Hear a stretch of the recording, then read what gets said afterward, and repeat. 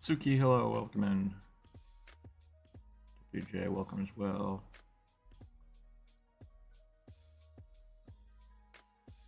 I've lost my list. There it is.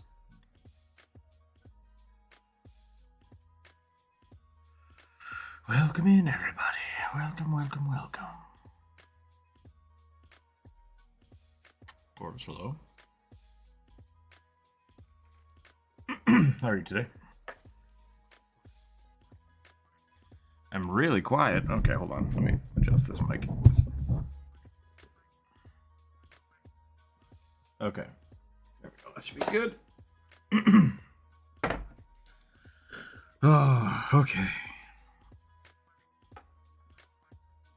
There we go. Gotta move everything so that it makes sense in my head.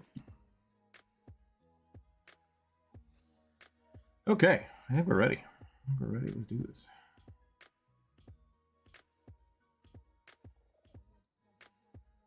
Blip, blip, blip, blip, blip. Did Aggie explode? Oh, there we go. Yeah. Oh, expand, explode.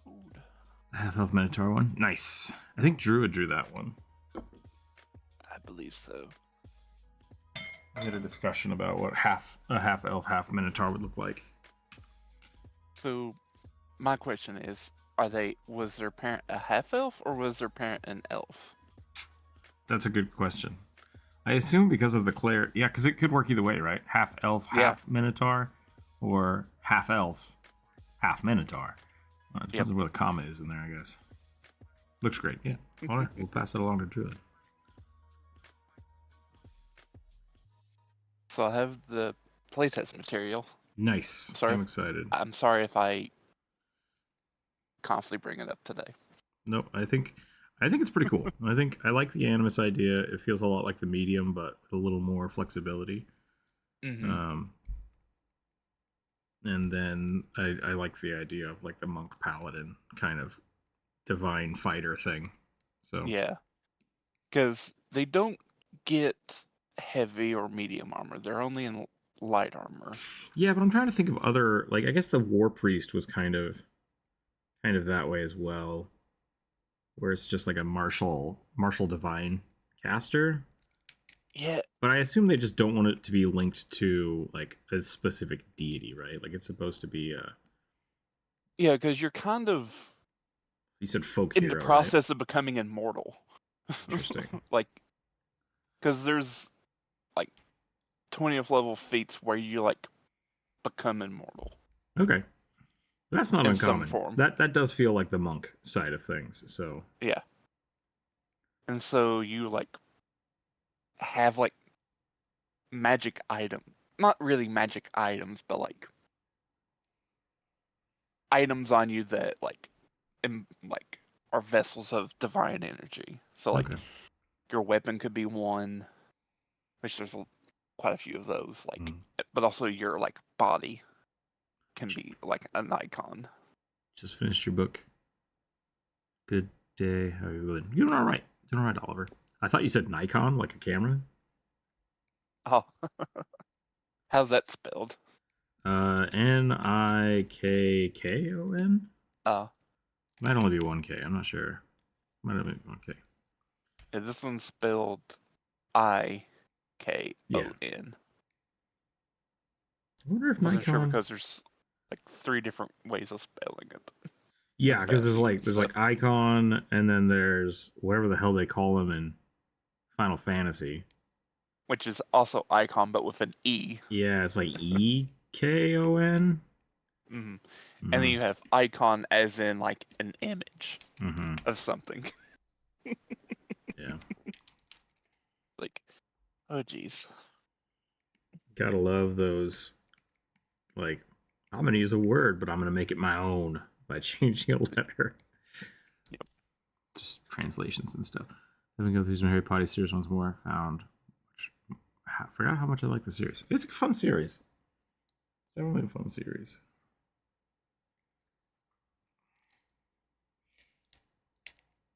I didn't read a lot as a kid. I read a lot of the Redwall books, but like I didn't read Harry Potter for a long, long time. Until I had a girlfriend that was like, "You need to read these," and I was like, "All right." I was like, "Yeah, that's good." So. Do I? Also, I think I found an icon for you. It's Okay. called the Noble Branch. Is it It's just a based around stick? spears. It's based around spears, polearms, and staff weapons. Nice. Yep, I like it.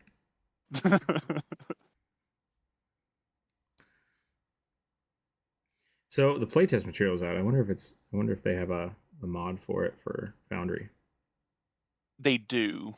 Okay. They mentioned at the end of last night's stream that both Demiplane will have a thing up where you can make characters with the playtest, and so will Foundry. Nice. Okay. So there's probably an update for it. I will check that out tonight. Are we playing tomorrow? I don't know if we're playing tomorrow. I believe we are. Okay.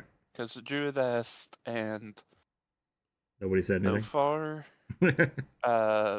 me and Dagon and Burning said we should be there. Okay. So tomorrow is PAX. And I have a friend coming into town who's going to PAX. The Penny Arcade Expo here in Greater Seattle. And I'm not going. So I may be a little late, or he may just be leaving when we're playing. So we'll see what happens, but we should be around. I need to read more. My English language grades could do with a boost. Yeah, I hated English, like as a class for a long time until I got into college, and when they stopped caring less about your formatting and more about your content. Yeah. And I've also discovered that, like, yeah, a lot of young writers, like middle school to high school kids, their content's not great, so it doesn't matter. Like, that's why they focus on formatting. It's like, hey, we need to make sure you know how to write before you actually write anything of substance. So yeah, don't worry about it. Don't worry about English grades. Just focus on enjoying the process and learning as much as you can, and then enjoy writing later in life when you have an actual functioning brain. No offense to people in high school, but brain's not done yet. Let your brain get good before you worry about it. Kenku Bard Cartographer, Guild Artisan with scroll tubes slung over their shoulders, poring over maps. Cool, I like it.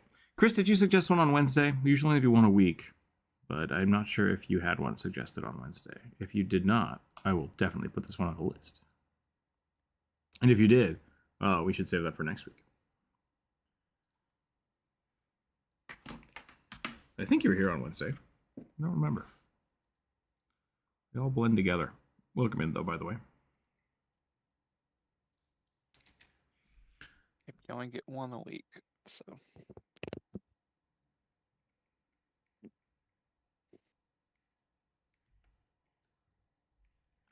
Let's finish up this rugby, and then we will start rolling some dice. Yeah. Some dice. So for those of you who don't know what the hell we're talking about, Pathfinder 2nd Edition just released 2 new classes.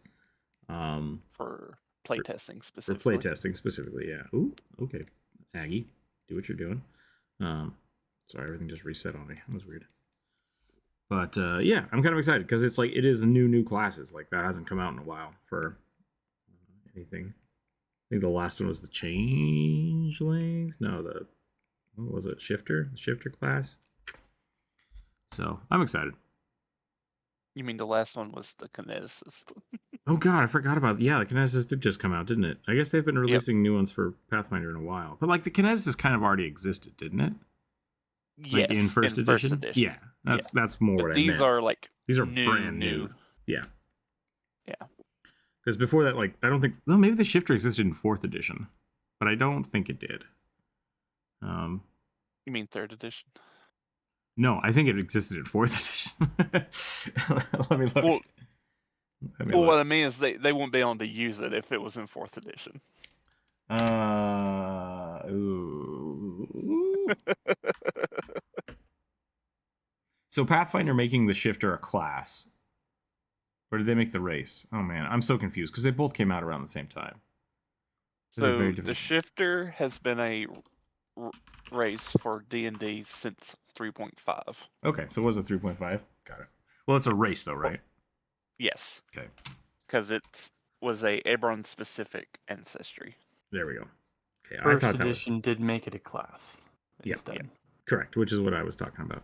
And so I thought they were banking it off of like a were creature thing from 4th edition, but it must have been 3.5. So that's fine. Welcome in, Druid. Hi, What are you doing today? I'm doing pretty good. I am using the dark color paper today, which is going to force me to use a black pen, I think. Yep. So we're going to see how that goes. But I really want to play with my lines today. So I'm going to try not to... I have my hand away from my keyboard, so I can't fiddle with the size of the brush. I'm going to try to just use pen pressure today. That is my goal. Cool. And I'm going to go for lots of line passes instead of kind of squiggly with everything else. So that's what we're going to do. Why did the music stop? That's very strange. I played one song and then it was like, that's it. That's all I got.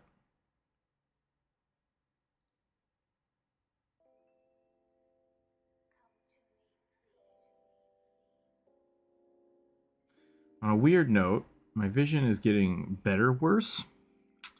So, Again? Yeah, again.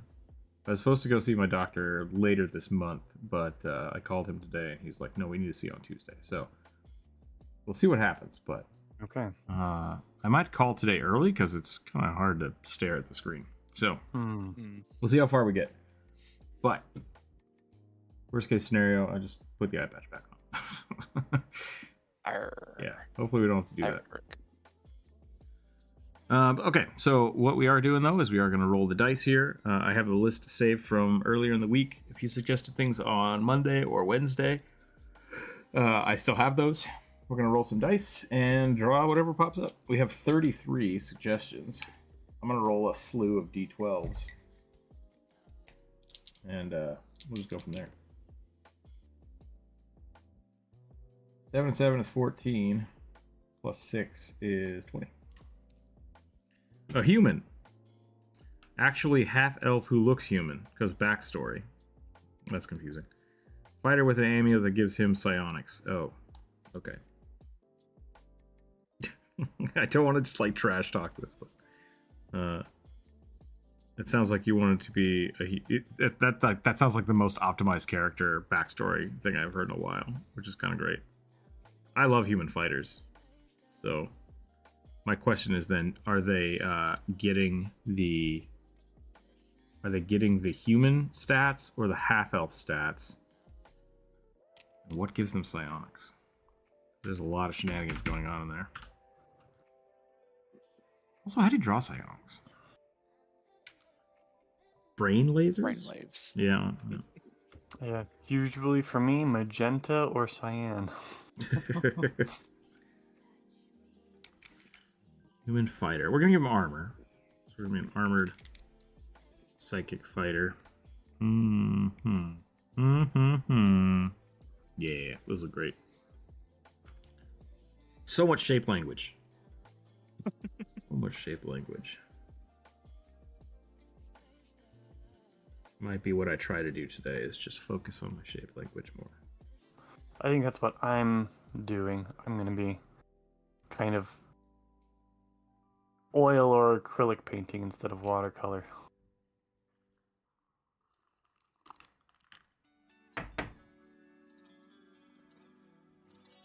Your creative writing left a foul taste in the mouth after reading. Interesting. Hash brown, that's an old reference. Well done.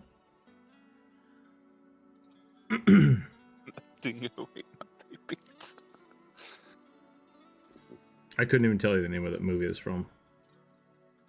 But I think I watched it once and I was like, what am I watching?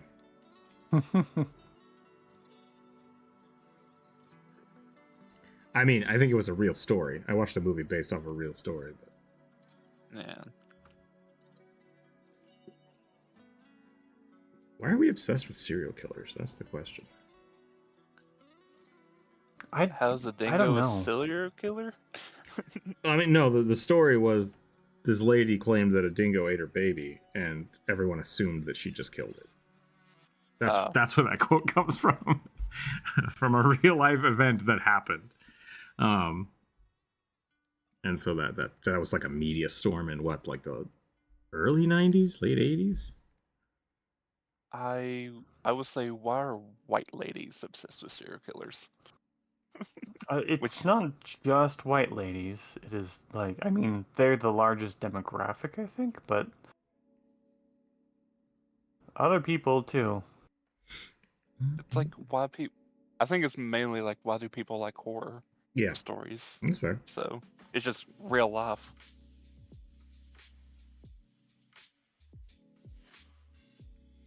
We got real dark real fast. Yeah, let's talk about these new classes. I blame Ashley Brown for this.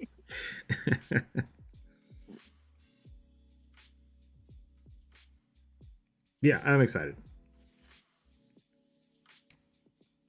The animus does sound interesting. So it's a human. So wait, was it a human that looked like a half elf, or a half elf that looked like a human? They're a half elf that looks like a human. Okay. Which I know some fantasy stories where half elves are just human looking. Yeah. But it's not the weirdest thing I've heard. Nope. No, it's not. I know some people that like, oh, I'm a Trox, but I look like a person. It's like that. No, that's not how that works. Just like, you want the cool, sweet monster powers, you got to look like a monster. Let's go. It's a package deal. Dark papers, dark topics, very fitting. I like it. Welcome in, Nick.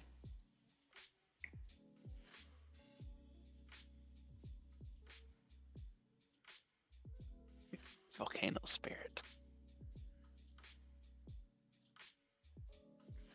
Yeah, I'm interested in what the story. They said that they made these so that they would fit the story that they want to tell. So I'm kind of interested to see what the new campaign is going to be. What is it called? PAXCon? Not PAXCon. PaizoCon. Okay. They gave a bit of not really a hint, but they kind of said next year's like campaign story is going to be one of the core deities is going to die. It's basically murdered. Yeah, but that's and so not everyone's natural. I mean, they've already killed gods before. That's what I'm saying. And so apparently this one's going to be a bit more of a violent death, because one of the icon for the exemplar class, he was fighting a demon and got magically hurled across Galarian and basically kind of got teleported through like the divine essence of this dead god. Oh, so we already know which god it is, or we don't? We don't. Okay, So interesting. People are theorizing it may be Shaylin, the goddess of love and music and art. Aw. Why would anybody want to kill them? Greed. Yeah. I hope it's Elmade, because I just don't like her. That's weird. Why was your beef with Iomade? She's a bitch. She's like, my way is the right way because I did it, and I'm human, and blah blah blah. I'm the inheritor. I mean, righteous indignation's a pretty good paladin trait. Who knows? But that would also make sense why they're getting rid of it. Yeah. Well, in my mind, the reason why is because, I don't know, every human, like, god of humanity has, like, died since. Because, like, she inherited her powers from Arden, who's like was the god of humanity. He died, just croaked one day, and so she got part of his powers. I was like, I don't know, maybe it's like the defense against the dark arts. Every human deity has to die. It's just part of the job. Yep.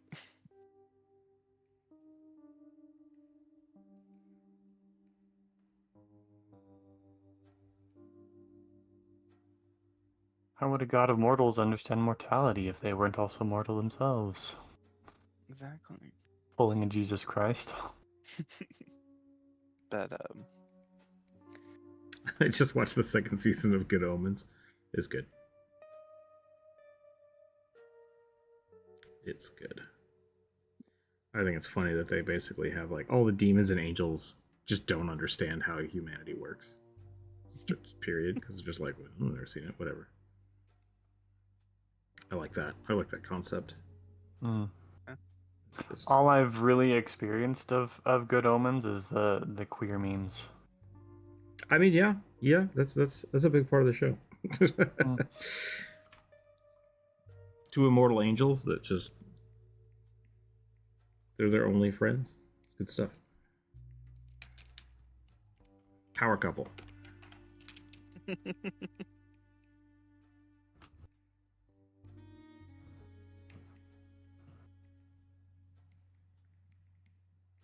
yeah, apparently in the new book they're going to be like, because they're revamping like Asmar, so they're changing the name of Asmar to Nephilim. Oh, cool. I like that. Yep. I like that a lot. So I like that ass is not the first part of the name. Yeah, I never understood the double A. Like, where did that come from? No idea. probably so Not tell you. they wouldn't have a double S. Sassamar? Or was it supposed to be that they were Asmar? Because I don't get either of those. Let's look up etymology. I feel like I must have done that when I was making the video.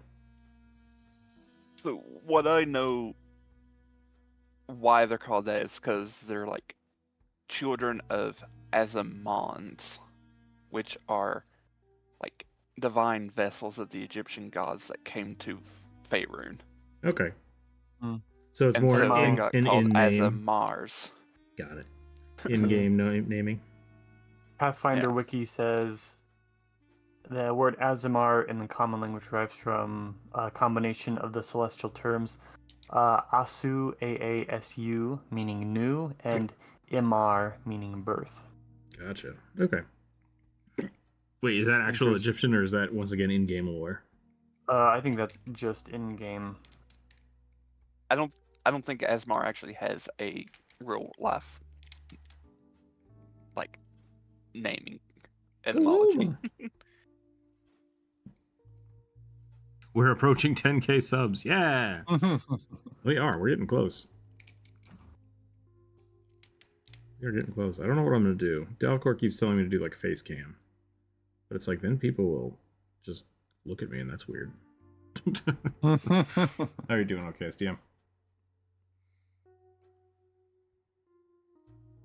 If you would like to, I know maybe it's not. I was gonna say I can give you a shout out here, but like I'm not sure what you would like to promote. So if you'd like to promote something, go for it. Just otherwise, I can post your channel. Everyone should go check out OKSDM's YouTube channel. It's good stuff. I think your book just went live, right? The playtest just went live. So if you want to put a link to that, you're very welcome to. I'm doing some of the art for that. That's really fun.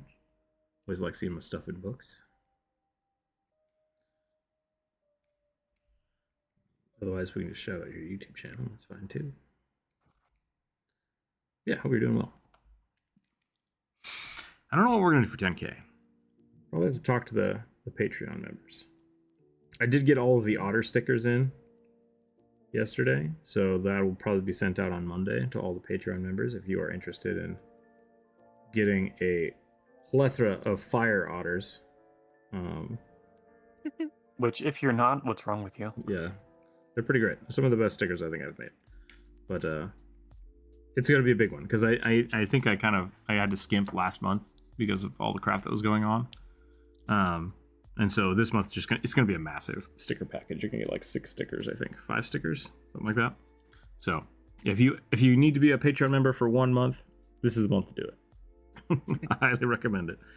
Bugbears and above. If not, I'll be selling the stickers separately on Discord, or possibly trying to get my website back up just to sell those.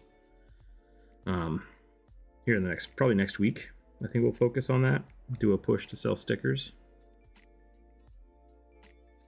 But the Discord or the Patreon members will get them first, and then I'm going to try to figure out what to do with the Patreon members for the 10K. It might be a live stream. It might be a shift in form. It might start doing face cam. I don't know. I haven't quite figured that out yet. Okay, so I did some Googling. Hit me. Azamar, based on the Avestan language, which is from Persia. Okay. Azamar were the good counterparts to Devas in the Zoroastrian religion. Devas were evil spirits or fallen angels. Okay. And so they're like the Persian word for in a angel. category. Yes. Gotcha. They were in a category of like Azadas and Ashuras and stuff like that. Okay, I've heard that word before. Neat. So Zoroastrian. Cool. Yep. That's probably why no information exists, because no one's like, what's... Because no one knows what... What's the Persian word for hardly angel? anything. Yeah. Say what? So what's the Persian word for angel? Let's do that. Well, it's not even like exactly Persian, because Yeah. Avestan is like an ancient language. It's not even like related to modern Persian. Gotcha. Okay. Yay! Drive-through.com. Version 0.7, which I always like that. It's good. It's a good alpha number.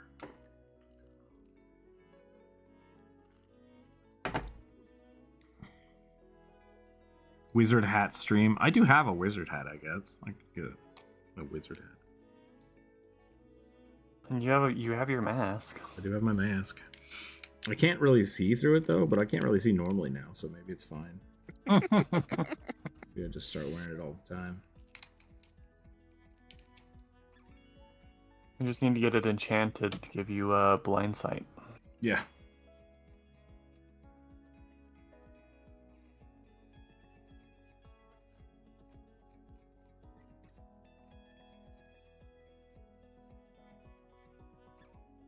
I have no idea what I'm doing with this post.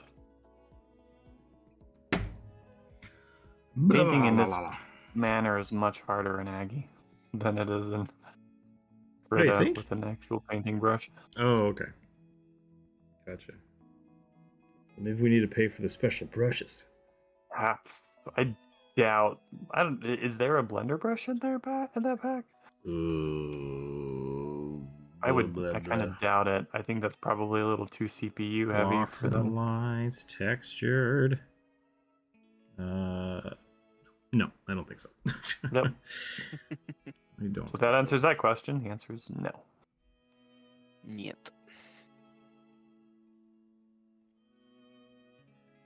This elbow is wrong.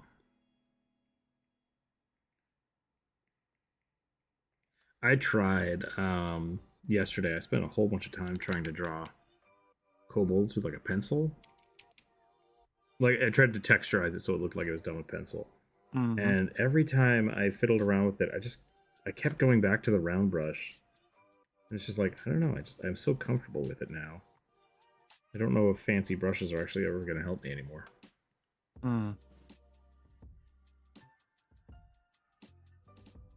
I've forgotten what I was supposed to be doing with this guy. He's a psychic.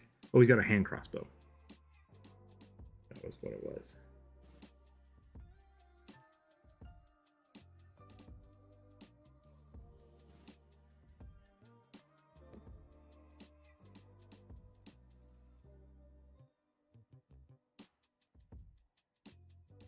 I saw this is directed at OKSDM. I saw a short of the Pokemon playthrough. So if that's something you want, if you want to run a Pokemon campaign, check out that. Check out the Sagas book. Because it was funny. It was really funny. So I think that was your short. I hope it was your short. Otherwise, I'd be really embarrassed. Anyone have weekend plans? Yeah, we have one of my friends is coming to town for PAX, so I'll probably hang out with them a little bit. Might do some woodworking.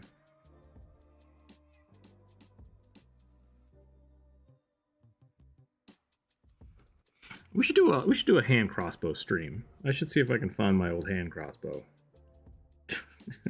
do some shenanigans with it. Hand crossbows seem weird to me as a usable item, but people love them. People love them in games, so it might be worth talking about them a little more. You can dual wield them. That's true. I'll be right back. 1 second.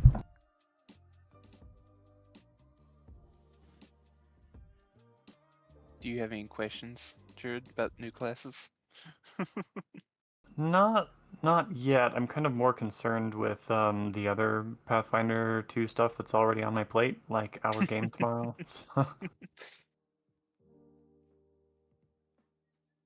And I've never really cared that much about world lore. I guess I probably should care about a god dying, because that, like, I usually rely on the Pantheon, and if that's going to change things, then I should probably know about it. But yeah. Well, I mean like classes, because I got the playtest stuff here. So. No, I think I'm good. I watched a little bit of the live stream while it was happening right after you sent it to me. Okay. So I probably don't have a great grasp on things, but I've got at least a passing and like idea of what they were trying to do, and I really like the things conceptually. Yeah. I found it's definitely interesting where they now have like a class that has the rare tag on it, so it's like you gotta ask your GM to like, can I play this? yeah, but I also kind of like I like and appreciate that. Yeah. I feel like there were a lot of classes in first edition that kind of needed that. Yeah, like Gunslinger and Inventor both have the uncommon trait because your world may not have technology like that, so Yeah. ask GM.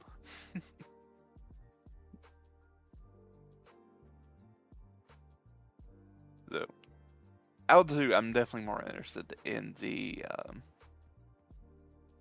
Animist class.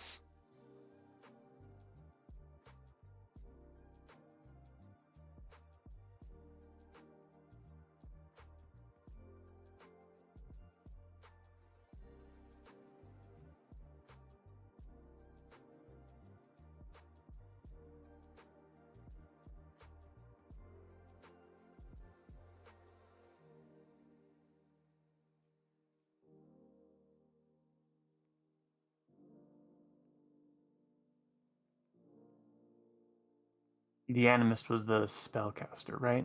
Yes, so Okay, I'm back. Sorry about that. they're kind of like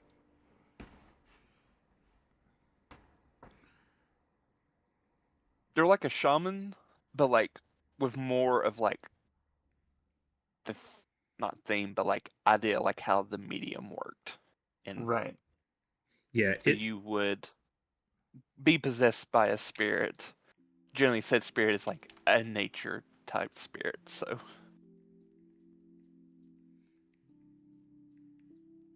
Sorry, I didn't mean to. Nope, that was it. Cut you out, Rick. No, you got it. You said what I was going to say.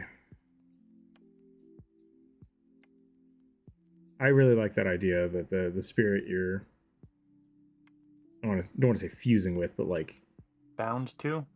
Yeah, that's kind of a way to look. Contracted to? I like that it's more of like a a nature spirit or something that is environmental based instead of just like, I am an old dead warrior, which I think is great as well. Like, I like the medium, but I'm glad that there's the distinction there and not just that, like, they didn't just make it another, like, a subclass for it. Which, who knows? Not just another warlock. Yeah. If they continued on, they might make a medium subclass for it where you do that, but yeah, I don't know. I like that. It feels a lot less like necromancy and more like actual communing with like a spirit. Yeah. With nature magic, communing with nature magic. Though there are two spirits that are not exactly straight up like you would see them as naturey. Like, one is like what they call it.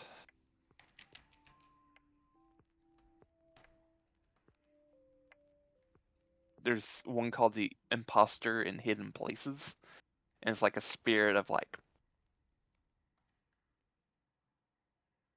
dark, shadowy places. So like you could find like a spirit like that in like dark, quiet alleys in a metropolis. Sure. So it's still kind of sounds fey to me. Yeah, I was gonna say it sounds like more of a humanistic emotion or something of a place versus it being like. But I like that. That's cool. Yeah. And then there's one, and the other one that's not exactly nature based is Witness to Ancient Battles. And so that could also still be an animal, like a crow or vulture manifested. Yeah, that could be really fun. Ooh, yeah, I like vulture.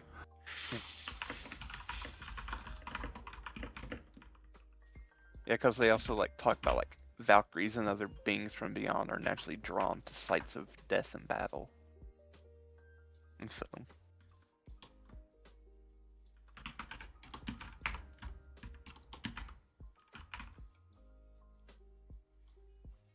if I did a video about scamps and methods, do I need to individualize the types? Or can I talk about all of them, even though they are, like, elementally legally bound? distinct now? No, like a fire method versus a smoke method. I think I should just do all of them at once. Yeah, I think you should just do all of them at once. Yeah, creature family video. Like, I mean, maybe talk about how Pathfinder has a lot of kind of extra ones. The fire ones are kind of, or the D&D ones for 5e at least are. There's only like 4 or 5 of them, I think. Yeah. Pathfinder's got at least 8. Yeah, I think 8. Yeah. Okay, I think I'm done with this one. This one looks pretty good. I want to try something. I want to grab some white. And I want to do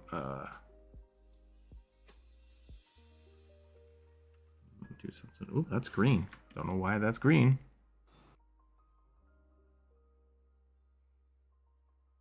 Because there's a lot of red in the paper.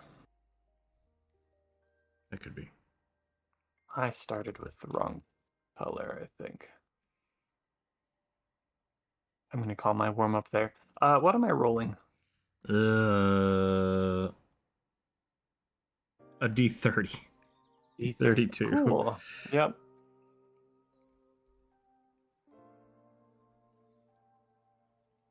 Yep, abandoning the plant monster is a good call.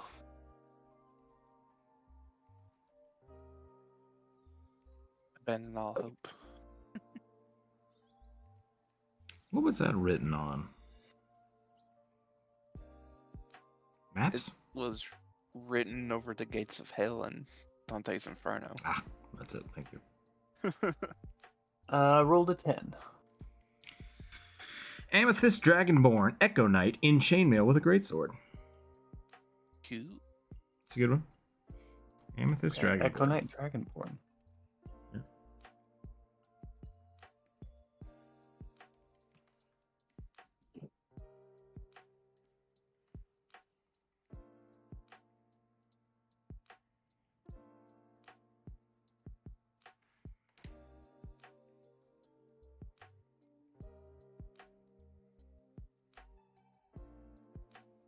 All right. I think I'm done with that one.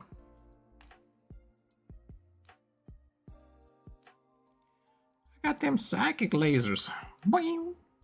Boing. Scamps, methods, and quasits and imps. Ooh, I could do that. I could just roll them all into one. I was thinking about doing a like devils. But like, are imps devils? Yes. But I think so. I mean, they are, but like, if I said I was playing a devil, would you think of an imp or would you think of something else? Like, that's the problem I'm having. That. I would think of something bigger. Exactly. Because like yeah. imps are undoubtedly devils, but they filled the same niche as goblins, right? Yeah. Gobos. The Racist. What was that? I was watching something. It was like it was one of those college humor-esque things. And the guy was like yelling. A goblin, like a green guy and a yellow guy were yelling at each other, and they looked like goblins.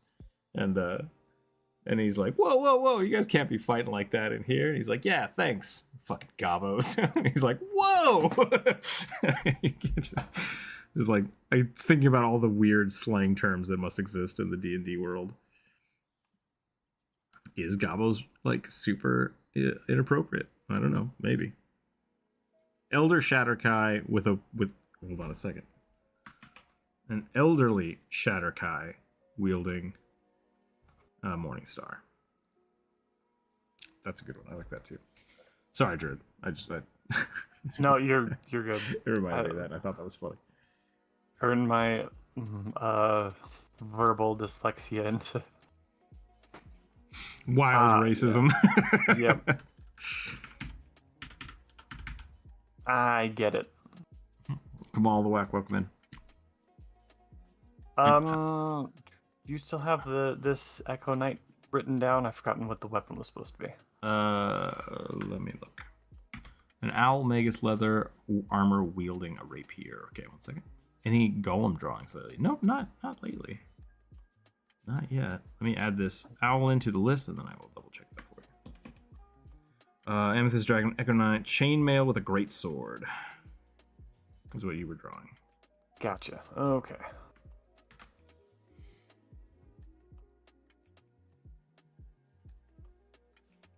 We're doing an Amethyst Dragonborn and a Elderly Shatterkai. Which I always forget what they look like. They're just like little dark elves. They're emo right? elves. Yeah. Emo elves. That's a good way to think about it. Or just emo people. How do I make this guy look real old? Should I go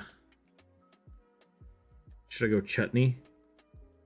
Just like unnecessarily skinny. I mean, he's a gnome, but very wiry old man. Yeah.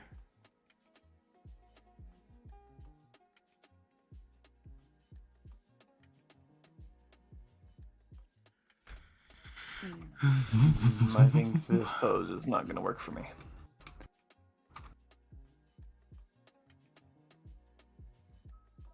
Galoma. Ay, Galoma.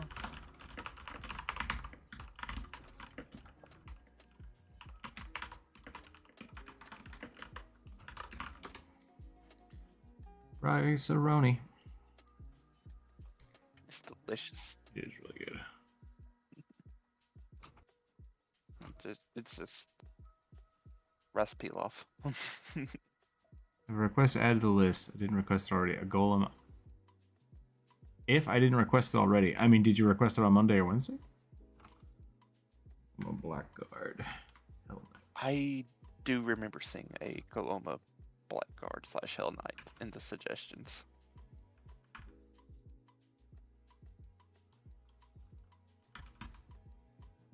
Yeah, that's already on there. It is. I got it. You got it.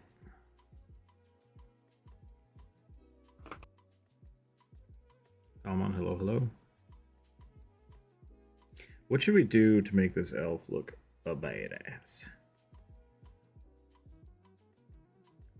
I always forget. Is this a morning star? Or is this a morning star? I always think it's the second one with the chain. The second one is a chain flail. The first one is a morning star. Dang it. I think the morning star refers to the spiked ball. Yeah. Yep.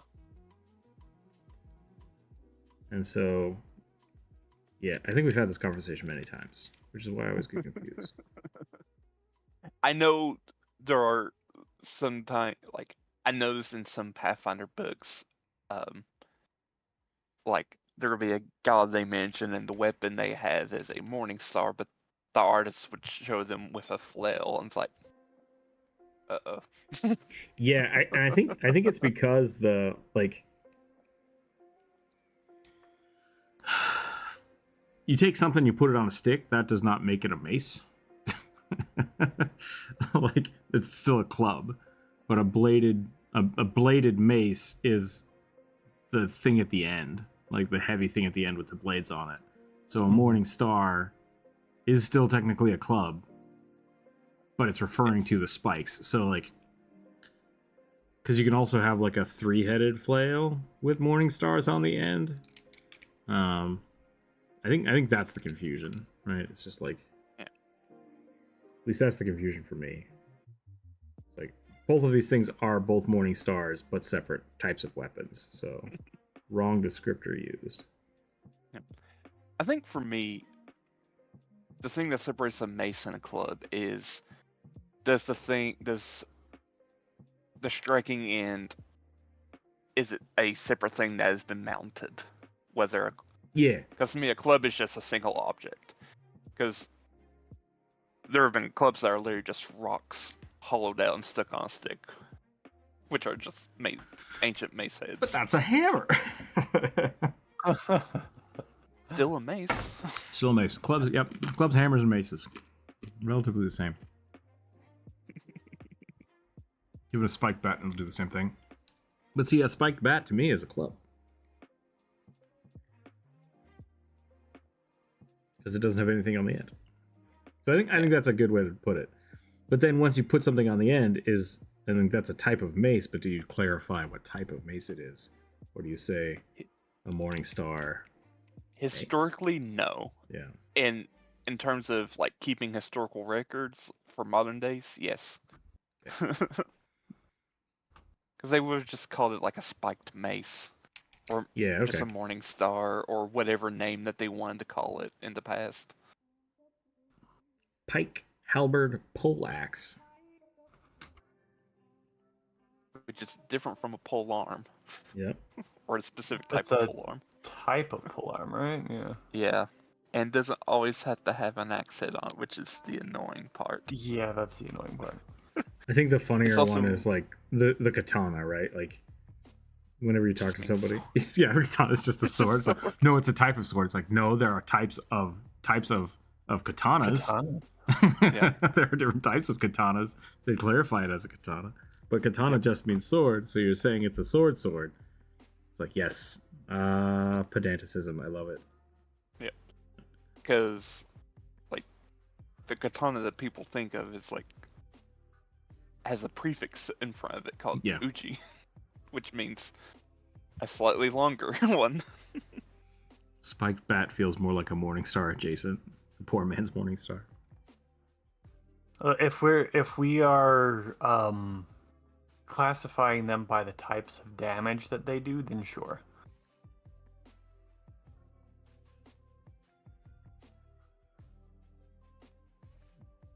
That always bothered me when like Morningstar does piercing and bludgeoning. It's like, I guess that's true, but also it doesn't feel right to me.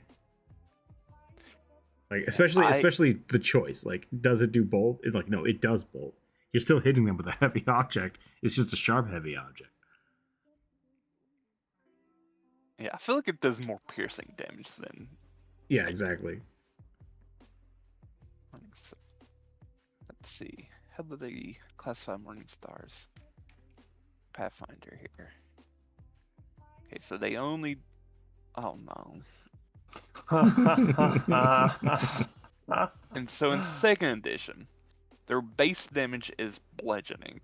However, they have the versatile piercing trait. Okay. That's a good way to put it. I think that's fine. So essentially, something And- that is weak to piercing, it will also do piercing, but it does bludgeoning damage. I think is the way that's meant to be read. It is a simple weapon. And it's in the club category of Hooray! things. So, yes, all maces are clubs, but not all clubs are maces. Fair. McFatson, thank you for drawing my Anati gunslinger. I love how you did the animation. Can't wait to see it on Twitter. Yeah! Yeah, no problem. Why is a gaff Thank you for the $5. I classified as appreciate a that. club? A gaff? Yeah, It's just like a quarterstaff, isn't it? With a hook on the end? Is that what we're talking yeah. about? Okay. What else? I guess we maybe clarify it as a staff instead of a club? Or polearm? Well, staves are also clubs. I was going to say, yeah, because like they should be kind of categorized as the same thing. So Yeah. what else would you It's want it just- to be? Just a Well, I don't long-term know. club. It just first of all, I don't think a gaff should be a weapon. Fair enough. McFatson, we are doing the opossum side quest. So since you gave a super chat, what kind of possum would you like me to draw? Like what class or race would you like me to draw your possum?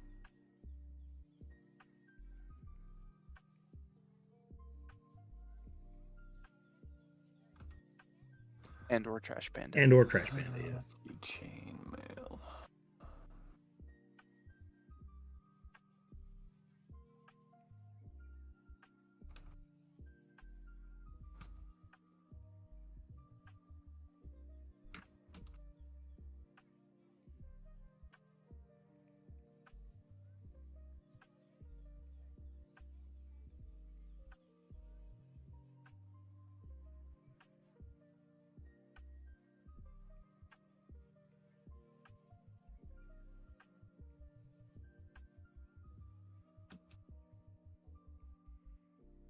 Go for a little bit. Do you need to remember to post all these on Twitter later?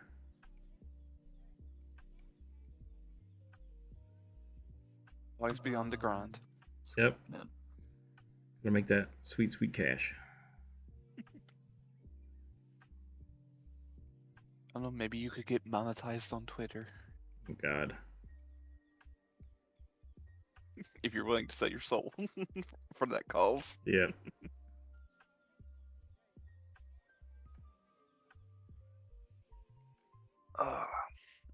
Well, I think I might need to hop off here in a little bit because I'm exhausted and I might need actually a nap,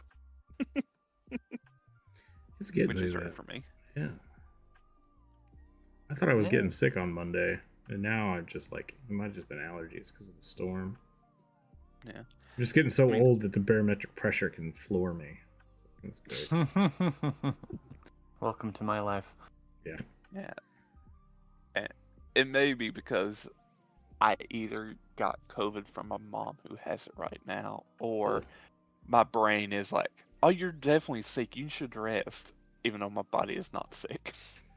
Well, I wish you and your mother a fast recovery because COVID is no fun. I took a test this morning and I'm not COVID. So that's I should good. see if I still have my tests here. Because I got the at-home Hey, Kat, are you looking to COVID testing things. don't eat the banana bread? I don't think that's good for cats. You just gave me the dirtiest look. I was like, fuck you. I do what I want. I do what I want. You have no say here. I'm old and dying. I do what I want. I was like, all right, cat. I like banana bread as long as it doesn't have the walnuts in it. Oh man, I love walnuts in it. So good. You get that nice, like, you toast it, so you get the nice, kind of like crispiness, and the butter, and then the crunchy walnuts. Oh, so good. Walnuts have too weird of a bitter taste for me. So I'm like, no, thank you.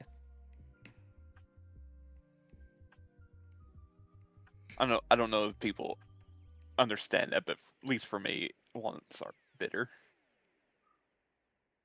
I know, I like their bitterness. But you also like brushing your teeth and then immediately drinking orange juice. Yep. I like bitter. I like bitter. That's all there's to it. Bitter, sour, all good things. I really like certain kinds of bitter. I'm with Rook on the walnuts personally. I don't get to eat walnuts very often though, because my mother is slightly allergic to them, and I share a house with her, so. Sorry, I was about to make a really bad joke. The Game Grumps have destroyed me. I mean, yeah, they destroy most people that watch them eventually.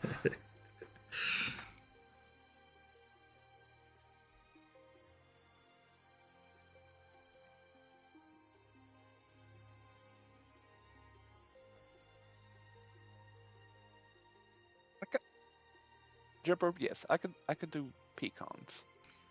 Pecans, if you're weird like that. Pecans? I've never heard anyone say pecans. No, neither have I. I just thought it'd be funny to say.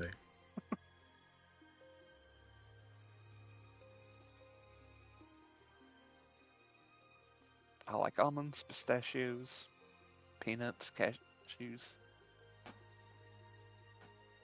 Brazil nuts are great. Oh yeah, They're super bitter. They're super bitter, and I love them. They legit make me gag. I can't. I think my favorite are hazelnuts. I kind of got burned out on hazelnuts.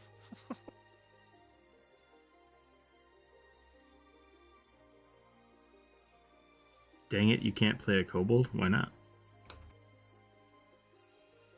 I think kobolds exist in every version of D&D at this point. Yeah. If not, And or Pathfinder. I made a video about it. Not in my compendium as a player race. That's weird. Okay. Are you playing with D&D Beyond? Paladin. Kobold is not in Battlegrounds. Oh, Battlegrounds? Wow. Baldur's Gate. Sorry. I've been corrupted. Does anyone resubmit past prompts if they don't get selected?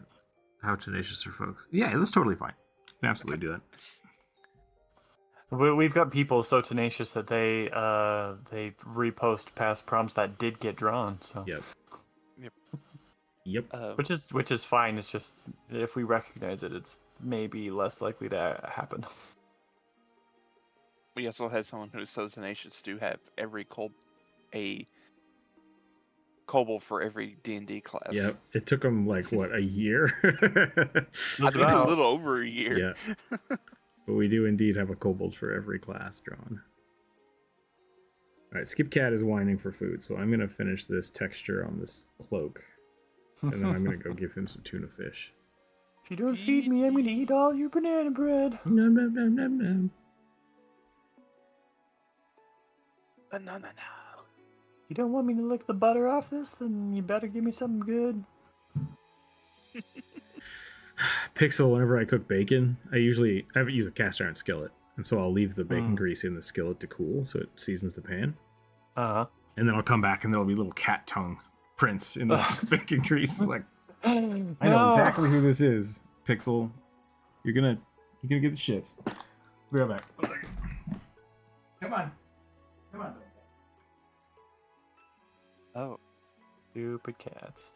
going back to our conversation on clubs, Ripley's have unique racial club all to themselves. Yeah. And they also get specialization with blowgun, with blow darts. Yeah. Mm-hmm. Blowguns, which is cool. I like that because they are based first on like poison dart frogs. Yep. Let's see here. Yeah, they get blowguns, hatchets, scythes, which it's a bit weird. Short bows and composite short bows. as well as any gripply weapon, which is an asd and hand asd. So a horizontal axe. Yeah. Yeah, Chris, we have had someone like that. We've had a few of those that are like, oh, last time you drew this wrong, so draw it again. It's just like, I'm okay. I'm just going to draw it how I think it's my way. If you want to draw in a certain way, commission Rook.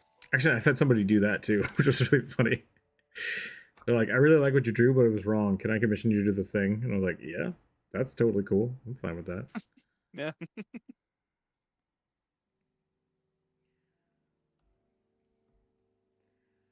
All right. There is the Shadow Kai.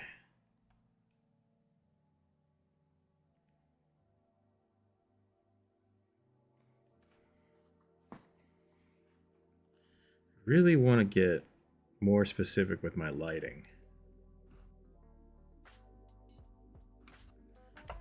For my pencil work.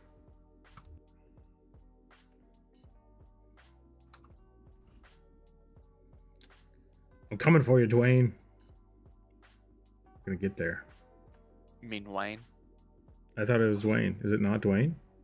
Nope, Wayne. Wayne Wayne Reynolds. Reynolds. Hold on a second.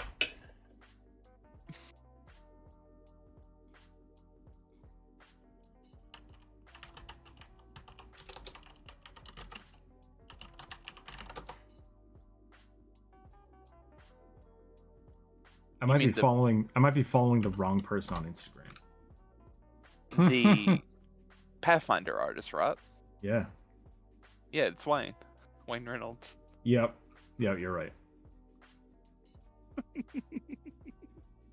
This is another example of me when I thought it was one thing and then I got corrected incorrectly, and my brain will always fight it now. I am following Wayne Reynolds on Instagram, but I swear this morning I read it Dwayne, and I was like, oh, I've been saying it wrong. Better teach my brain the correct way, which is the wrong way. So, awesome. You're Right the first time. My Yep. brain. I do that. Some of my best friends, their birthday is, well, I was going to say their birthday is the same day every year, and every year I'm off by a day. Because I think, no, I was wrong last time. It's this day. And then I say happy birthday to them and like, no, it's tomorrow. And I'm like, fuck. every year. I used to get like people when I was on Snapchat all the time, like wishing me happy birthday. Always the day before my birthday. I was like, no, it's tomorrow. And I was like, oh, they were like, oh, okay. And next year they do the same. It's like, why is that? Like, oh. Because I wish you happy birthday last year, and the thing told me. I'm sorry, did I just steal your story? Well, no, it's because I ended up putting a 14 instead of a 15 Oh, for okay. my birthday. I was like, oh, it's my fault for having fat thumbs. Gotcha. I could definitely see wishing somebody like happy birthday, and then the next year Facebook being like, oh, you wished this person happy birthday last year, and you're like, oh, better do it again. It's like, that was the wrong day, though. Like, nice job. Yep. Nice job. Oh, technology. How you fellas? Do better. Do better. It's trying. AI art's getting better. I can't find any art that makes sense for the Nocturne race, like from League. But I want to make a bold barbarian from 5e. Is Nocturne a race? I don't know what that is. Me neither. 12, 14, 16, Yeah. 12, 13, 17. Yeah, that's good. Yeah, and the kobolds in Tasha's like they don't have any weaknesses, so you should be good. Yeah. Give me that one again, but different. It's a great motivation to begin drawing myself. Yeah, I mean, like drawing. If you want to get into drawing, it's one of those things that like you really only need, like minimal tools, and then it's just all want to do it. Yeah, I'm not familiar, Palman, with a Nocturne race. Are you playing Dungeons and Dragons? No kobolds. But Nocturne? Yeah, that may be a homebrew thing. I know that picture. I know that picture.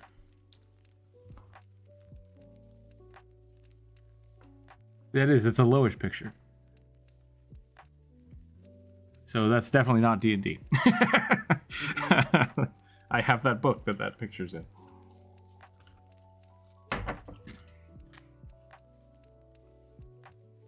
That's my request as a thumbnail again. You killed it.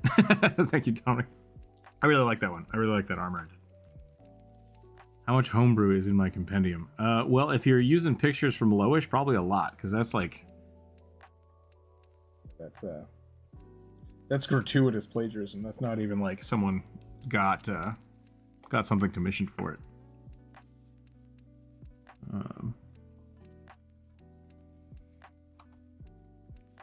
I always think it's funny when I see like homebrew and it's just like a picture of a Ninja Turtle, like just straight up, just like you didn't even try the right genre. Like that's just.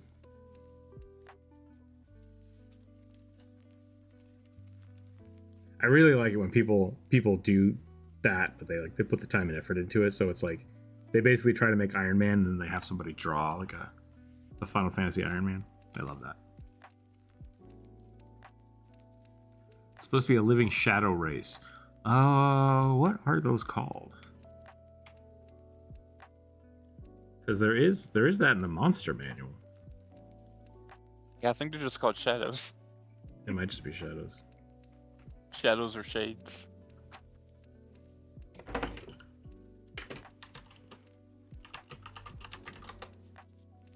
Shadowborn.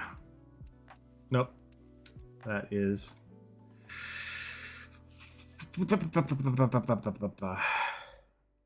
Shadowkin? That could be what I was thinking of. I think I had to draw one of those the other day, but that might also be homebrew. I was gonna say for D&D, the closest thing to a shadow person I know of is the Shatter Kai.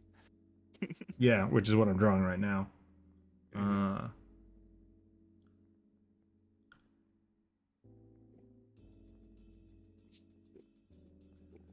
This is a D&D race published by Copious Malicious. So that's homebrew, even though it's published.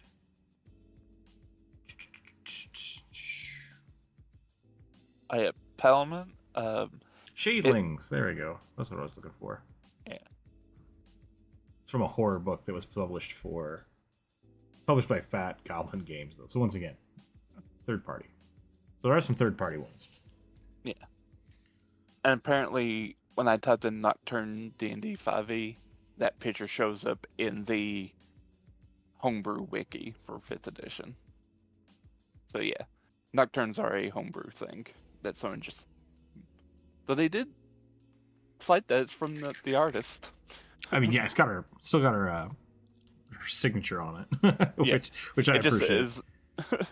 Yeah, there's like hyperlinks to where they found it. Cool. Like, all right, at least you did that. Yeah, at least they did that.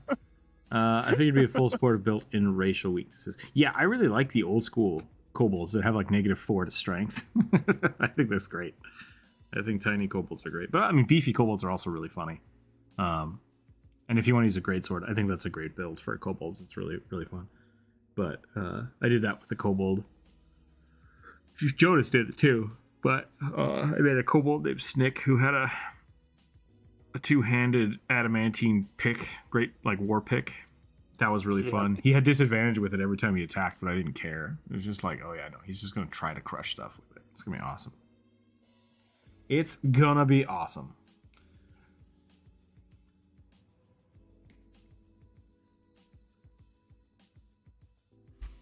What the double? I shouldn't say that on the internet, sorry.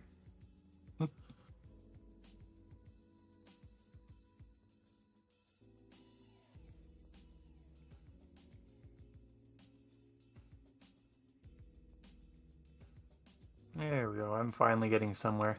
I have started doing hands too small, though. Interesting.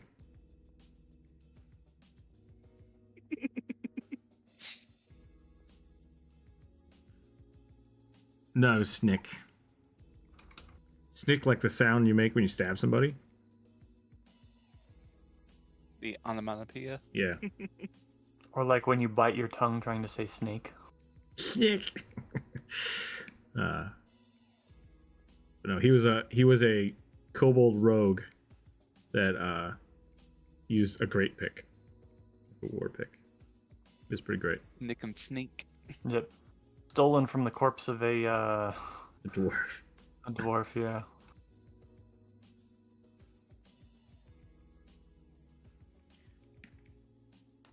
If I hadn't done that, it would have destroyed the players. Like, that was how I balanced it out. I had this really high level rogue that was supposed to be really hard to see, and he was just basically incompetent because he had a weapon he couldn't use. And it turned into a long-standing character. It was really fun. Yeah. Because I did that one time. I got the sneak attack off. Like, I snuck up on somebody with it. I'm like, this is going to be the most damage ever. And I rolled like 3 4s in a row. I was just like, man, dang it. A giant pickaxe slams into the ground next to you, destroying the tile. I was like, it's great. I argue they should replace the current small size penalty for pseudo reckless attacks.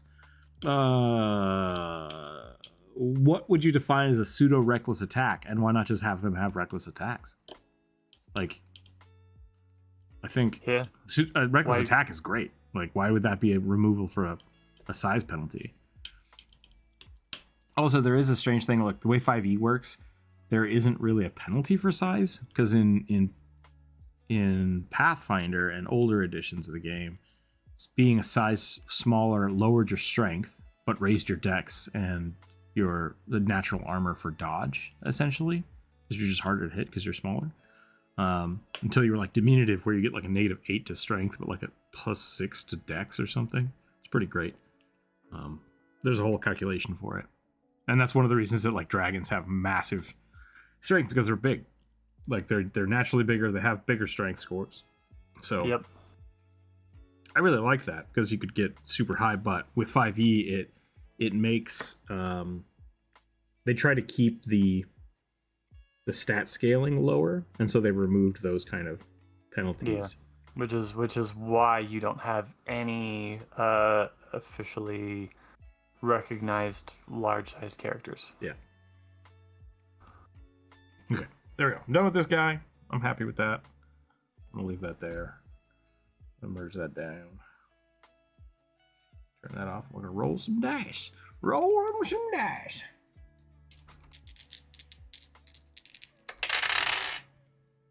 $19.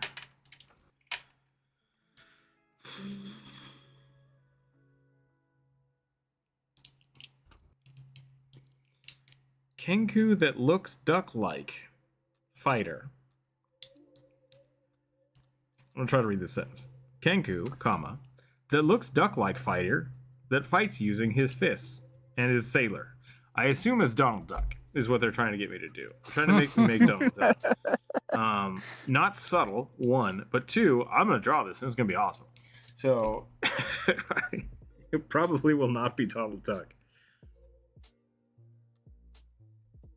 This is gonna be the creepiest duck Kenku that I think we've ever seen. I'm gonna look up a duck right now. Ducku. Which we've had a few duck Kenku. Yeah. Which duck you gonna do? Mallard? I think I got Muscovy? it. I think I gotta do it. Types facts, Britannica. Oh man, I totally forgot about it. Anyone else grow up in the generation where they had to use encyclopedias? Yeah. I owned a set of encyclopedias. I think most people did, because before the internet, it was just like, how am I going to know things if I don't own an encyclopedia? Oh, Howard the Duck. Oh, God. Rather than screw you, goblin with a great sword, how about a bonus attack while giving the enemy a bonus?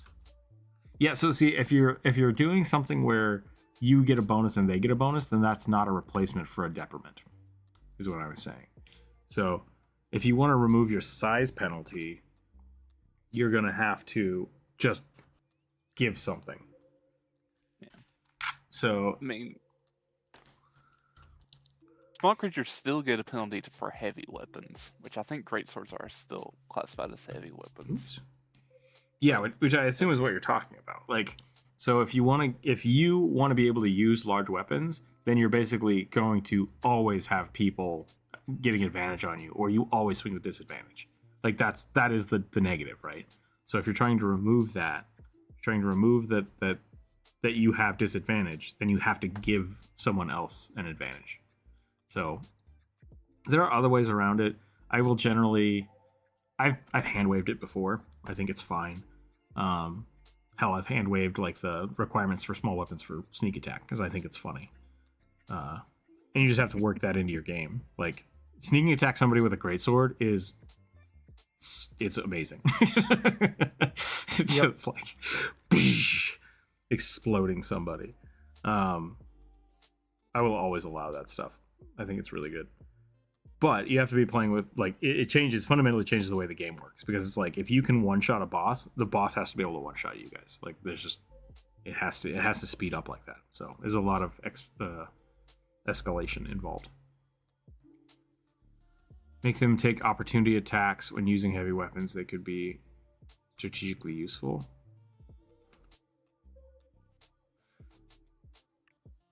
That's an interesting way to do it. You could do that. I would still think that like disadvantage, or players always getting advantage when they attack you if you're using a large weapon is probably the same about that, because then they're still getting an additional attack roll per turn if they're using their reaction for it. But I can see that. Like, you basically can't defend yourself properly while you have it. And then if you make an attack on somebody, that they get an attack of opportunity. That'd be fair. I'd do that. It does kind of feel a little bit to me like you're maybe overthinking things. Yeah, like I said, it's not that hard to figure out, but if you want it to be more flavorful, you can go that way. Okay, I'm drawing a duck. Here we go.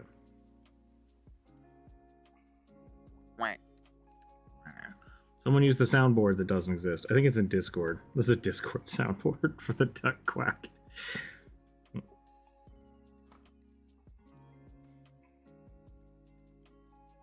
don't know if anybody... There we go.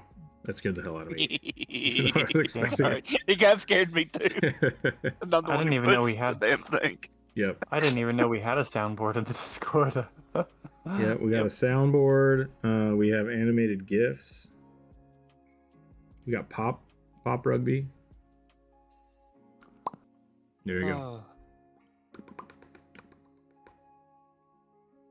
Pop rugby is my favorite new rugby form. We got him as a sticker.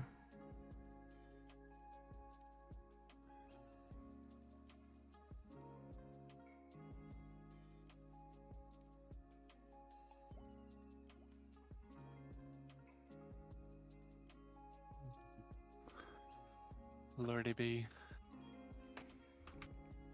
Not to be confused with Cardi B.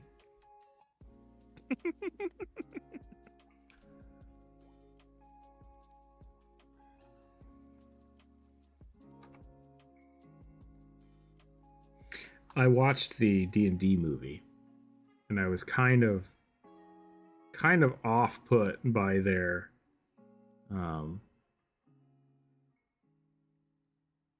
the practical effects they used for all the weird people, like the catfolk and the dragonborn. Because they built it so they were all masks, like masks on people. Oh, really? Yeah. And they looked good. I mean, they looked good for what they were. Like, they were very functional. They didn't look stupid. But it very much felt like what you have drawn here, Druid. But, like, the head was this big. Because it's just, like, it's on somebody's body. Right. And so it's a like... little more than a little Jim Henson. Yeah. And so at first I was like, oh, man, that looks kind of dumb. And then I was like, alternatively, they could have CGI'd someone's face off. And I was like, I don't know. I kind of appreciate that they did it that way, but it definitely is weird. It's so, I think it's because I'm so used to seeing like the video games and drawing so many creatures like that it's just like, I wasn't expecting it to actually be like a practical effect. Yeah. I was like, I really liked the Aarakocra because I saw a lot of Yeah. people talk about like that one was pretty cool. It was good.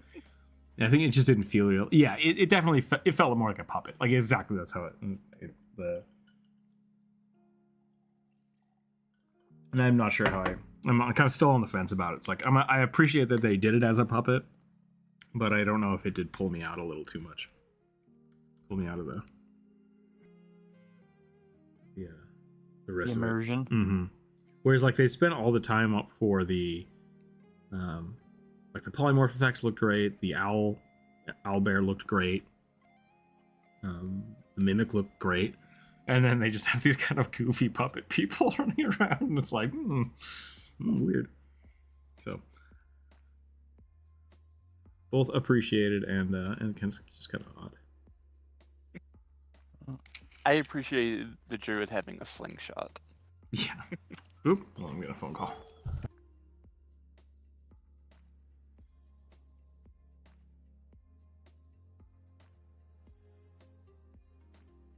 Flip the canvas. My dragon's crooked. Of course they are. My tablet's crooked. All right, I'm back. Damn it. Sorry, dude. Oh, that's fine. I'm not a fan of It's my fault, right? I'm not a fan of mechanical penalties for roleplay choices. Are you saying that using a two-handed weapon is a roleplay choice? There's a reason why rogues don't get weapons higher than D6 or D8. Yeah. Yeah. Yep. And you can choose a greatsword for roleplay, but you have to realize that it's built like for a specific mechanical purpose, and your roleplay choice is not going to override that mechanic. Yeah. I guess if you're saying like you're choosing the greatsword thematically, but you're gonna retain using the D4 damage, you could do that, I guess, but at that point it just feels cosmetic. Or just use a longsword two-handed, which gives you a nice hefty D10, which small creatures can use easily. I miss the I think Pathfinder 2nd edition kind of fixed it for me because I guess I love Pathfinder, but like I miss the weapon size modifiers. Yeah. Like, oh, you found a large greatsword. It's like, oh, cool. What's that do? Oh, it's like 3d6. It's like, what? It's like, yeah, 3d6. It's good. Just bump it up a step. Which they got rid of that type of weapon damage. It's really complicated. And especially because, like, if you're looking at, because it used to be, okay, if you're a halfling, then a short sword for a human is a long sword for you. Done. Yeah. And it's just like, we have to keep track of that now. It's like, what are you using? It's like, I don't fucking know anymore. Like, there's a whole bunch of weird stuff like that.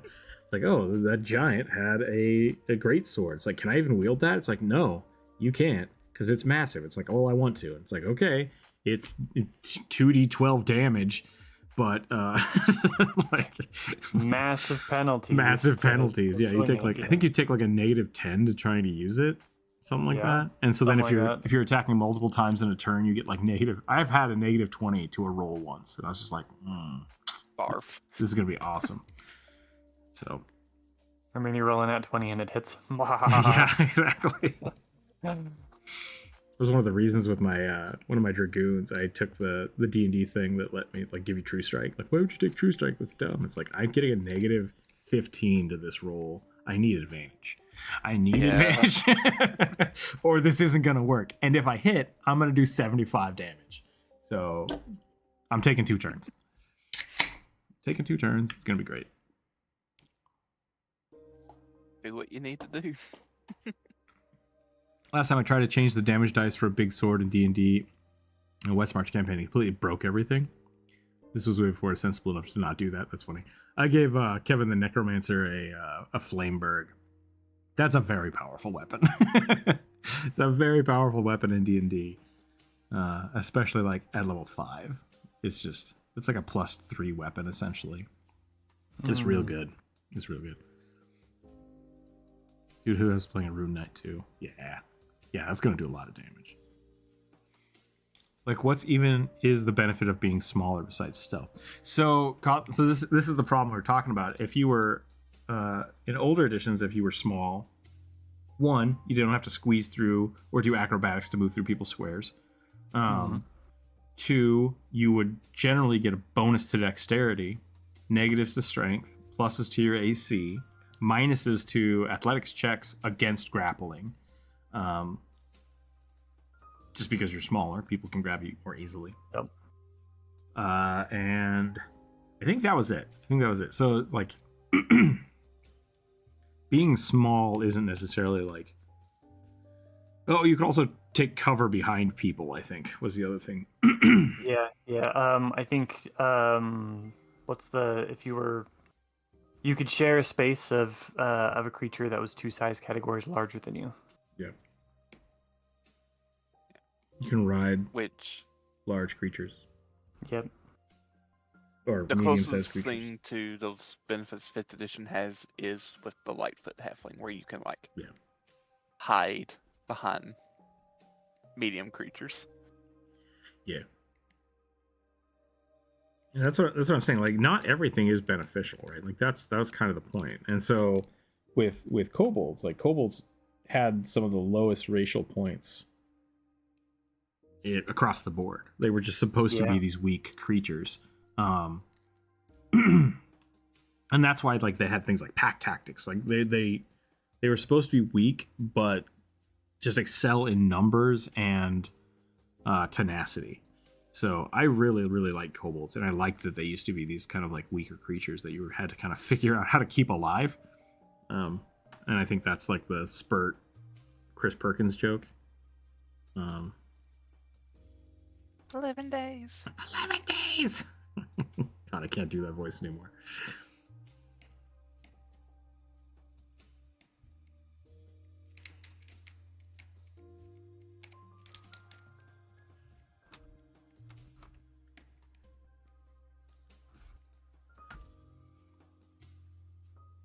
But I just like playing small creatures. Like gnomes, halflings. I think they're fun to play. Did you see the maybe I already told you about this joke. It was a YouTube short of someone. Who's the fire tiefling that everybody's thirsty for in Baldur's Gate? Oh, Karlach? Karlach? I haven't actually met her yet in game, but I watched a short about someone being like, Karlach made me restart the game, and the short was of him being a gnome. And she's like, "Oh, can I have a kiss?" And then, like, they just totally missed because he's so short, she's so tall. And he's just like, "I gotta start over now. I gotta remake this character." And I was like, "That's hilarious. I like that." Oh, yep. That's funny. Yeah, I even if I had all the penalties of being small, I would still probably play a small creature. Yeah. I actually think that because you can, it took a lot in older editions to get dex weapons that let you use your dex to deal damage. Weapon finesse being its own feat, like you had to take a feat tree for it. Yeah, so I think that if they did give dex, like the higher dex, even with all of the other penalties you got with the smaller size. I honestly think that it being a smaller creature would be the meta in 5e because it would be really powerful. Yeah. I mean, halfling luck alone is a great thing to have. Yeah. Now imagine if you had halfling luck and you had higher AC because you have a dex bonus. And you were able to hit and deal more damage because your dex is higher. Mm-hmm. It would stack and synergize just too much, in my opinion. Yep. And I've seen that happen. Like, what was it? I had someone playing a pixie, And it was really funny because with all of the bonuses they got, like they started the game with like plus 18 to stealth or something like that. It was bonkers. It was bonkers. And then they essentially couldn't miss shooting somebody because their pluses to hit with the bow were like plus 15 or something at level 1 or 2. But they did minimum damage, right? So every time they shot something, it's like I do 1 plus my strength score, which is nothing. So I do 1 damage, but I always hit. And so then they're like, I put fire and poison and everything else I can on my bow, and I just it was really silly. But that's what you got to do. Like that's the trade off, and that's the same thing with sneak attack, right? Like, so I do 1 damage and I roll 14d6 sneak attack damage. So have fun with that. I'm of the opinion that if I can choose something, that choice should not be detrimental to me. Well, that's a bummer. I tend to disagree with you. Yeah, I like picking things that make my characters kind of sucky. It's not like larger creatures automatically suck at dex saves. No, but it's much easier to shoot an elephant than it is to shoot a mouse. Yep. It's like... that's why I would just end up reflavoring lances. D12 damage, not heavy. Reach with disadvantage only within 5 feet. Isn't that how they are? Isn't that what heavy does? Like I thought heavy just. Oh, I see what you're saying. Okay, heavy so that like light creatures can't use it. Yeah, I ignore that. I completely ignore that as well. Lances in like doing. I think they do double damage if you're mounted. Is that what it was? It was in Pathfinder. It was you did like 4 times damage when you crit it, which was really fun. I think they only get to D12 whenever they're mounted. That might be what it is in 5e, yeah. Yeah. Because it's like it's I think it's a D8, D10 versatile, and D12 mounted, is that right? But they don't have the extended crit range. No, never mind. They just, for 5th edition, it is 1d12. They have the reach and special. Basically, the special is you had disadvantage on attack rolls if you're not mounted. Gotcha. Okay. Yeah. Yeah, I would reflavor that. Yeah. Though you can apparently use them two-handed to get rid of it, but... Yeah. It's fun to be powerful and also fun to be comically underpowered. I like the middle ground where you can pick conceptually stupid builds and try to optimize it. Yeah, generally what we did, I think that's the sweet spot I found with a bunch of my friends, was you basically optimize your character for one thing, like the thing you want to do with them, make them really good at it, but you have to take a flaw. So like you usually would generally take that flaw. You get an additional bonus to make that thing better, but then you also take a flaw just that your character has to go with. I like that system. I'm in a game right now where I'm playing an unarmed grappling-based fighter paladin. Nice. Suplex smiting? I'd allow it. Have allowed it in the past, will allow again. Yep. It's so funny, like pushing in Baldur's Gate. It's just like, I don't think this should be a bonus action or a free action. Is it a bonus action or a free action to push somebody? I don't remember. I think it's a bonus action. I think it's a bonus action. And in 5e, there's just not a lot of bonus actions for some classes. So it's like, as a cleric, it's just like, cast a spell and shove. And Yep. Run up and shove. I think spiritual weapon is probably Yeah. the biggest thing for clerics who want to use their bonus actions. I don't like spiritual weapon because it's essentially a familiar. Yeah.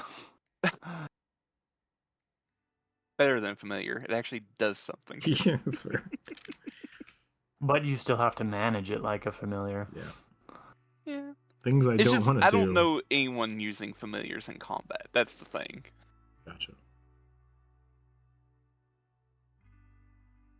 See, lances and 2e are weird. Yeah. Look, a lot of stuff in 2e is weird. I love Paizo, I love the system, but there's a lot of stuff that needs to be reworked. Yeah. So lances, when you're two-handing them, they do a d8 of damage. Okay. if you're mounted with them, you can holster them one-handed. Yep. However, you only do a d6 of damage. Huh. That's interesting. I feel like it should be more because you have the momentum of a horse behind you. Yeah, that is a little weird. Especially from a system that used to That's that's built on, or that built lances for a charge. that's specifically. That's a gross miscorrection of like what. Hello, Brian. Welcome in. Of what first edition was. Like it was. Yep. Lances were almost banned in some games. It was Yep. just like, I'm gonna be a cavalier. It's like, nope, no, you're not. But I want to one shot the dragon. I have seen a guy one shot a dragon with a cavalier. That was pretty awesome. I was not ready for that. Yep. I'll be honest, I wasn't really ready for in the first game I GM'd for you guys. I was not ready for jump ropes cavalier build. Yeah. 7 was scary. The problem I have with spiritual weapons is that you can't use like a normal weapon. I mean, that's what magical weapon is for. It's a different. Yeah, it's just a different spell. It's on There the same are- spell list, isn't it? Yeah, and there are some subclasses that give it to you as a. Maybe that's the war priest. I think the war priest has the. Has the Well, one where magic you weapon just makes your weapon magical. Yeah, it gives it a +1, right? Like, which was cool. But like, if you want to use a spiritual weapon as a weapon, that's essentially what you're trying to do. Yeah. And there's no reason you couldn't just flavor it so that you only use it in melee range. I'd allow that. I think you could do that pretty easily. Kind of what they did in Legends of Vox Machina, the animated show, where like Oh yeah, pike. Pike would just have like a light mace. What if I just want to give my fighter a 3d8 magical axe? You can do that. You can do that. Be prepared. Yeah. There was also the thing. I think I'm done with this Donald Duck looking motherfucker. Vexen. I'm spending too much time on this because of the paper's making me paint. Vex and Percy's wedding. When Vex didn't have a weapon, Matt also allowed Pike to cast spiritual weapon to create a bow, which he then allowed Vex to use. They're like, talk with your GM if you think that you should be able to alter a spell within the bounds of, like, as long as you're not changing damage values around, as long as you're not asking to, like, let me do whatever the fuck I want in the game and just one shot everything. As long as you're being fair about it, there's usually no reason why you can't switch things around. Because if you as a cleric want to give up your command and functionality of the spiritual weapon to the barbarian, like, I don't see why that's a problem. Like, you're technically losing an attack every round, or just as yourself, you want to use a 3d8 weapon instead of you're using your melee attack instead of your spell attack, which I think is fine. Like, once again, you're limiting your range. You're actually losing functionality for the spell because you're not casting it like across the room or behind somebody. So I think it's great. I think you should definitely try that out. It would be a fun build. And there's, like I said, there's a handful of cleric spell. I can't think of what they are. And they might be Pathfinder based, but I tried to make a build where you basically summoned a weapon or you enhanced your own weapon. My character ran around with a shovel and I just kept buffing it up. So, like, you can definitely do something like that. I think it's fine. I think it's great. That's fine. Considering it's not currently a concentration spell. Yeah. Like I said, it's something where you're summoning something and you're losing functionality by forcing yourself to wield it because you're losing your attack and its attack. Like, you wouldn't get both. You'd have to choose. And I think that would be a fair trade. Range doesn't matter to me. Yeah. Give it a try. Give it a try. I'm done with this guy. I'm done with this Donald Duck. It's another thing about, like, if Vex was using the weapon as like a bow, it would have been doing the same amount of damage as a normal longbow. So yeah, that's a good question. Like, are you using your spirit to power it, or are you using of what it would be? So that's a DM think question. Yeah, you'd have to figure it out. I think the way Matt had it is that he got it functioned as a normal longbow, but it dealt damage the way, or its damage was what the spiritual weapon based damage would be. And then Vex got her, she used her to hit, but the damage dealt the spell damage. Yep, I can see that. Gith Yankee, Sun Soul Monk, wearing tattered clothes and necklace of elf ears, those that destroyed in the Enclave. Okay. Gross. Wait, did the Gith Yankee kill elves? No. I thought they just killed mind flayers. Hmm. Well, I mean, not just mind flayers, but predominantly hated mind flayers. I haven't drawn a Gith Yeah. Yankee in a while. What did I just say this Yeah, the- was? Sun Soul Monk. Set the So, fire monk. yeah. So you get Kamehameha and Spirit Wave attacks. Nice. Outside of the Kinsei monk is the only monk that has like actual range capabilities. Okay.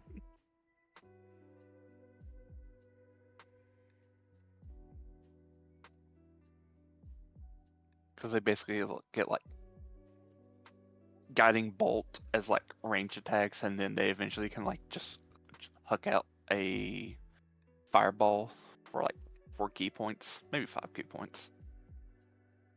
That's cool. I like that. Yep. Agreed. He should have been magic.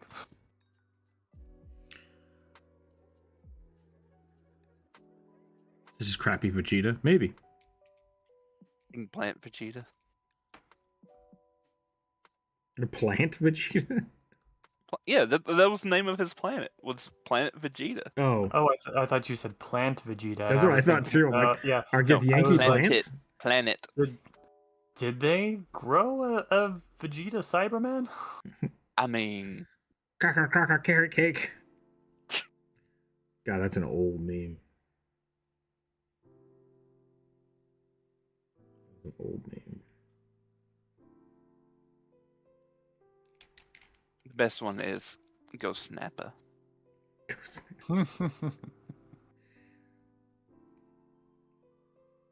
I believe I am going to head off here and take a nap. All right, sounds good. Hope you feel better. Exhausted.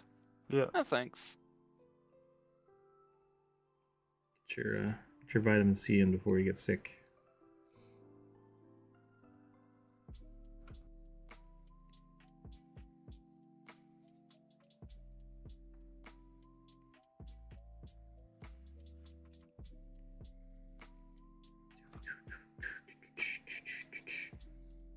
Did you see the new? I assume Chorus was talking to you about the new classes. The new classes, yeah. I looked at a little bit of them. I did not go in deep dive because I'm kind of a little bit more concerned about the Pathfinder shit I've already got to deal with. Fair enough.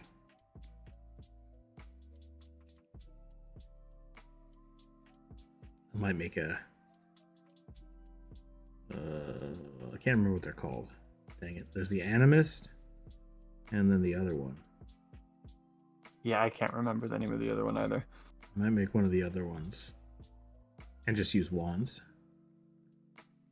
just for funsies.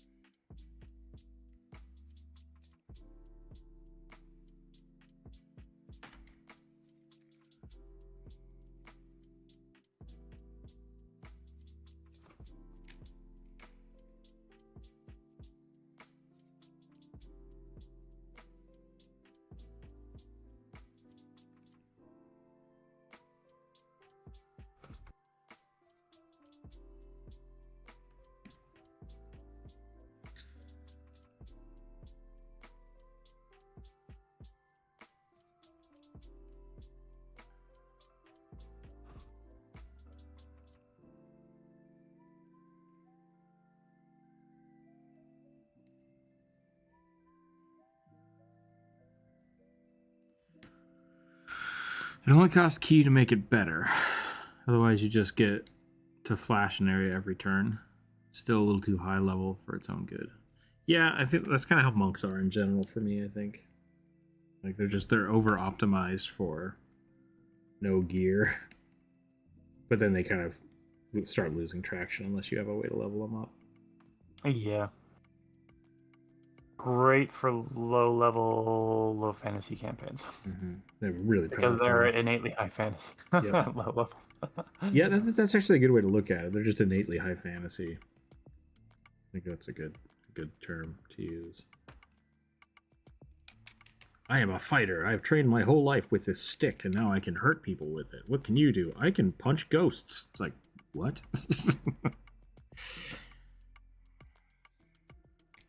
How? It's my special spirit juice. My fighting spirit that lets me disregard the rules of physics and reality. Do ghosts fall into the rules of physics and reality? Slippery slope. Depends on how high. Yeah, depends on. I don't know. In the Phasmophobia universe, yeah. Man, I'm so mad at that game. I just want to be able to fight the ghosts. That's all I'm saying. Just want to fight the ghosts. If your job is a life and death situation where you could be murdered at any time, but the resolution is, yep, there's a ghost there, that's not a good job. That's not a good job. Like, there's no resolution in that game. Yeah. Yeah. Agreed.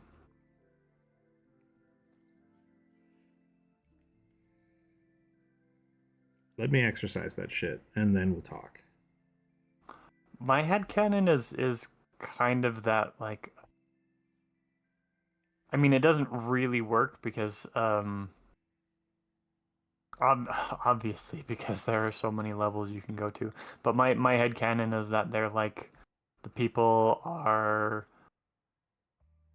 actually, like, shitty adventurers who have never actually seen a real ghost, and they like, this isn't a job, this is a thing they do for fun, and then they get caught in basically a haunted house. So every time is the first time they've ever seen a ghost?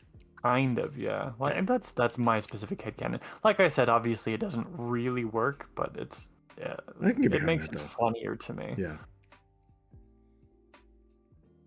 And honestly, like, the only I do not and will not play Phasmophobia, but it's really fun to watch idiots on the internet play it. I had a lot of fun playing it.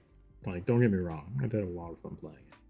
But, yeah, but the premise is definitely fucked. But I really wish you could do more. Like, it's one thing if the ending was not, okay, great, pack it up, let's leave. It's like, but we just solved it. Shouldn't we now do something about it? Like exercising the ghost. So you try to figure out what it is and then exercise it. That would be fun. Yeah. I think that's what the game's missing. There are like Phasmophobia copy games that do let you do that. Yeah. Yep. But they don't seem to have as much staying power as Phasmo, and I'm not sure why. Yep. I don't know either. Well, when you say staying power, I don't know if anybody's still playing Phasmophobia. I know several people that still play Phasmophobia. Of course, those people also, like, they just want to play funny games with their friends. Those people also still want to play Among Us. Fair enough. But can't get enough people together for it, so they just have the four of them. I'm a big fan of, like, we'll put games down like Phasmophobia. We'll pick it up whenever there's a big update. It's just like, yeah, let's try it out again. That was a fun game. But, so I definitely do that. Like, I don't put down a game and then never touch it again. It's always like, let's wait. But there was a big Phasmo update recently, but I don't recommend picking it back up and touching it because they made it more grindy in order to get to a functional level. I think I did try it out, and it was just like, man, this isn't enough cool new stuff, and we just dropped it. I'm here too. Welcome, Kobold. Watched a friend play Phasmophobia, and all he did was walk around the house going, hello, are you going to hurt us? The most monotone voice. That's funny. What horror game is scary past the third time playing it? Yeah. Elven Hair, hello, hello. I see my angry boy being made. Awesome sauce. Was it the Dragonborn or the Githyanki? And also, thank you for the $10. Subnautica could be fun. I haven't played it yet. I've seen a few people play it though. So. Also, Elven Hair, what kind of possum raccoon would you like? The Gith, nice. Okay. Why has he got elf ears? What's he got against elves?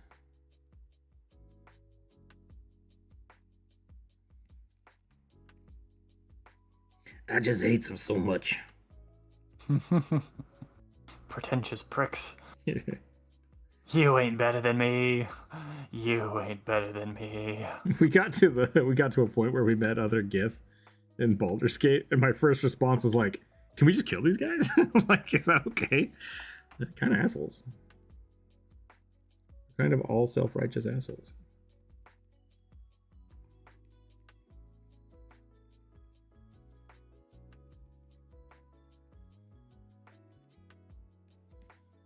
We did the possums and raccoons last month. What should this month's super chat side quest be? Fire otters. Fire otters? I mean, do I just draw a fire otter every time somebody gives a super chat? I don't know. Or otter genasi. Otters was last month, and nobody did it because I didn't talk about it. And I forgot about it a lot. Raccoon Bard with drums. We can do that. We can do that. Let me finish up this bad boy and we'll do that. I do like drawing otters. We can go back to otters. There's nothing wrong with that.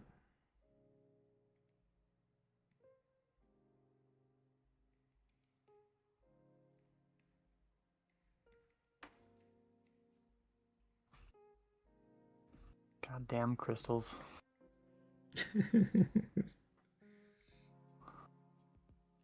You don't have to detail all of them. Yes, I do. No, you're right. I know. Also, you don't have to feel bad about it. Like, you're doing a great job. I don't feel bad about it. I'm just getting antsy and want to move on. Drop it. Drop it like it's hot. Whenever you're I done. still gotta do the chainmail.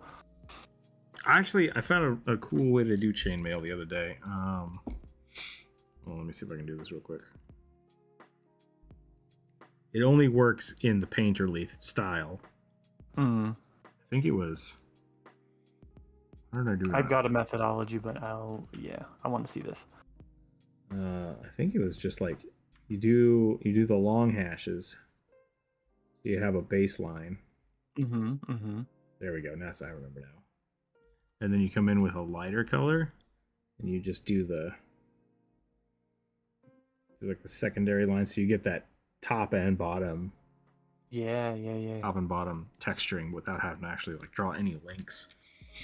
I think that's what I was doing. That's why it only works with you need the background base texture first, and then you can slap on some. It kind of looks a little like padded armor, but I think it's close enough to chainmail that it works pretty well. I was trying that out the other day.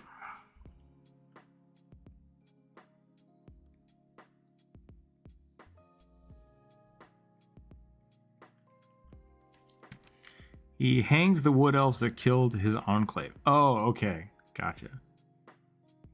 The way I see elves, they just sit and watch the world burn while they work towards millennial span plans. Yeah, that's about right. Spider clowns. They're like liches, but not directly deadly.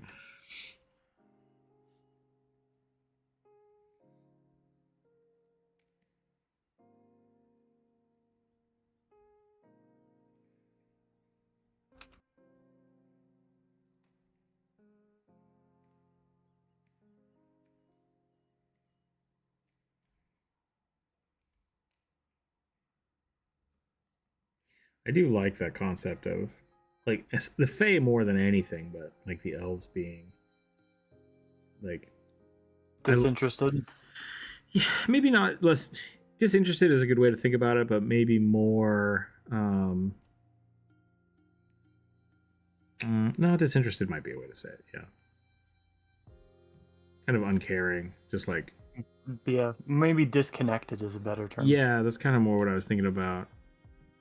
Because like there can definitely be interested elves, like, oh, that's interesting, but most people would just be like, wait, what? What are they? What? Like they just don't care. Like they're just like completely oblivious. There we go. That's the word I was looking for. Oblivious to what humans are doing because like it doesn't matter to them. Like, yeah, whatever. Oh, you built a kingdom? That's cute.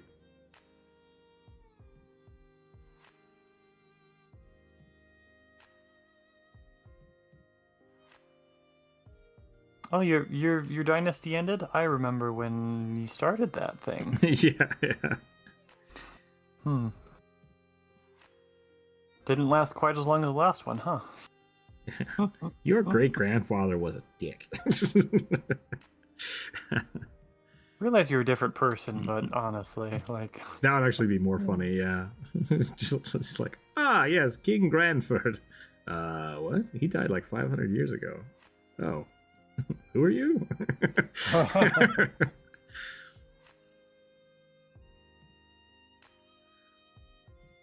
Shit.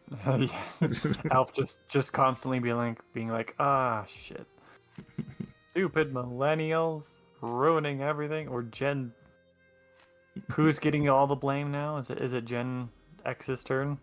Gen Z's turn? I have no idea.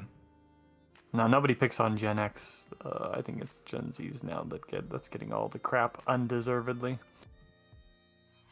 I need to stop watching cop TV. Yes. Everybody who watches cop TV needs to stop watching cop TV. It's like when I hear someone on the news talk about entitled people, my first response is like fuck you, old guy. And then I think about it and I see people like truly entitled people just like, you can't arrest me because I don't want you to. It's like, that's not how anything works. Like, where did you get that idea? Yep. It's like if that's what all those old people think that everybody acts like, I get why they're pissed off. Almost nobody acts like that. Like nobody acts like that. And people who do act like that, like that's not unique to a generation. That's unique to individual people who grew up just in a real bad way. Sovereign citizens. Oh yeah, they're a breed. They're a breed.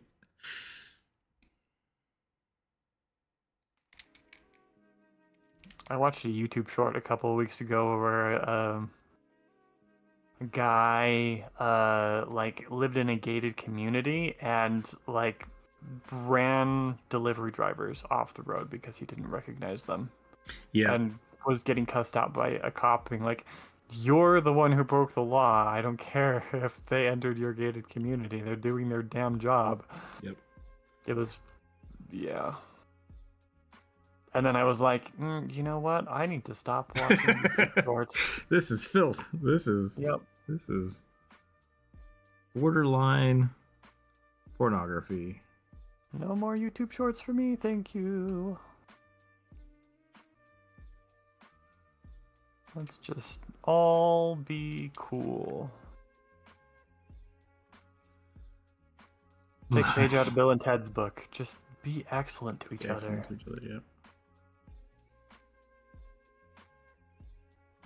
I watched a guy,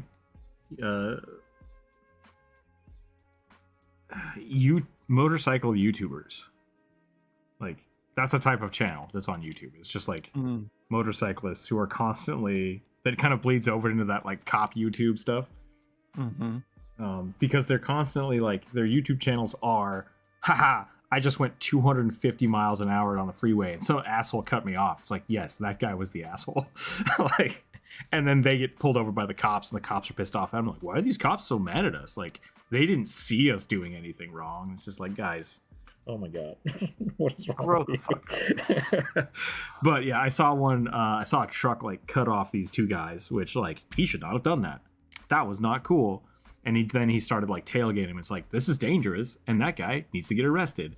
And then they like pulled over and like slashed his tires and rode off. And it's just like, that. Oh my gosh. Also not cool. You're gonna get arrested now.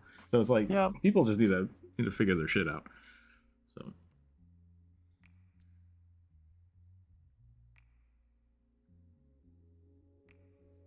no idea. Doesn't That's my old man rant for the day, guys. Figure your shit out.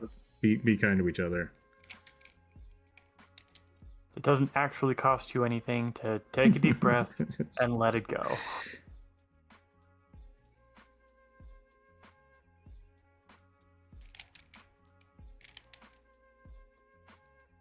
Okay. You don't got anything to do for the next 3 years? Yeah, maybe slash somebody's tires. Consequences. Now we're just talking about a price. Is that what the quote is?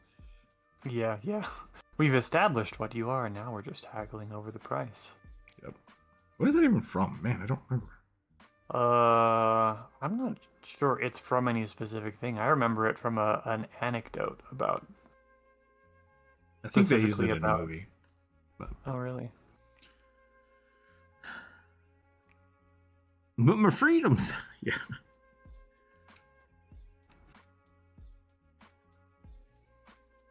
Man, yeah, when I started watching those things and seeing all the sovereign citizens doing their weird shenanigans, like I had to pause and start looking shit up.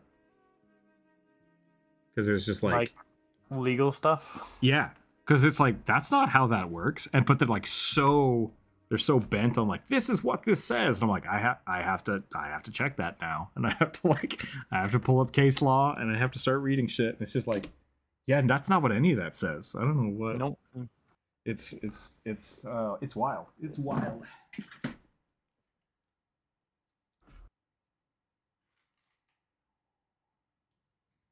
Guess what, America? You got a lot of freedoms, but doesn't mean you can do whatever the hell you Yeah. want.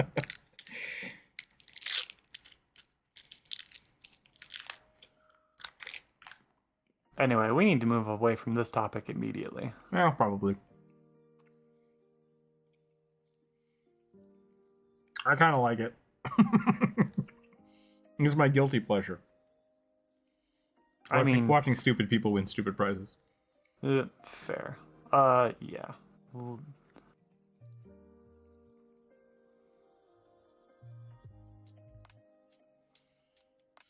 Schadenfreude is one hell of a drug. Yeah.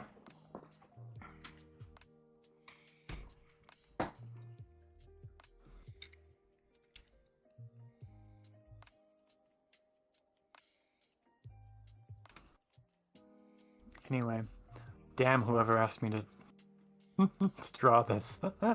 Yeah, you could have done plate mail. I know it's not. No, they asked specifically for chainmail. Oh. I'll take it back then. Yeah. Anyway, I know it's not specifically your fault that I am driven to do as much detail as I have, but I mean, you gave me crystals and chainmail. Come on. I would have done this much. Yeah, I know. That's because you're smart, and I tried to do less, and then I was like, no, I need to do this as well. I did. So yes, curse you, whoever's suggestion this was, for asking me to do something that I chose to do in the most difficult way possible.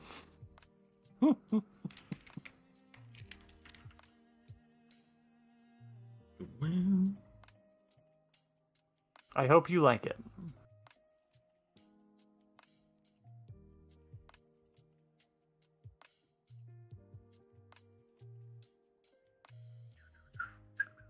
Looks amazing, though.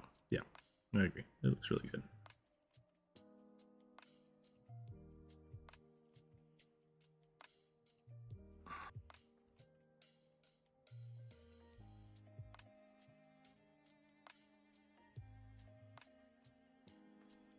Thank you. I appreciate the compliment.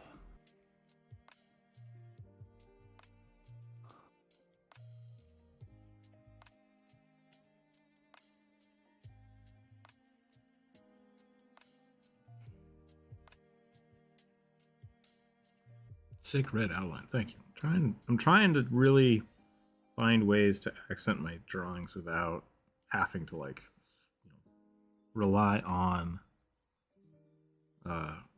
like coloring them. I would love to do pencil commission work. I'm not there yet though. I don't feel comfortable enough doing that quite yet.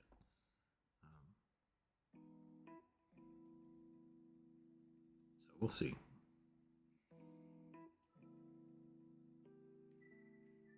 I'm gonna try a whole bunch of stuff.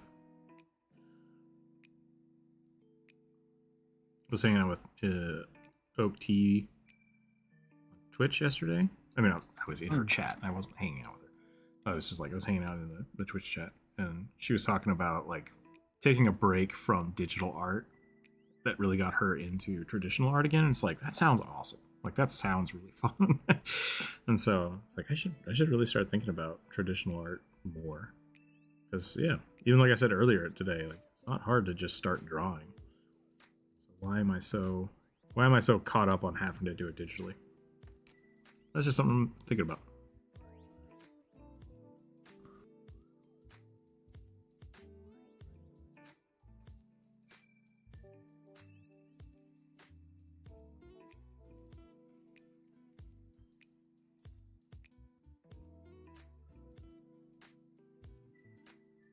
I really like drawing on this paper.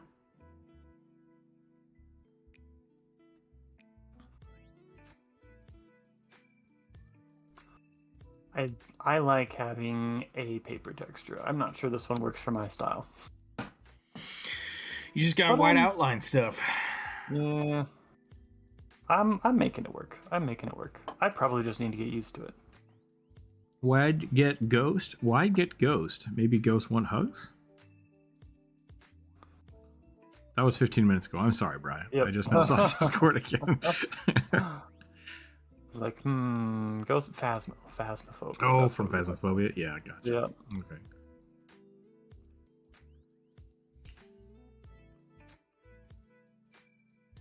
You know, I would be totally fine with, I guess exorcisms don't always have to be, like, violent, right? Like, I know there was another Phasmophobia clone that the only thing different was you had a shotgun.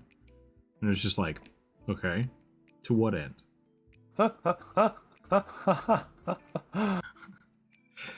Quote Rick Sanchez, the fuck are we doing here? like, I don't know. So I think there's definitely, because it would be really cool, like, if you found, like, benevolent spirits haunting a house, like, either exercising them to pass them on, or just, like, moving them, right? Like, let's put it in a jar, do something else with it. Like, I think that could be a huge part of that game, and they just didn't do it. Yeah. Oh, they absolutely need a Ghostbusters trap. Yeah. Whoops, I did that wrong. Can I not unmerge that layer? There we go. Oh my god, what just happened? What's going on here? There we go. Okay. Next.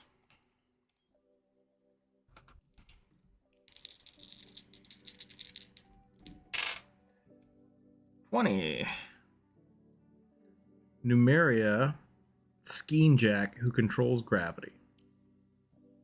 Is Numeria the octopus or the tiny fish? I have no idea. I don't need a rant this time. I'll just look it up.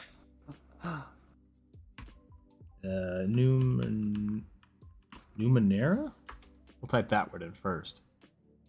Oh, it's a game. Maybe. Science fantasy tabletop role-playing game in far distant future. It's compatible with 5e. Okay, I don't know what that is, but that's fine. The art looks sick. It's cool. got it's got a sci-fi Avatar feel to it, like for color scheme and theming. Numeria. All right, cool. So we got a futuristic, post-apocalyptic Skeen Jack. I don't know what that is.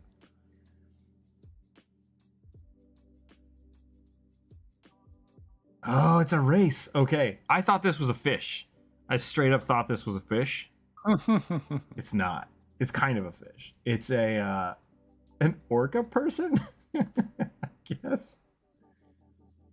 It's an alien. Yeah. It's an alien that looks like a Oh, walrus. There's one picture on the internet of this.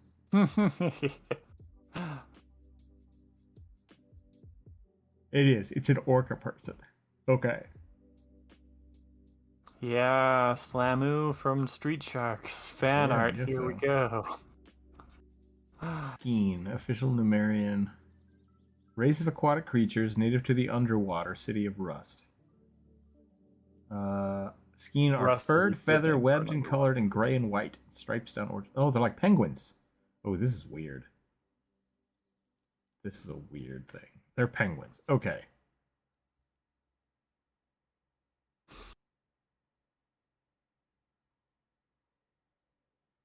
Awesome.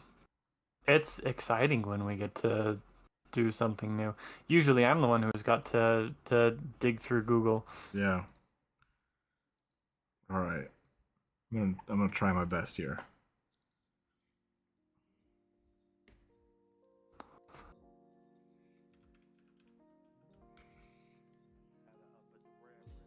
They got 6 arms. Well, Oh damn. they got 2 arms 6 and armed 2 penguin? flippers. Yeah. 2 arms and 2 flippers. That's why I thought they were orcas, because they're just like, they look kind of like emperor penguins. Hmm. Street sharks. I had one hammerhead one. I had a friend that had one of those. I've forgotten how much I loved hammerhead sharks. They're pretty cool. They are very cool. They were my favorite for a long time until I started looking into the Mako sharks, and they are amazing. I think the Thrasher Shark was my favorite for the longest.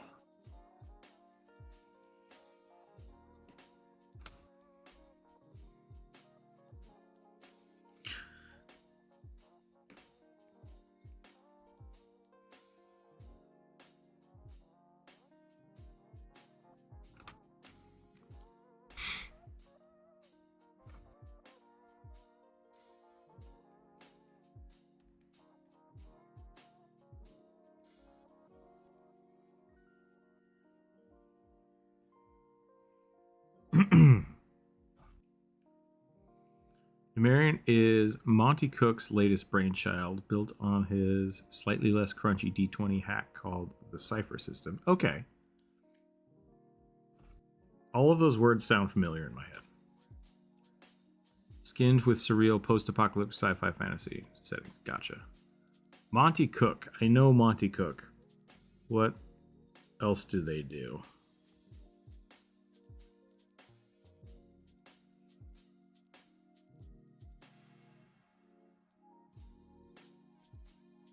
What else have they done, I guess I should say.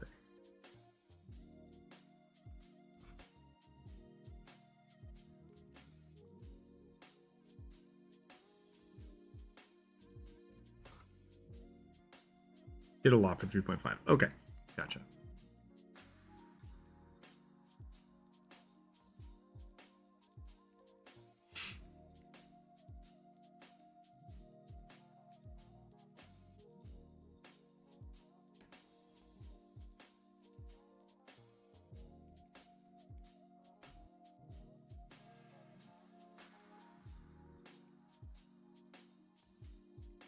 I was thinking to myself this morning, I was like, every character I draw today should go off the page. Just as like a challenge. And I forgot about it. I forgot to do that. Yeah, well. I'm gonna try to get a little better at filling the page up.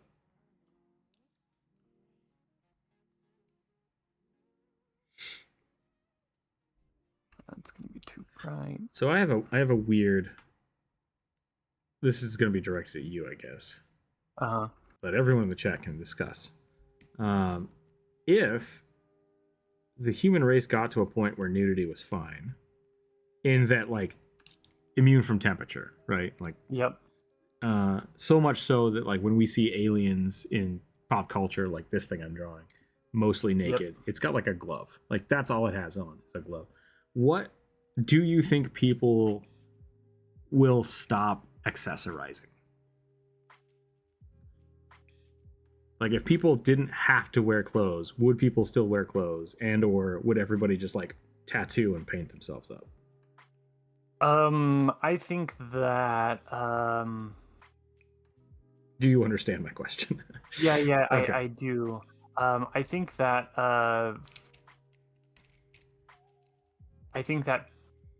if we got to the point where nudity was socially acceptable, I don't actually think that most people would give up on it because, like, You have to wear if you clothes think now. about it, like we already have climate control, at least like inside buildings, right? So there's, Right.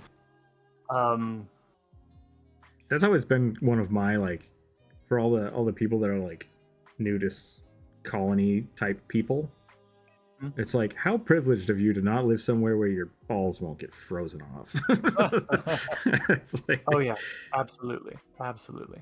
Um, I I think that people will not give up on clothing for a long time, specifically to accessorize, because we're kind of in the at a point where that's feasible, and fashion is nowadays more of a status symbol uh, and an expression of individuality sure. than um, Okay. like specifically necessary for protection or temperature control. So that leads to my next part. So what are the accessorizing things that you can do if you don't have to wear clothes? And Bryce, yeah, do you have to wear clothes now? Not really. Not really. Yeah. But I mean, a jacket's nice, you know? Yeah. That's all I'm saying. I think we'd see a lot more henna. I think you'd probably see more cock rings. Okay. I think there would be more piercings, tattoos, body art, maybe body paint. You might see makeup become more of a thing. Can I get a temporary tattoo for my clothes? I don't know. I think like cyberpunk might be another thing to look at too, because that was they did a lot of kind of stuff like that. It's like if your body is your is your canvas is yeah, that's like actually augmenting your body, but like if you have a fully robotic body, yeah, you don't need armor, you don't need clothes, you don't need anything. Like it's all kind of the same thing. So like, what do you make it look like? Do you make it look like skin, or do you make it look like, do you make it look like body armor? Do you make it look like a whale? Do you make it look like you're Batman? Yep.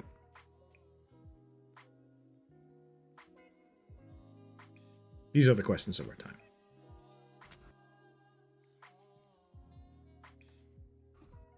Anyway, if we got to that point, I would expect to see the poorest people in society give up on clothes first because it's an expense that they can't afford, and the wealthy will give up on clothes last because it's a status symbol. That's fair. I think we have some historical argument for that. I think that's a very good point. And then everybody in between is going to be figuring out this exact thing. How do I make the cheapest, indication of wealth possible? Like, how do I pretend like I'm of a higher class than I actually am, without actually having to buy clothes? For all my aspirations to be J.C. Denton or Hitman. Why do I know that name?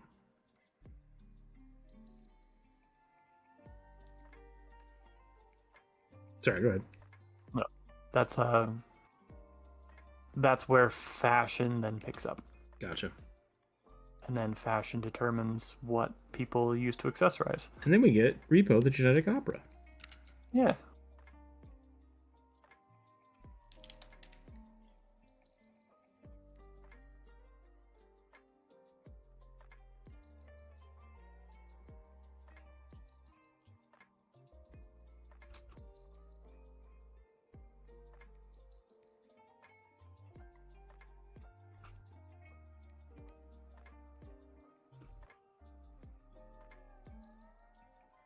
Oh, I forgot to draw the raccoon bongos. Dang it.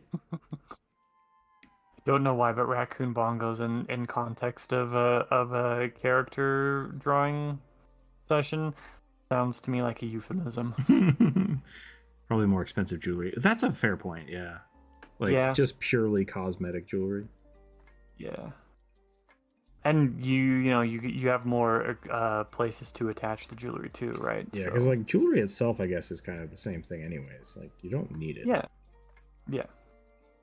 It's all status symbol at that point. So you'd probably see more necklaces. You might see like belts become a jewelry specific thing. Yeah, that's true. Like looking at things that are kind of like suspenders being a fashion statement. It's like you don't need suspenders anymore. Yeah. But you're wearing them because they used to be functional. And then you have to. You can just imagine the 2030, or not 2030, but like 2300 hipsters wearing like fedoras on their ass.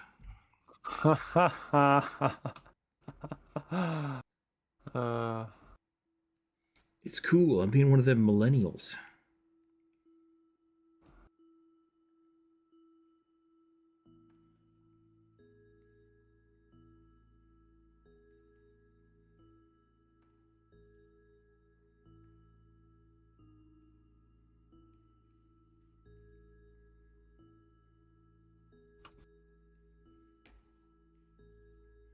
Somebody thought to themselves, what would an emperor penguin look like if it was a person?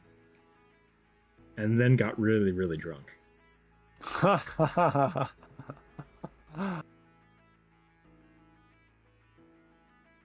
I mean... Now sci-fi it up a bunch.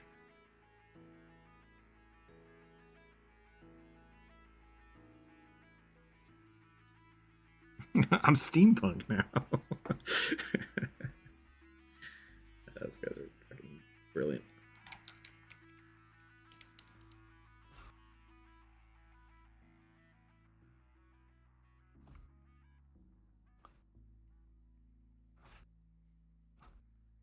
I wonder if the office, like, standard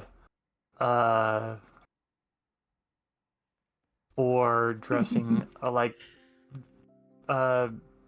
office appropriate dress would become the Chippendale. That's true, yeah. Business casual becomes the new sex fetish. Yeah. Just, here's what's gonna happen. Amazon's gonna take over the world. Everybody's gonna have to wear an Amazon costume. Amazon will then collapse into a bunch of different things as monopoly of people get sick of it. Yep. And then you'll start having sexy people dressing up in like UPS shorts. UPS shorts and Amazon.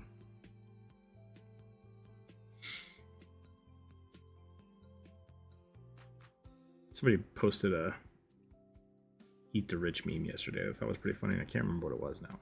But this doesn't matter.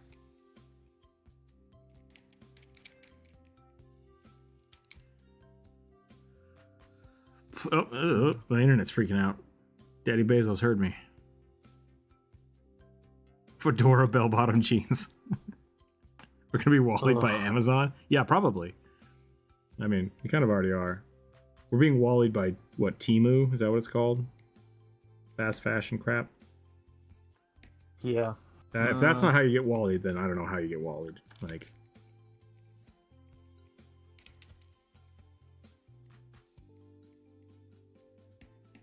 Or wish.com. Yeah. I think wish.com sells a lot of Temu stuff.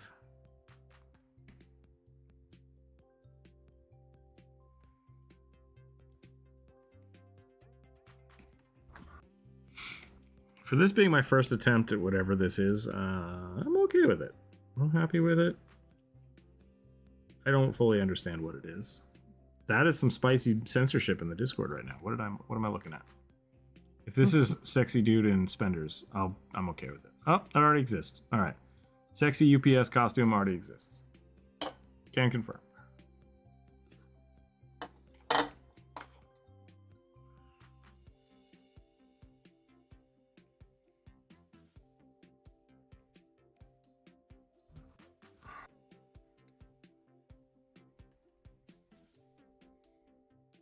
You know what? I just realized how many bachelor party jokes there have been about people delivering packages and being cops and stuff. So I'm already late. Like, my joke is already outdated. Like, my joke has already been debunked. I'll try to keep my humor up to date. I always forget about depravity. Like, it already exists somewhere. Yeah, we don't need the nudists to rule the world in order for that to happen. Yeah.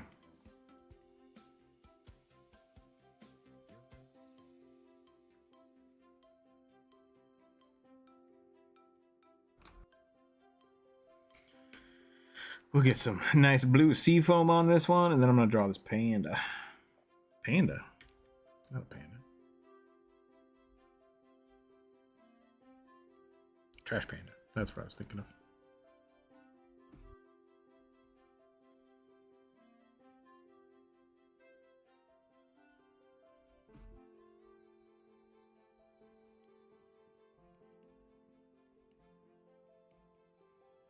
Alright, I'm going to have to get to this sword. Looks like an extreme version of Frost from Warframe. It wouldn't surprise me. I'm pretty sure... I would not be surprised if someone at Warframe, like, went to college with me. It would not surprise me at all. Or at least, like, we're probably the same age and grew up with the same games. And TV shows. And TV shows, yeah. I love the Warframe art style, but I don't play the game because the game is kind of bad. Don't hate me, Jonas.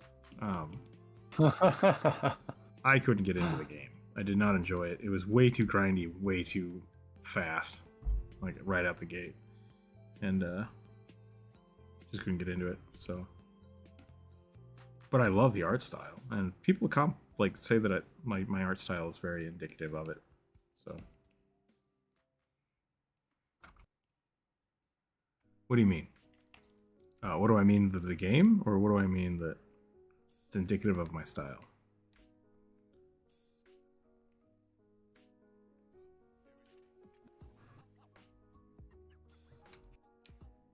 I'm so glad someone said it. Love the design and the aesthetic. Yeah, I tried to play it. I tried to play it twice, and both times it was just like, it felt like I was just slogging.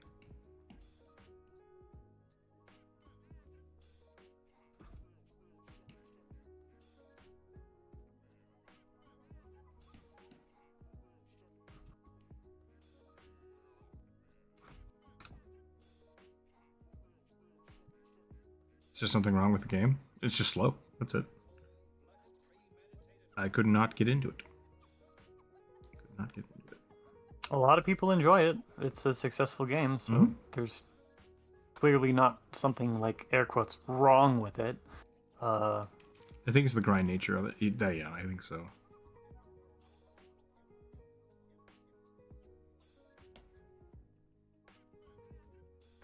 I want to do purple. I'm going to do 2 colors on this one. 2 colors on this bad boy.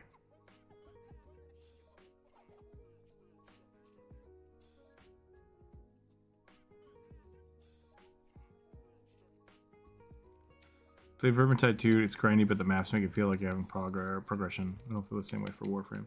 I played Vermintide 2 when it was in alpha, and I thought it was hot garbage. And then my friends played it after the game came out, and they're like, no, it's real good now. I was like, oh. So I might have to give that one a try again. I was not impressed the first time I played it, but like several people have told me that it's been like massively updated. So I was like, well, maybe because I really like that. I honestly didn't like Left 4 Dead 2, but I played like 300 hours of it, so. I'm kind of a hypocrite in that sense, but I generally like the co-op, like zombie survival shooters. Like I like that concept, so I've played a whole bunch of them like that. Like Back 4 Blood was pretty good, which was also like it was produced by Turtle Rock, but it wasn't developed by Turtle Rock. I think they did a good job with Back 4 Blood. and the game still kind of petered off because it's just there's not a lot to it, right? Like that's kind of the problem. So when I heard Vermintide 2, it's like, ooh, Left 4 Dead but with medieval stuff. That sounds fun, and it just wasn't. It just wasn't at the time. So I definitely would give it another shot. I still think I own it because I think I bought it when it was in alpha, but yeah, I might have to give that one another shot. If you like Left 4 Dead 2, I can see you liking V2, to be honest. Yeah, like it very much. I was really excited for it when I heard that it was coming out. That's why I was so disappointed when it wasn't. Warframe is one of those rare games that respects your time spent. Then again, it asks a good chunk of your time. Yeah. Okay, I think I'm done with this bad boy. I gotta draw some bongos.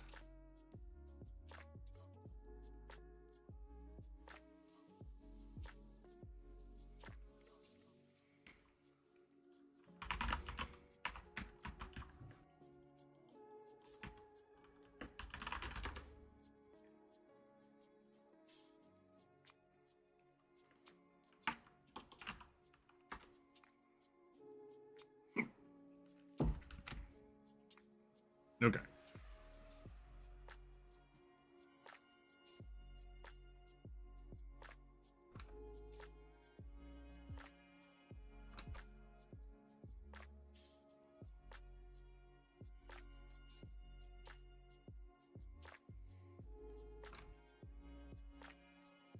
Oops.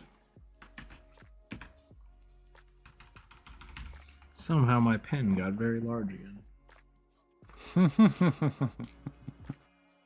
Snuck up on you, huh? Yep.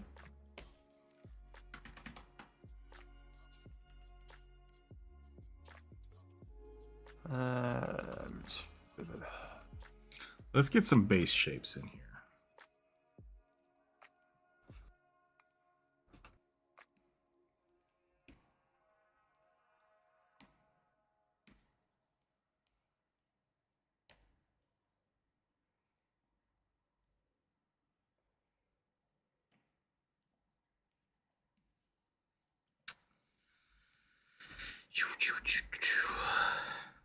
I was really looking forward to Rainbow Six. Not Rainbow Six. Armor Course.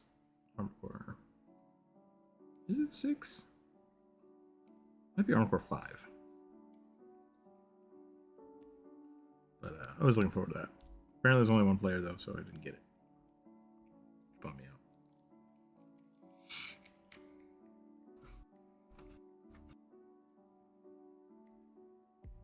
Yeah.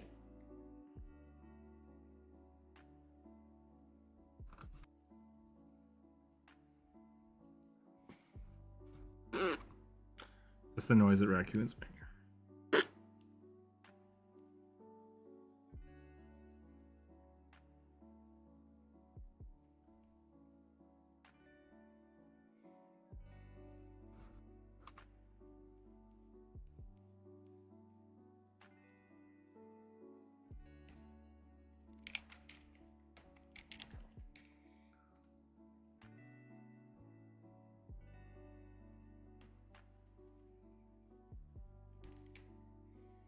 Rugby is basically just a big raccoon.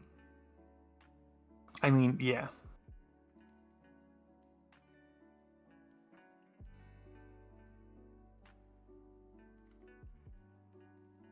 He literally lives his entire life inside an old rug.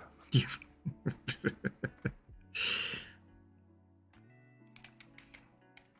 Cannon.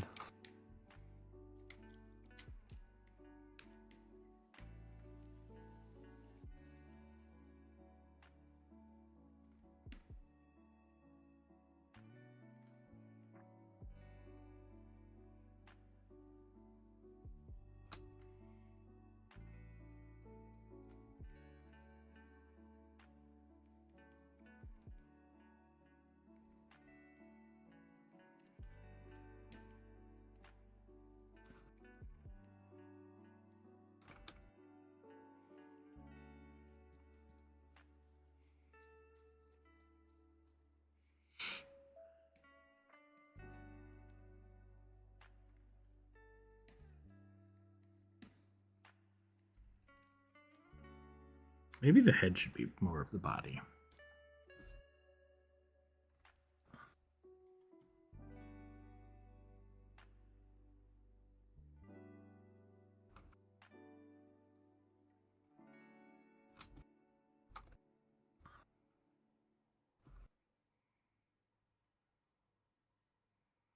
I can't remember. Are they rodents? Or are they badgers? Neither. They're not rodents. They're not muscelids either. They don't have No. pouches. Nope. They have thumbs. Yep. Well, kind of. They're kind of their own thing.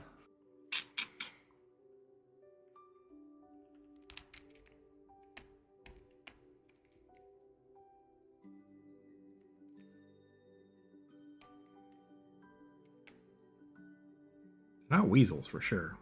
I don't think No. they're weasels. Weasels are mustelids. Yeah. Okay.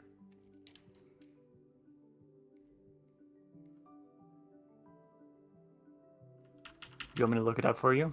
I can look it up in a minute.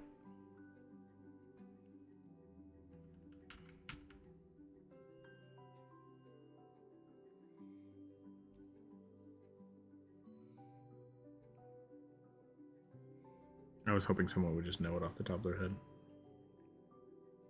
We've had the conversation and looked them up many times before.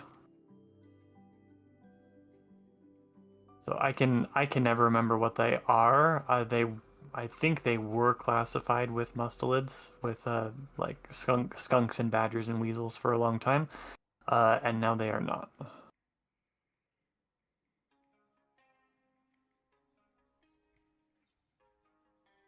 Looks like they are genus Procyon.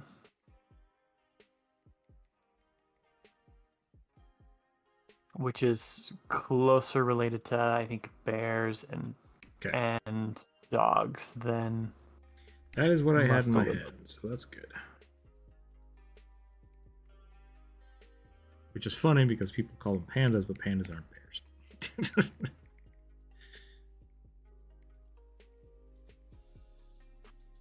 Or am I thinking of red pandas? Red pandas aren't pandas. Correct, yeah.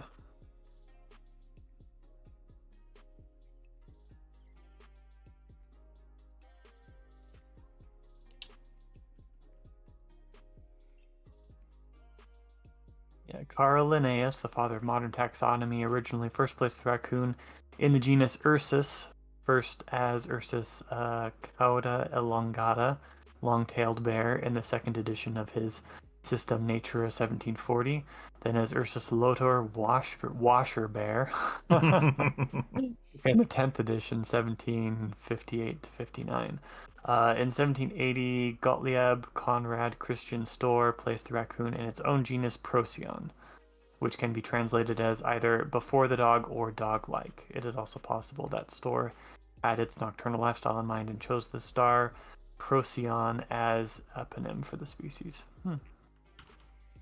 Nice.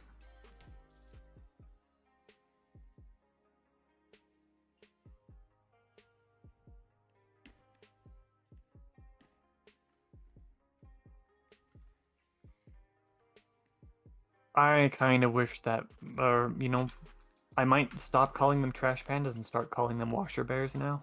Washer bears are pretty funny.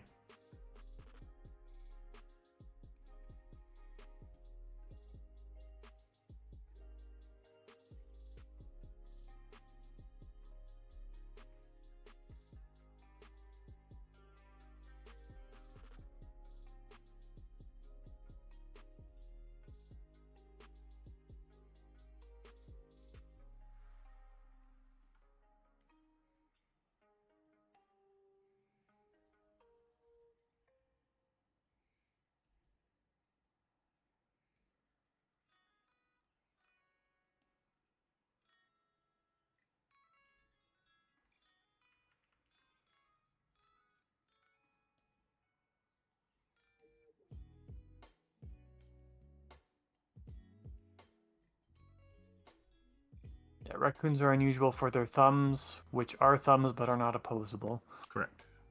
Which enable them to open many closed containers. Blah, blah, blah, blah. Omnivores.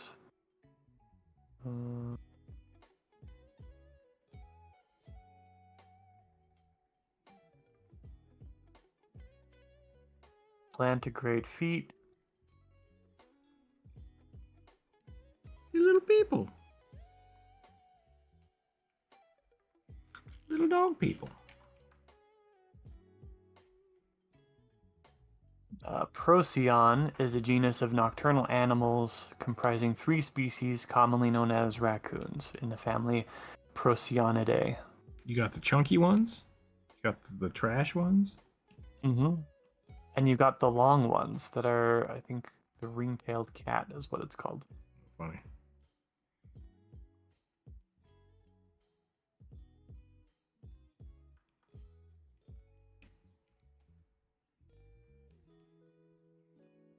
Okay.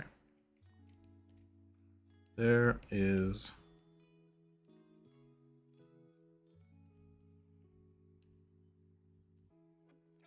Bongo Buddy.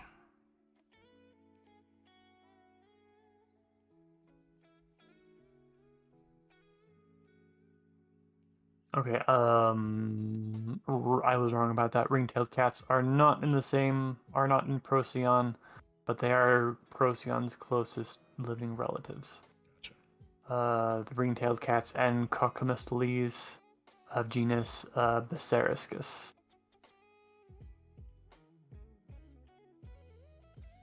Which I think includes the Quadmundi? Okay. I'm sorry, I've gone down the rabbit hole. I'm gonna stop. I'm gonna stop and I'm gonna go back to my drawing.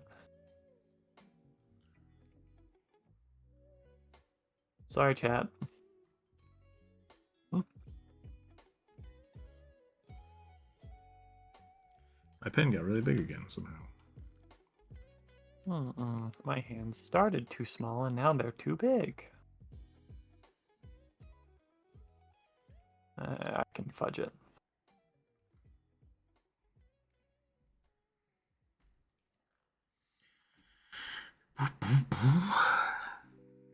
They have these big foreheads that the ears kind of poke out.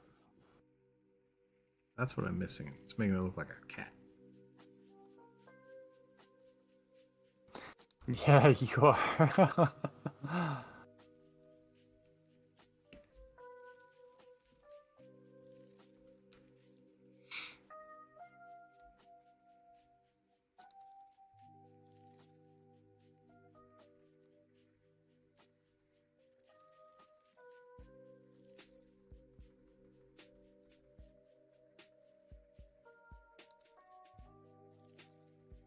They're so funny.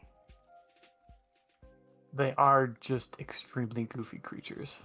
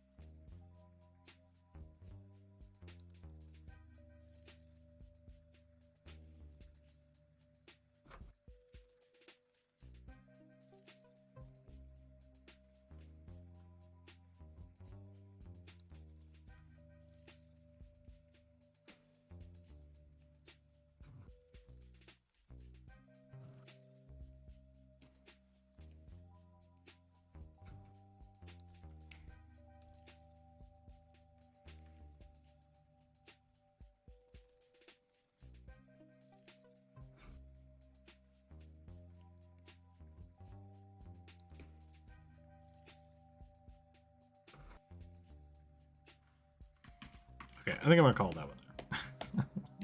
Sounds good. Otherwise, I'm just gonna be scribbling stuff forever. Yep. Which can be fun. Yep. What? Somebody scribbling stuff in forever. Oh no. Imagine that.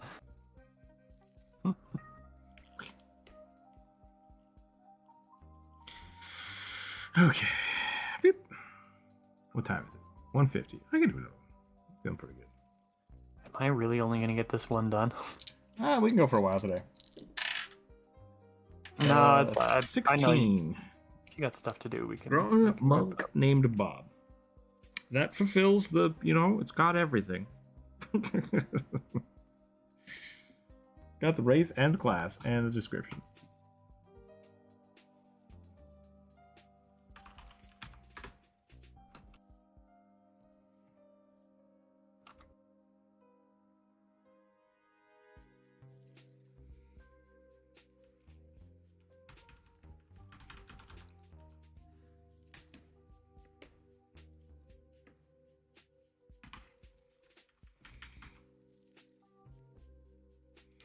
Telling you, put a white layer behind it, and it'll be done.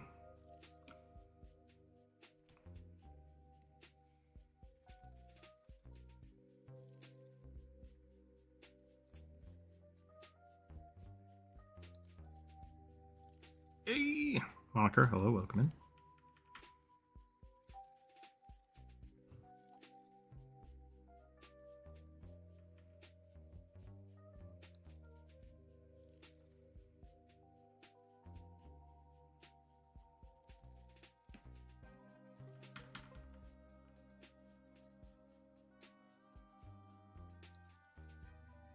Purple Dragon looks cool. Yeah, Drew's doing a pretty good job with it. Thanks. I'm spending way too long on it. And I'm stressing about that fact, although I'll admit I'm enjoying it. Well, that's all that matters. I wanted to help get more done today, especially since we came into this with 30 Yeah, we still have prompts still. Yeah. Nothing has changed.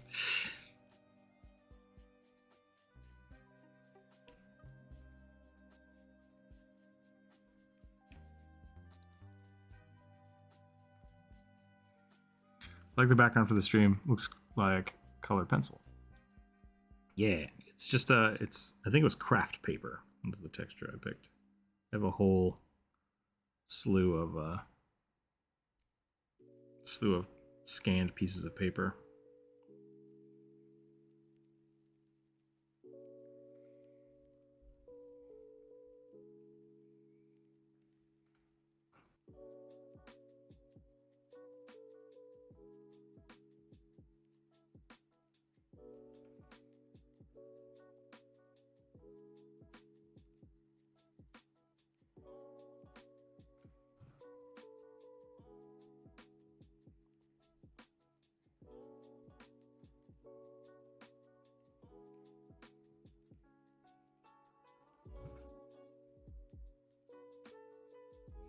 Was this a monk? I think it was a monk.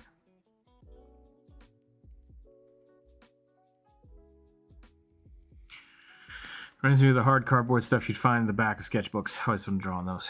Yeah. Yeah.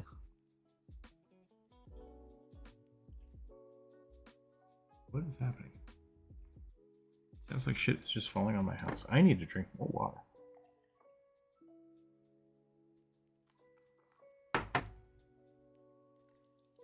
Oh my god. Hold on a second. One grung above. I don't know who drew this, but it's amazing. I'm excited. I really like... Oh my gosh. Yeah, like stamp reliefs like that. Yeah, that's amazing. It's really good. By Christopher Linde. Is it like a system?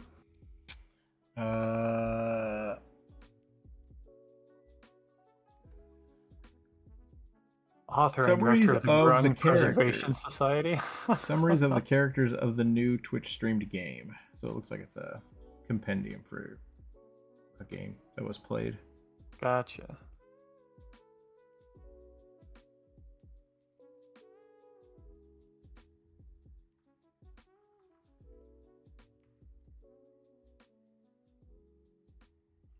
Cool. Yep. I love that. That's some of the best graphic art I've seen in a long time.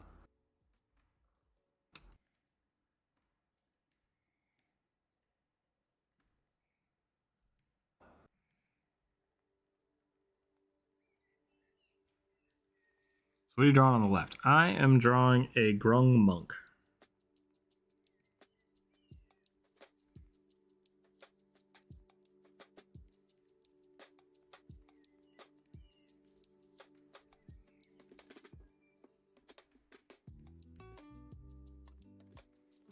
I think you just missed a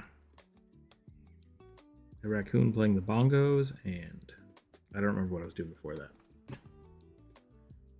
Oh, it was a weird dolphin thing from that other game that I can't remember. Sorry. Yeah, a different 5e compatible emperor penguin slash orca creature. Alien creature, yeah. Space penguins. Space penguins. Making one of them as a sidekick for a character I have. Too bad it has been a week left, or I wouldn't have suggested it. Oh, yeah. Drunk in that turtle guy.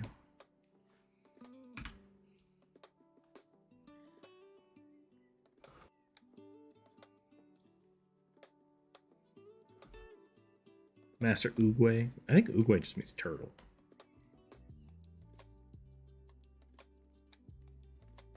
Which is kind of he does make a good kind of template for drawing a, what are they called though? Turtles? Yeah. Portals, yeah. Yeah, I dig him.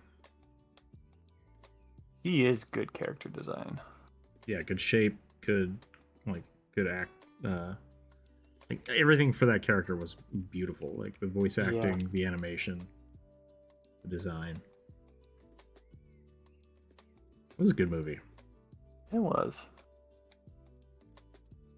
I don't know why, but I'm always surprised when DreamWorks gets a real banger. Maybe it shouldn't be, but I always am.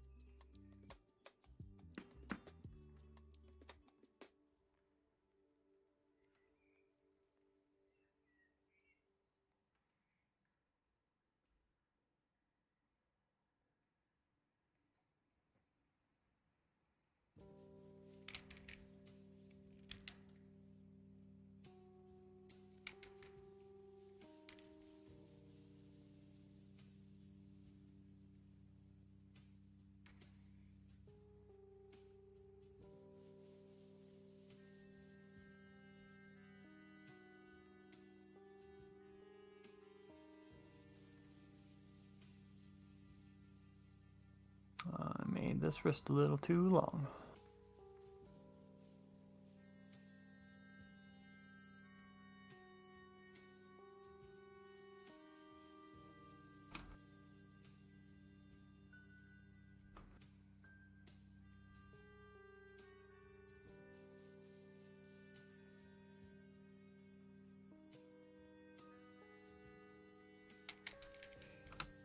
Something like that.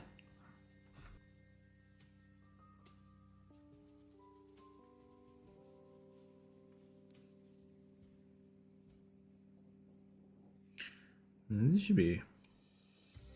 I found another one. That's pretty funny. Hold on a second. Frogs are great. Frogs are great. They're such little derps.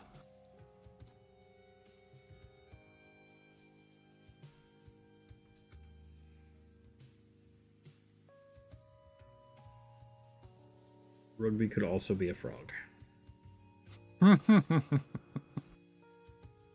frog who wanted to be a bugbear. Yep. No one will know. It's impossible to tell.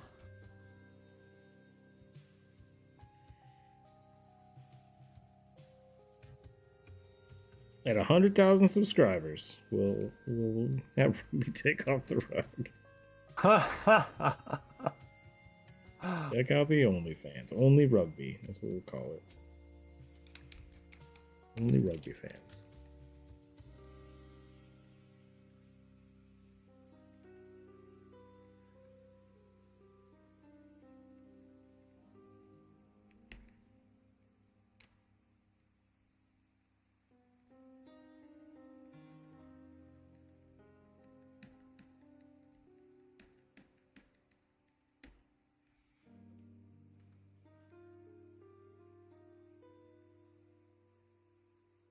Y'all played one? I don't think I ever played one in a game. As a DM, I've played as one, and I had a player play a grung gunslinger, which is where the Gripply video came from. If you guys haven't seen that, I highly recommend it. It's really funny. But yeah, that's one of my older Pathfinder campaigns.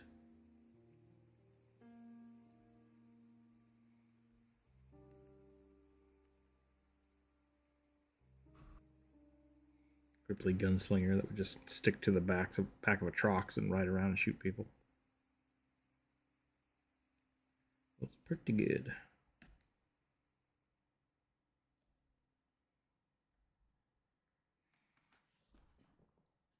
I used to draw frogs all the time.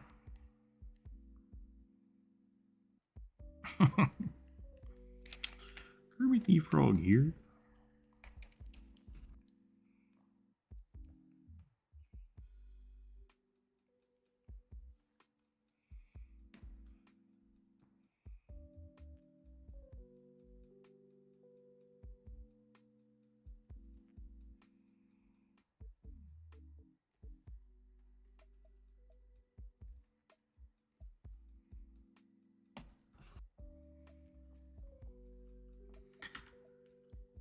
I've played Kotoas as a DM, though I suppose those aren't really frog people anymore. They can be. Fish people are good.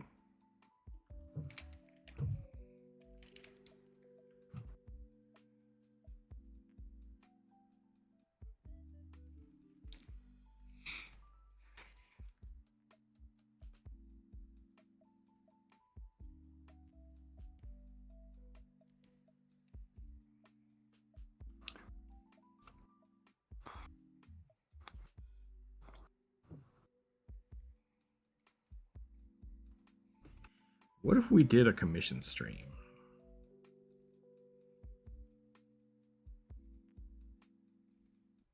What if instead of like doing huge commissions, we did this, but we let somebody sponsor the stream for their character to be drawn?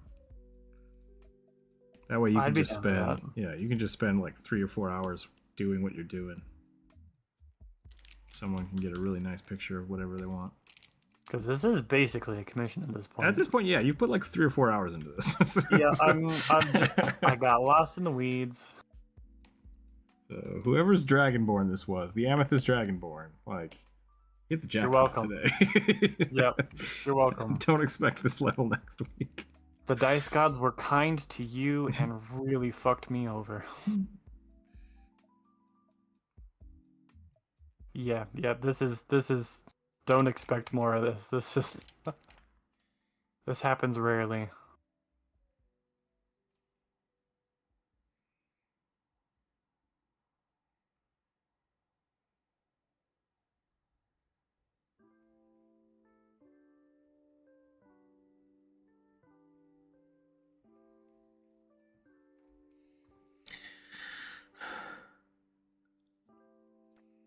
The Beefcake Dragonborn?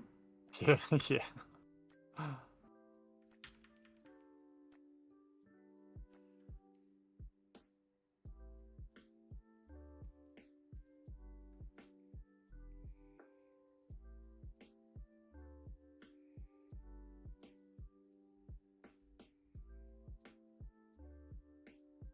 The thing that's kind of both funny and frustrating about this is that my inability to do this exact thing consistently is basically the only thing stopping me from taking commissions and having my own YouTube channel at this point. Yep.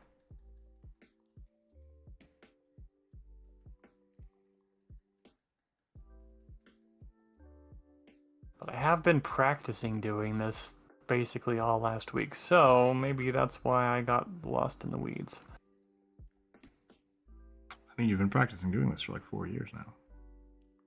Which I don't know if that says something about you or me. But I'm not also on that level.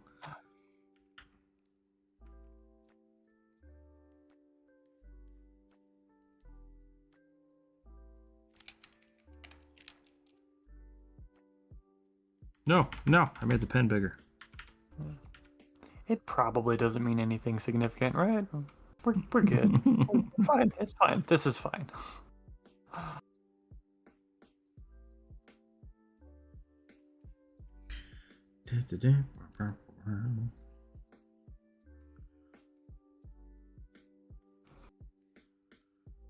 What else can we do to make this guy look a little more unique?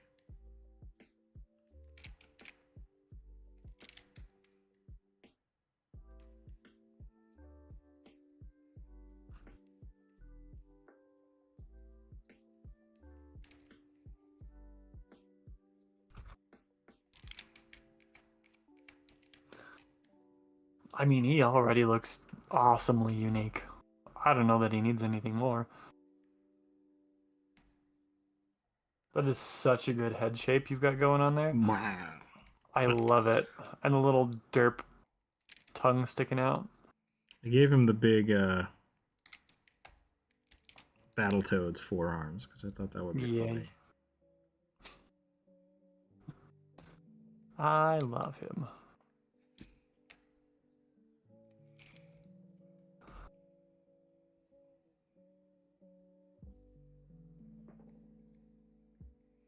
But Bob the Frog.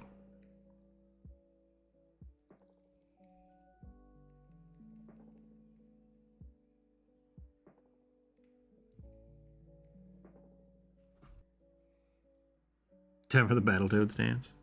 There was a dance, wasn't there? Like when you finished a level? Yeah. I could not tell you what it was. I never played Battletoads. I've only ever like seen it. Oh, I love those games. I'm trying to think if I ever actually beat it. I played it a lot. I don't know if I beat it. Goddamn racing levels.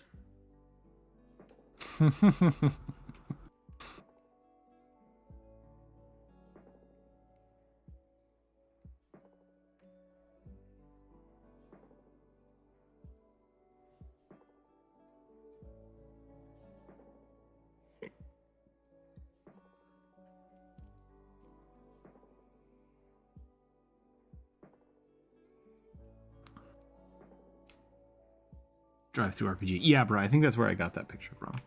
I think it was on Drive-through RPG.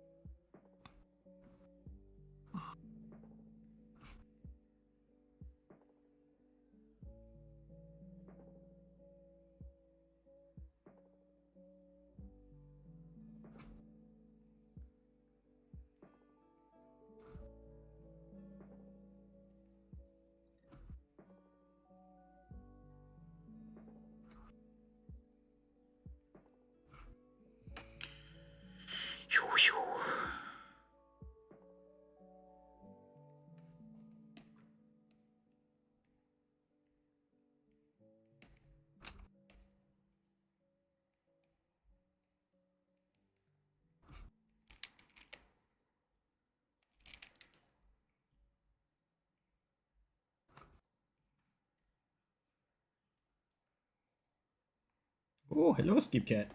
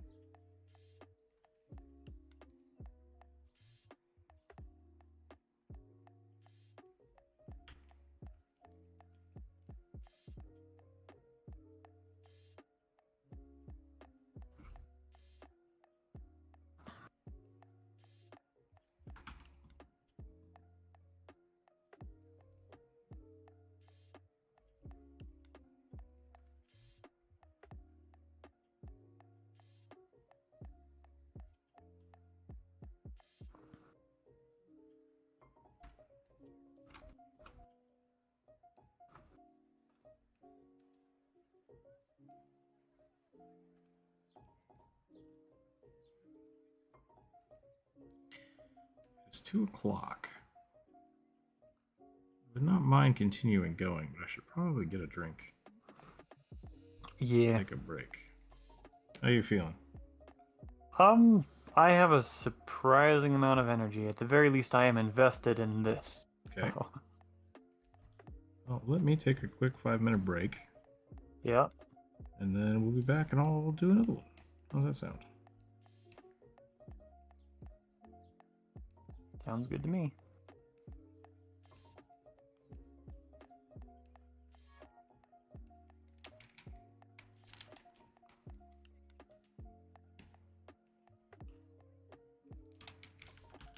Yeah, Skip Cat?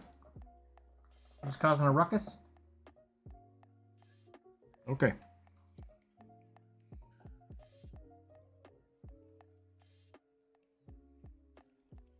I will be right back.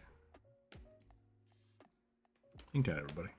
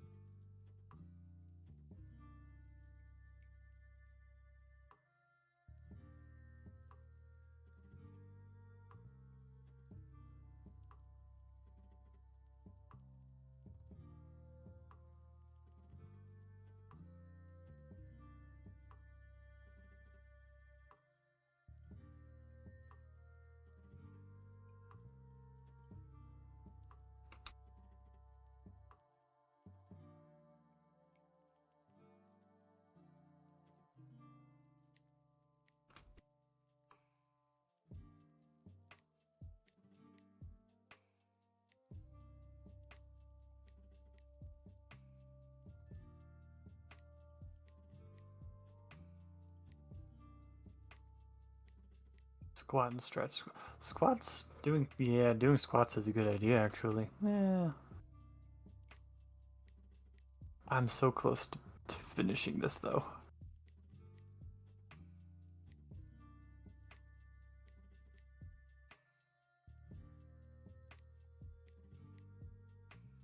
Wow.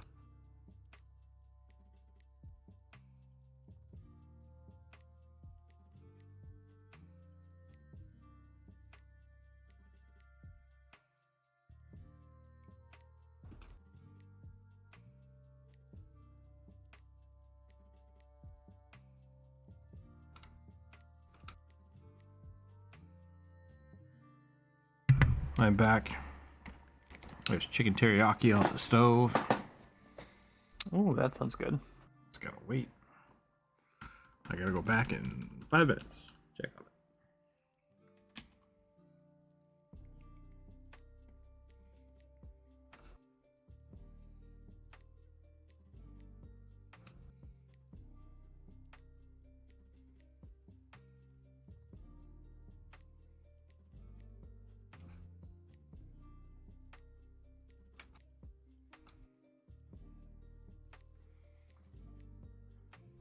Munching on an apple.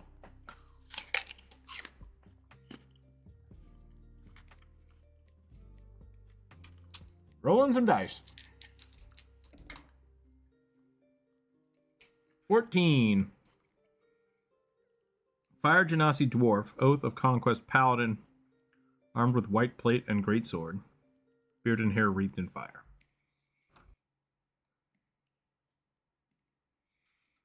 Can do.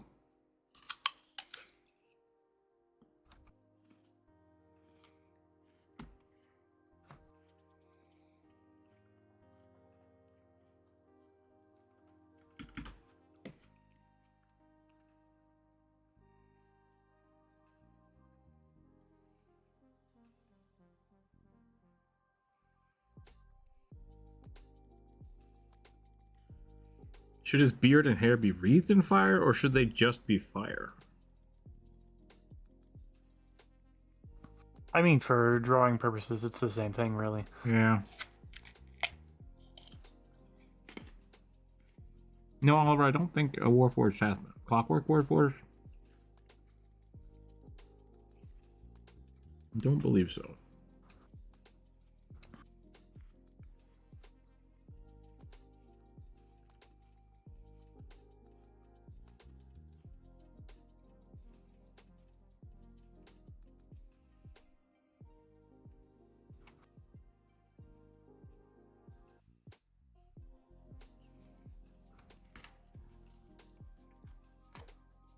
Alright, I think I'm done with that finally. Right. Like, flip the canvas. No, he's still tilted.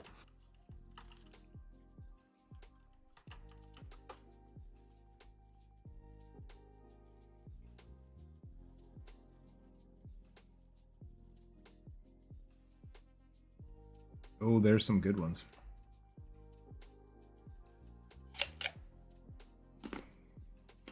Is he tilted? He was. Hmm. I think I fixed it. He was a little bit crooked. Well, the first basically hour that I worked on him, my tablet was twisted on my on my table. So yeah.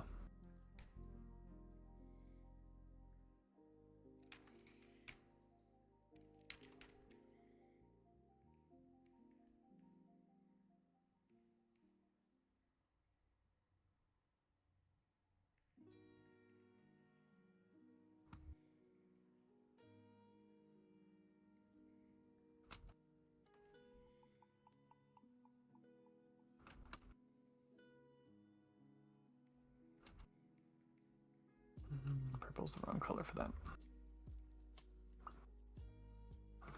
I think this all spawned from, well, one, Wayne's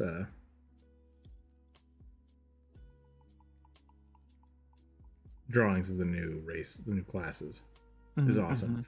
Then I saw a short of somebody drawing with a mechanical pencil, and that's all I used to use when I was younger. Yep, same. And I was like, why not me? Why can't I draw like that? I'm like, wait, I can. I totally can. Like, there's nothing stopping me. Digitally, I just need to be smaller. I just need my pen smaller.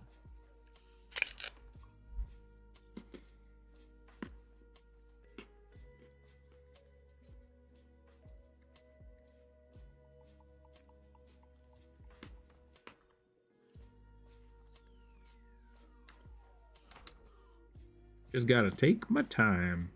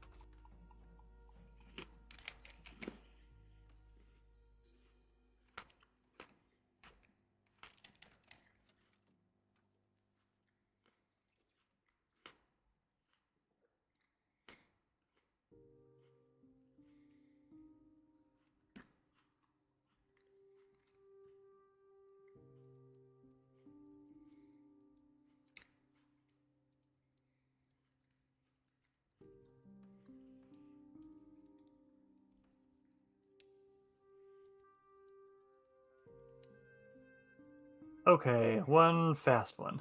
Sure, hit me. Another 10. An aloof male minotaur chronomancer with a tuxedo and a breastplate.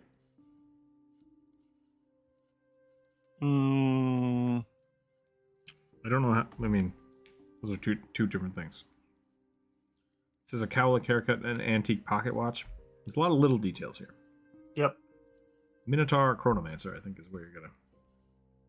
Minotaur Chronomancer. Okay.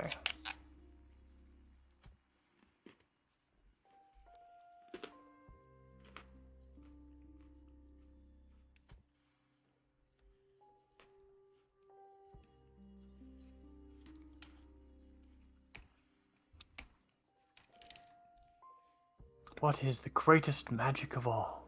Friendship? No! What kind of stupid answer? No. But all of those horrible things that happen to people, it happened because they didn't love enough? No. It's chronomancy. What is that from?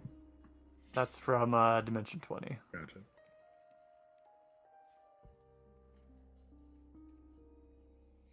It does sound like a mulligan.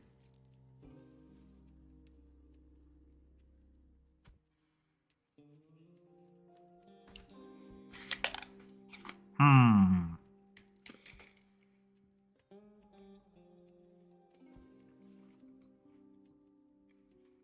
One second.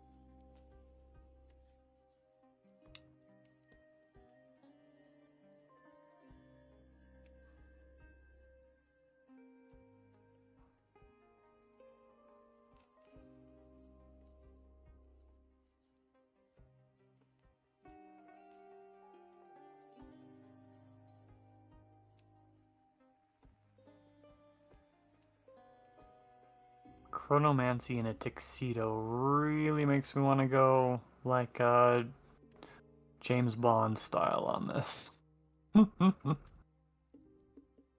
But also, chat, I am desperately resisting the urge to just hang the pocket watch off of the nose ring. Maybe I'll put it on the earring because I don't think I'm gonna be able to fit it on a waistcoat.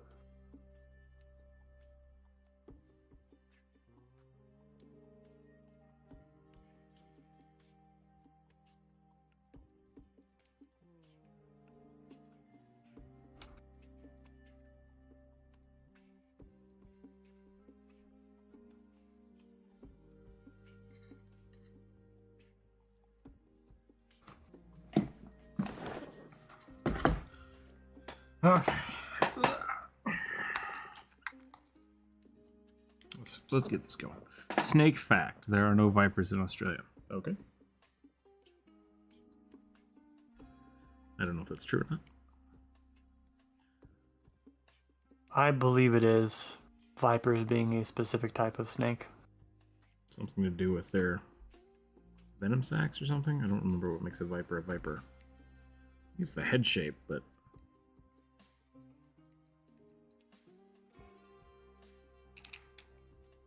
I think if we're talking genetics, which is how we really should be starting to talk about biology now that genome sequencing is as prevalent as it is. Sure. I think it just means that a specific family of snakes descended from common ancestors.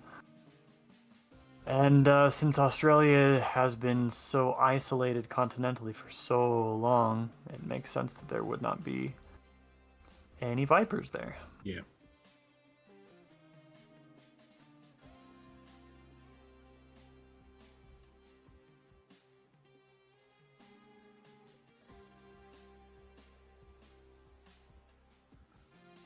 Vipers tend to have folding fangs, be ambush predators, and have chunky physiques. Cool.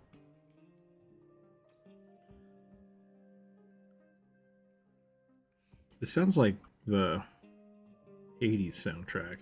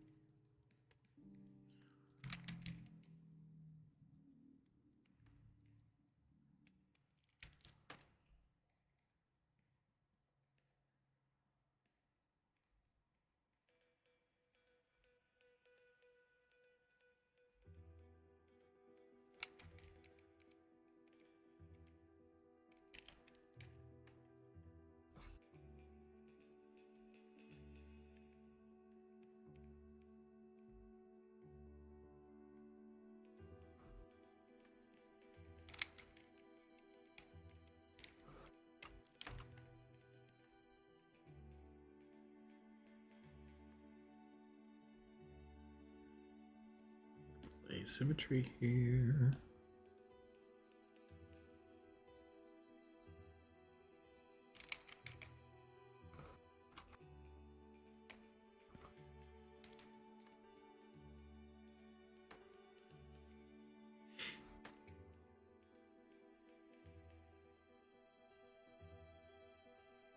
Minotaur has big floppy ears. Oh yeah. Yeah, I gave him big floppy ears.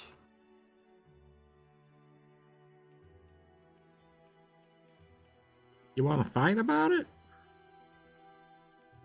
I said in that short that I think kobold should have ears and horns, and only one person was like, horns, yes, ears, never. I was like, I thought I'd get more of a backlash than that, but fair enough.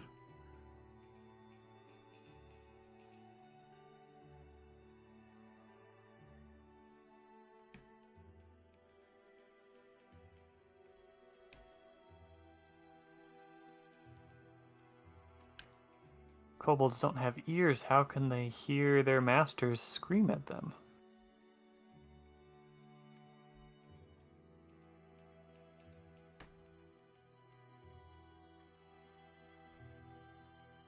Kobolds are the only thing that dragons will use for servants because they're the only thing that are too disgusting for dragons to eat.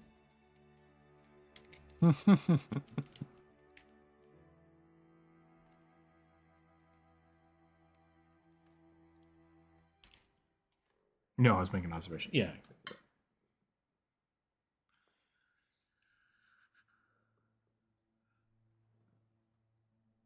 I do realize that a lot of cows have perky ears. I don't know why I chose to do floppy ears. I just did.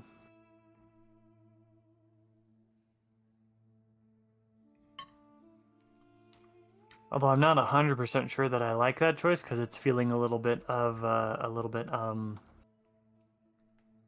Undertale. Oh, yeah.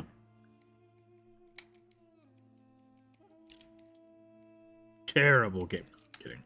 Game's fine. I have no beef with that game at all.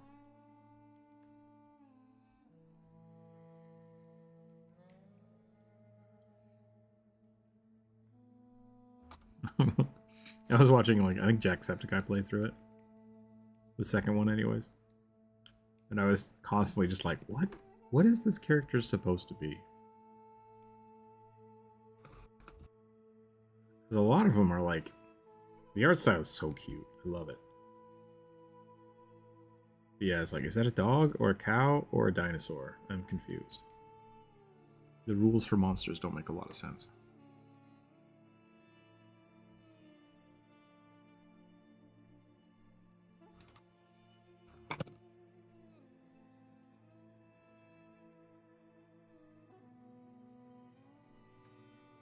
Dog lizard? Okay.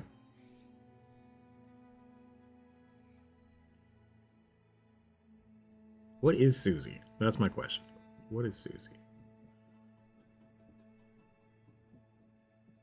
Like, the lady that finds you originally, she's a cow, right? She's technically some sort of monster. It's just defined as monster. They don't have a... Yeah.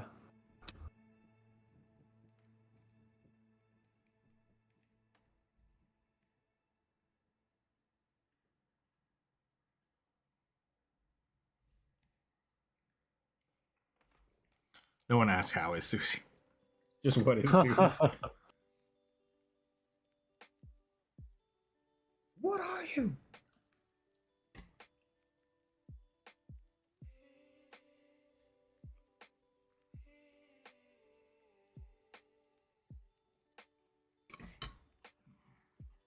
Isn't she dead?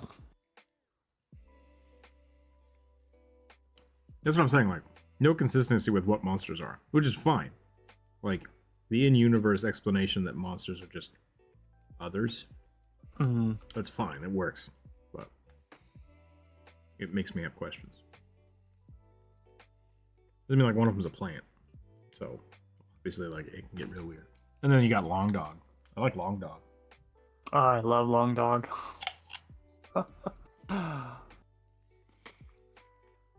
Pet the boy and he gets longer. Mm-hmm.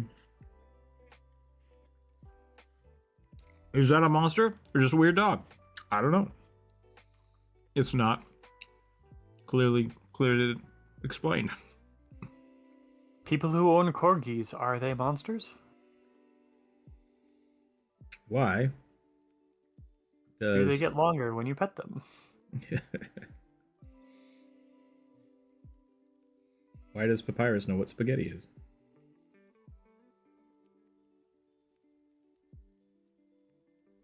That is a good question. Was Sans a person on the surface once? Do all people become skeletons? There's so many questions to that game. Is the reason that that people in that world get buried when they die is to reinforce the monster population? Maybe.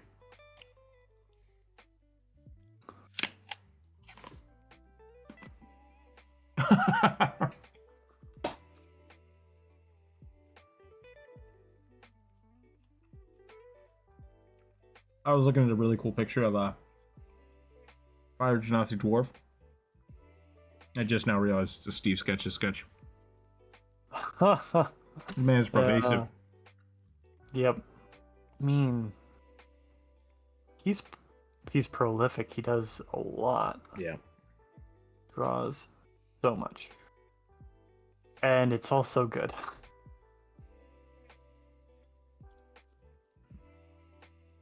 There's a belief among anthropologists that burial rites started as a means to make sure dead things stayed dead.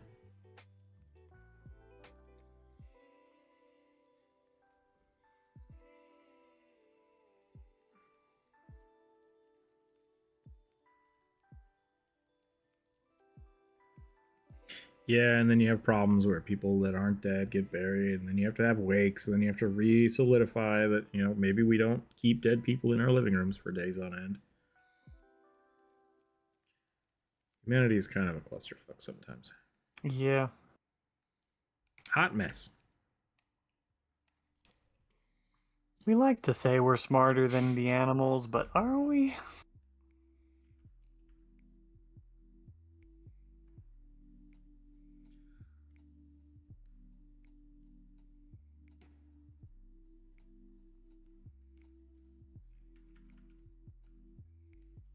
What happened? There we go.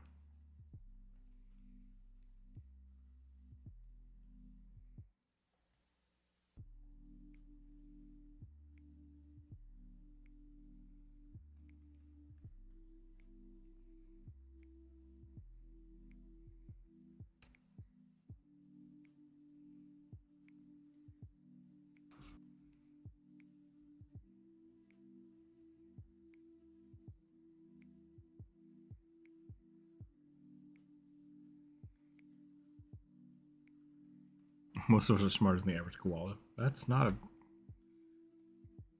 hard ask. Yeah.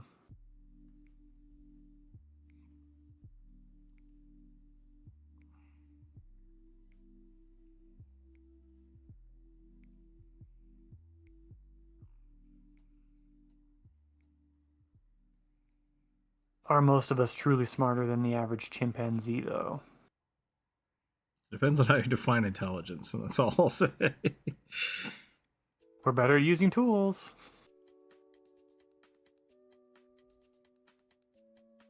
We have more technology.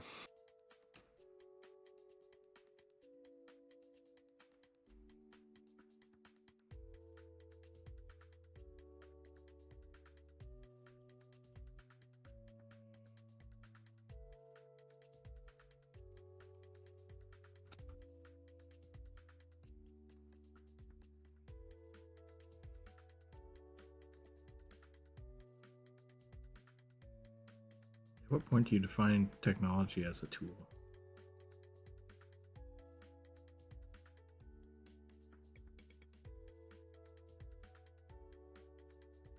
That might be the backwards way to think about it. I'm a little late getting back to the monk. Looks awesome. Thanks again for the wonderful art. Yeah, no problem. I forgot to draw Bongo Raccoon, and I had to go back and do it after I did the next one. So that is also there. I'm very happy with that one. Thank you again for the tip. I appreciate that.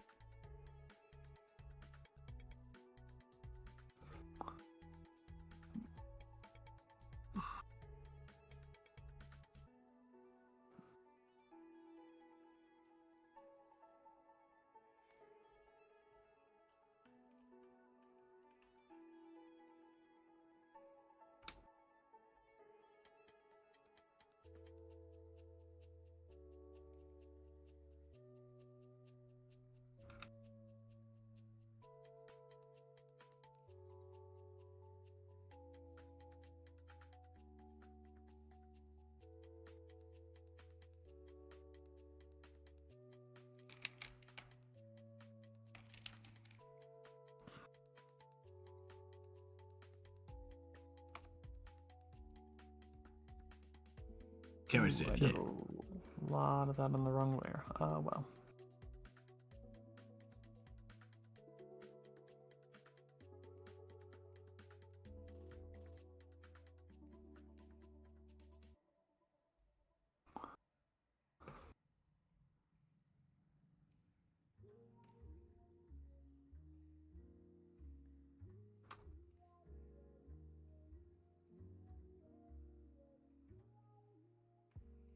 Next week, should we switch styles?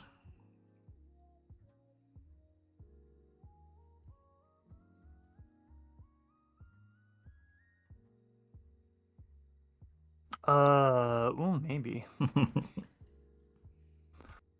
have to paint everything, and you just have to do only lines.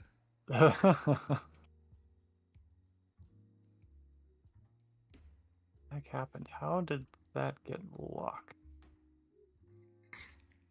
Just locked my layer and spent 30, probably closer to a minute being like, why can't I draw on this? Womp womp.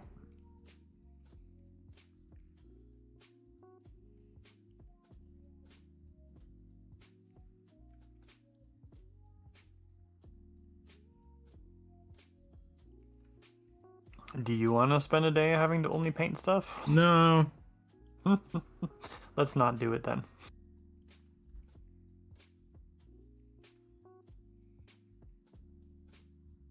This one is going faster, I think, probably mostly because I have less to figure out, I think. Yeah, Dragonborn, the Amethyst Dragonborn thing always slows me down too. Gotta think with a little more depth than normal.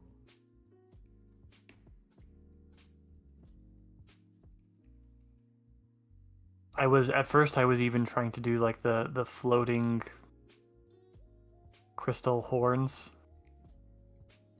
around the crown, and I was just I was like, I don't really want to draw 12 extra Ioun stones on top of this, so I'm just gonna call it there. And then I was like, well, but I should do the crystals that I am gonna draw.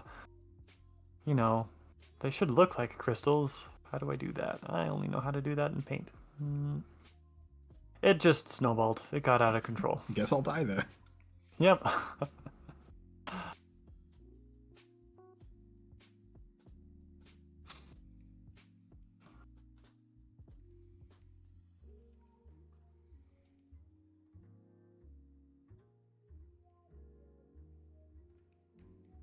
Okay. I think I'm done here.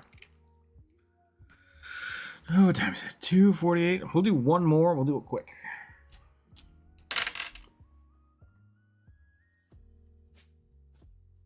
Eight. Galoma Blackguard Hell Knight. I need a Galoma in my life. Well, someone was asking about that one earlier. Bri, thank you for the $20. Would you like a raccoon or a possum?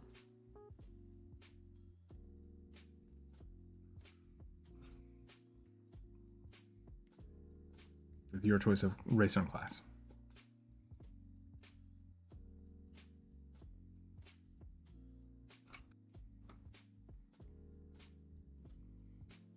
I love those little rugby emotes. Rugby with alligator hat is still one of my favorites. I guess it's a kobold hat, but still. Goblin dressed up as a bugbear, dressed up as a kobold.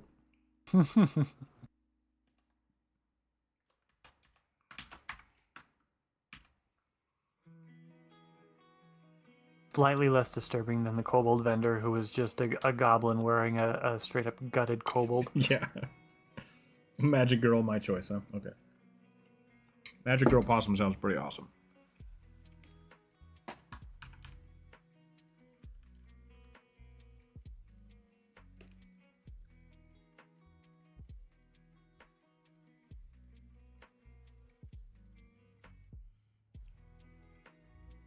We did not get as many magical girls this week as I expected to, given the prompt, honestly. Yeah. Which I personally am okay with.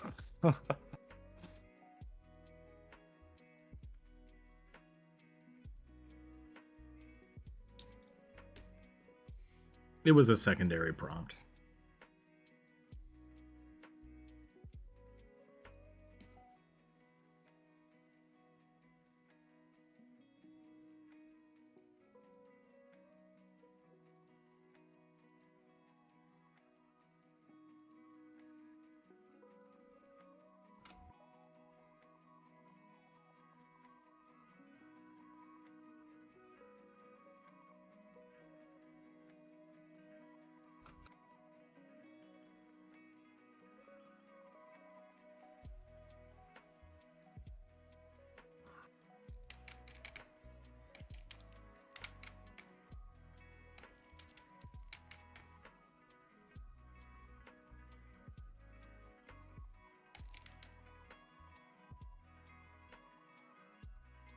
First you draw the bean.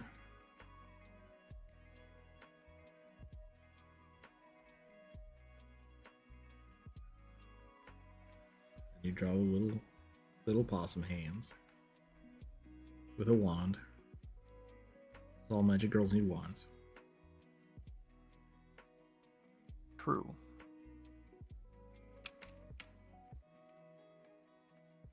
Time cow? Yeah, it's a chronomancer.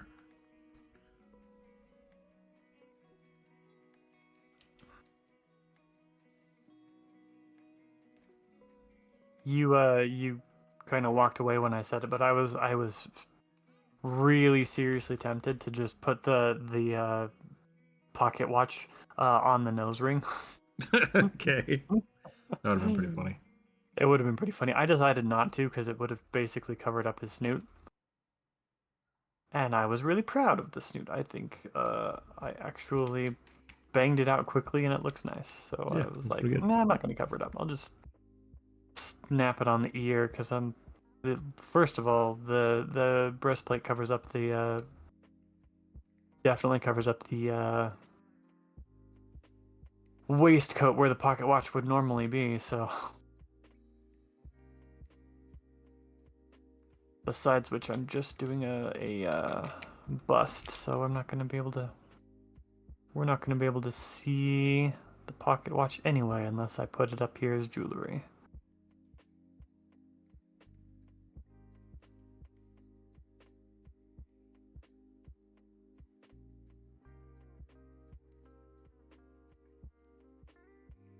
Possums are hard to draw.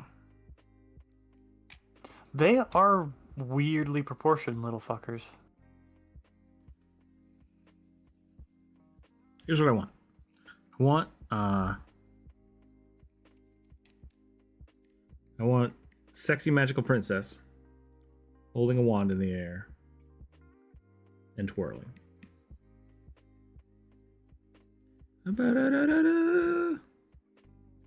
But possum.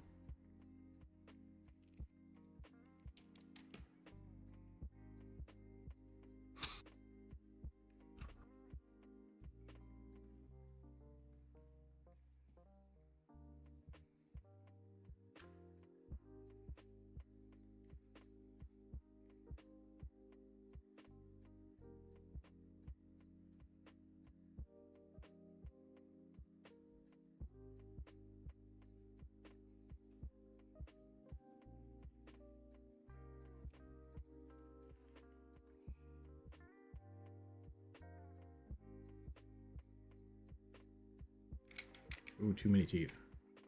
But possum. Rook 2023. Yep. Sounds about right.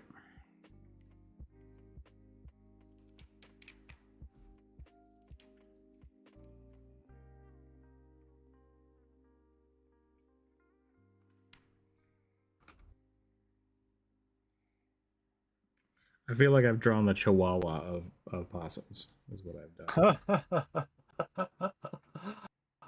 I see that.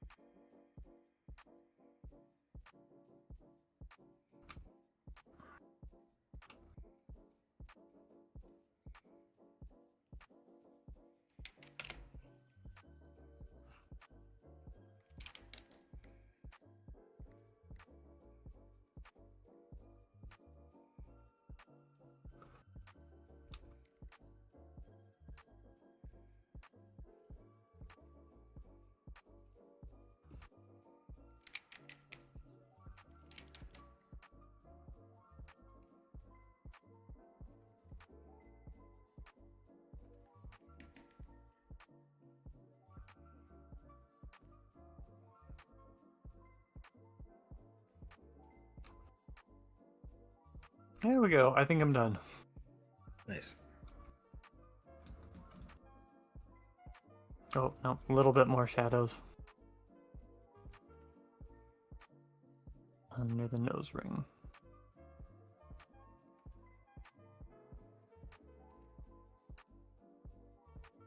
And lip.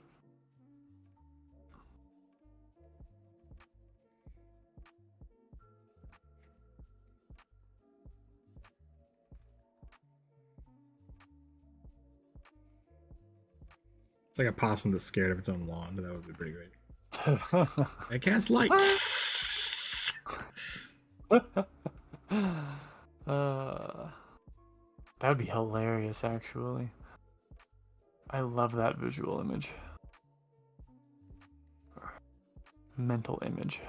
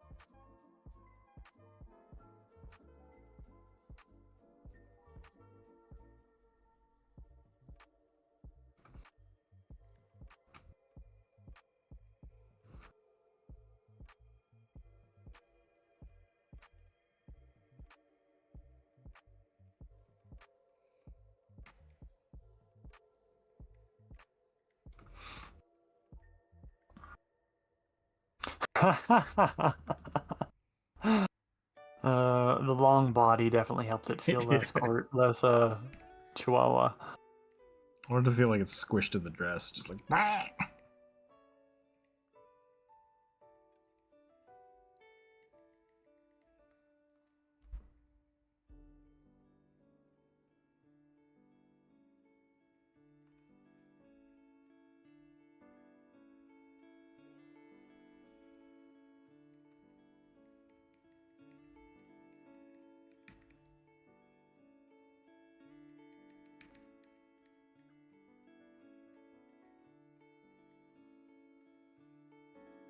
Okay, it's time to start a war. Is it magical girl, warlock, swords, or paladin vote?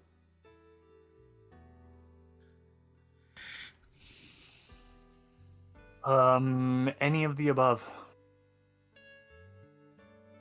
Yeah, I mean all of them, right? Like, so it depends on what kind of magical girl you're looking at. All of those could be a magical princess. Easily, like. Yeah. Like the. Oh, thanks. Thanks, Michael. Yeah, this the Minotaur just happened.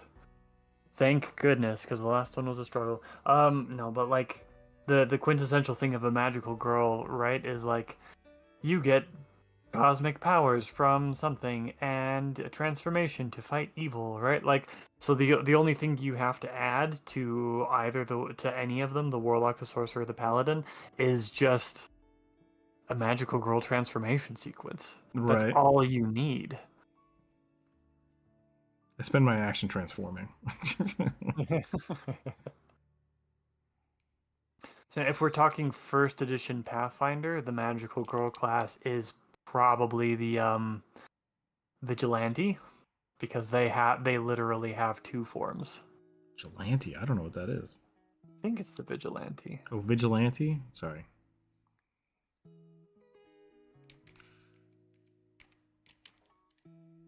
Yeah, I don't have it in second edition yet. Magic armor equal magical girl? Yeah, I think so. Kind of.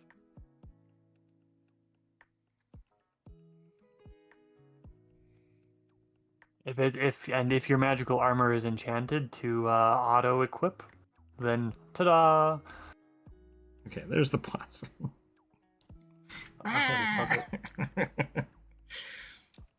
Thank you, Brad, again for the $20. I appreciate that.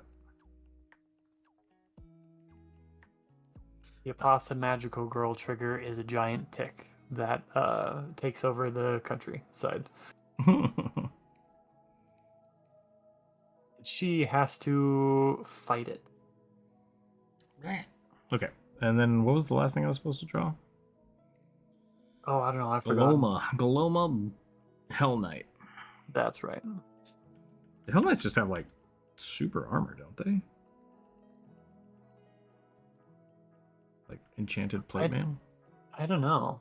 The tick gives her power. That's what I was thinking when you said that, Drew. It's like the tick bites them and then they become a giant tick. I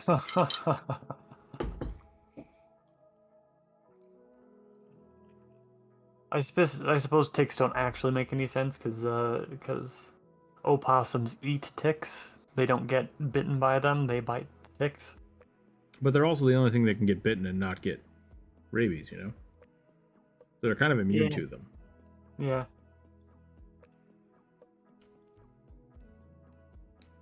I suppose that's fair.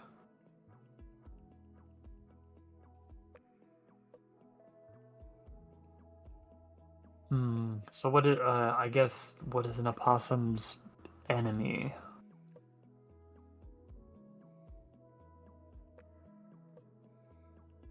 I think it might just be a person. I think it might just be Gargamel style a person. It's just a regular ass possum that turns into a person when it transforms. No, the enemy, the thing that the magical girl is fighting. Forest Wasn't Ranger. that what the question was? Oh no, I thought it was the trigger. When they said trigger, I thought they were like the thing that makes them transform. Oh, I thought trigger as in their the thing that triggered their hero arc.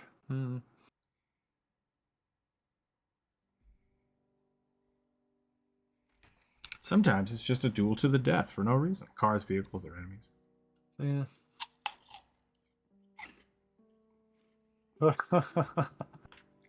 A Captain Planet reboot where instead of kids they just have opossums would be hilarious.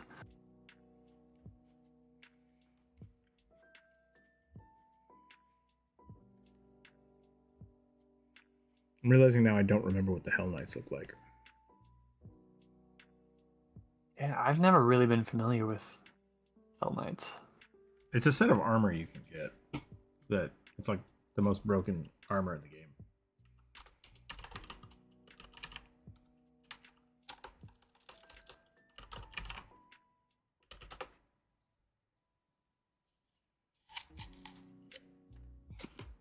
An elite warrior of the demon horde. Nope, that's homebrew.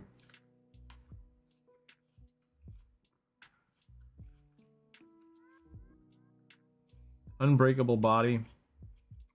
Resistance to fire.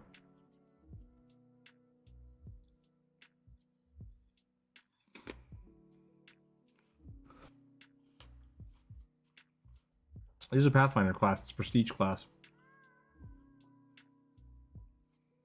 I'm totally missed out on that one. Not To become a Hell at Knight, all. you must fulfill the following criteria. +5 base attack bonus. Intimidation and knowledge planes. Heavy armor proficiency, any lawful nature, and the character must slay a devil with each hit dice greater than his character level. And the victory must be witnessed by a Hell Knight. They get Aura of Law, Discern Lies, Smite Chaos. Yeah, they're just like super lawful paladins. Which is saying something, you know? Yeah. Interesting. So I would have assumed that with a name like Hell Knight, they would be more like an anti-paladin. I assumed that they derived some power from a pact with something from in the Nine Hells. Oh my god, they get an ability called Call Armor, which has a move action they can summon their armor to have it instantly appear on their body. Speaking of the devil, I guess.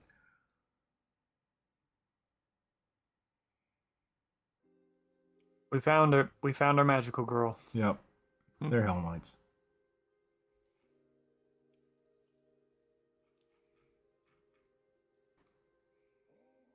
So the vigilante at level 1 has a class feature called dual identity. So this is how you build Batman, or like any superhero with a secret identity. But you could totally do magical girls as well. Sounds like they work for the goddess of Nyx. Goddess Nyx. That'd be pretty cool.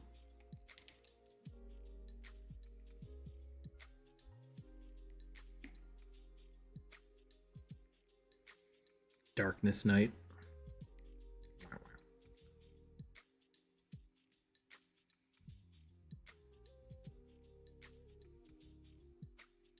In darkest day, something something. Lanterns go. Can't even remember it. It's just like, I don't know.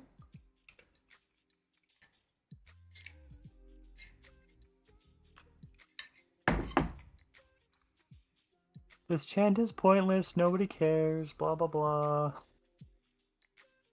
Give me my fucking ring. Lanterns. I'm honestly kind of wondering if it was supposed to be designed as like a Ghost Rider. Ghost Rider aesthetic. Just like burning flame and order. I mean, wouldn't make them an anti-palette. Yeah. Hell Knights come in 4 alignments. Lawful good, lawful neutral, lawful evil, neutral evil. Makes sense. Yeah, I mean, all the paladins in the past few editions have had, like, you have to be within 1 step of your deity. And now they're removing that as well. So that you can just... I really like the anathema system. Just like, champion a cause. Go for it. The new thing that 2nd edition Pathfinder is doing. I agree. I think it makes way more sense. I think it's way more flexible, way more, like, narratively flavorful.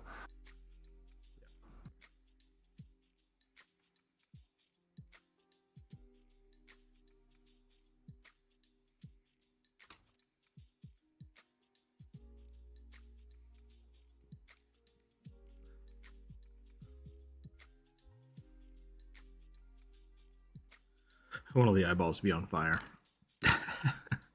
7 amazing, awesome facts.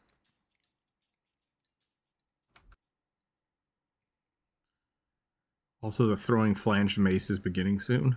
Like you're making one? I think we talked about this, right? You decided to try to make a throwing flanged mace, which I would argue all flanged maces are throwable. Just gotta be brave. They're just not, yeah. Yeah, I would agree. Any any heavy thing that's primary purpose is blunt force, like it really doesn't matter if you throw it, like, yeah. All hammers are thrown. It's just whether or not you can hold on to it.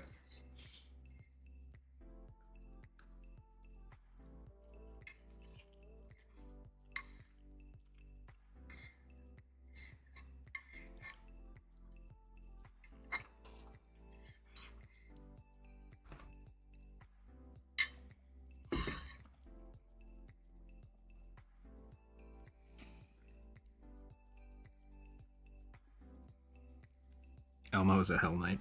That would be pretty funny.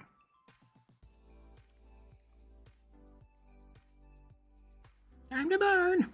You can't do an Elmo voice. Just go squeaky and speak of yourself in the third person. In the third person. I'm not even gonna try it. It's gonna ruin my voice. Fair.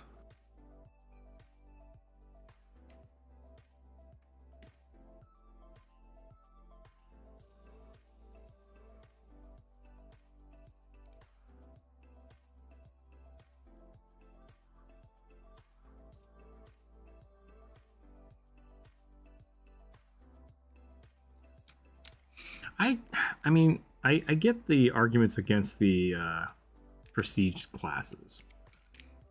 Like, I want to start this at level 1, but like, I don't think you should be able to be a Hell Knight at level 1. Like, that doesn't make any sense. I think I agree, and I I like Hell Knights because I feel like they give me something to work towards. Yeah. Or I'm sorry, not Hell Knights, prestige classes. I like prestige classes theoretically because I feel like it's something a little bit more for if you get tired of the base classes, right? Yeah.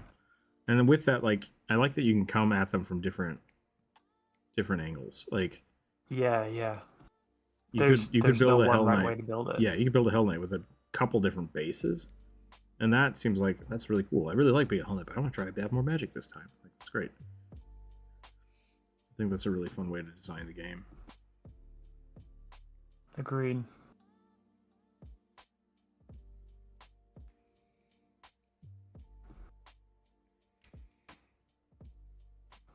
This would be a sharpen flanges and balance, though there's a spin orientation preference.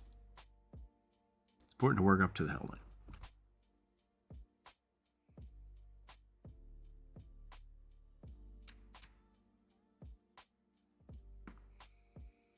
I don't know if you need rifling on your thrown weapons.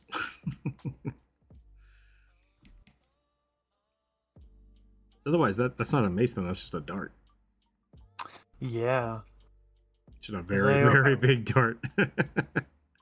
Yeah. What was it? Oh, I was watching. Todd's Workshop did like had somebody had his friend, or maybe it was his son, somebody who was a professional javelin thrower, or to try out Plumbata. Is it that weird thing that everybody's been doing on the internet where you fling a giant stick around? No, not quite. Plumbata are the lead-tipped, the lead-weighted Roman darts that you throw to get stuck in somebody's shield. Lawn darts. Yes, I remember. I know what you're talking about. Yeah. And it was actually very interesting. In a couple of different ways, because like the Plumbata, like they're weighted very heavily, and they're like they kind of have rifling, like they have really big fletching on them. Yeah. And like what they discovered is that they're actually harder to throw accurately, because they self-correct so much. They self-correct so hard. Yeah, they always land face down, like right. They don't top. They don't wobble. When you throw a weapon or knife, axe, etc., they have a direction they naturally prefer to spin and are balanced in a particular way to make them accurate and predictable. Okay. I got you now. Bright call dibs on orange possums. Orange magic girl possums. Well-balanced throwing axe and thrown at full extension has about a quarter rotation per foot. Okay. Yep, that makes sense.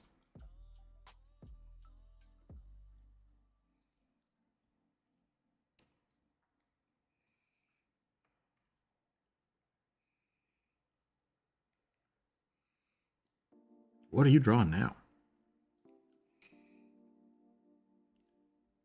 I didn't like my warm-up, so I decided to go back to it. It's another swamp monster. Gotcha. But its mask is broken, so you get to see how many eyes it actually has.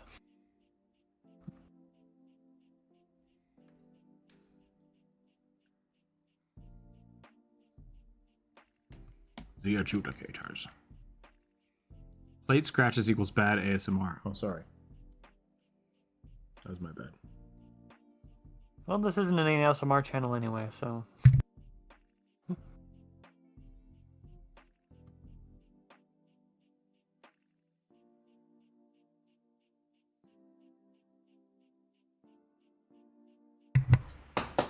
I'm rushing to finish my food so I can keep drawing.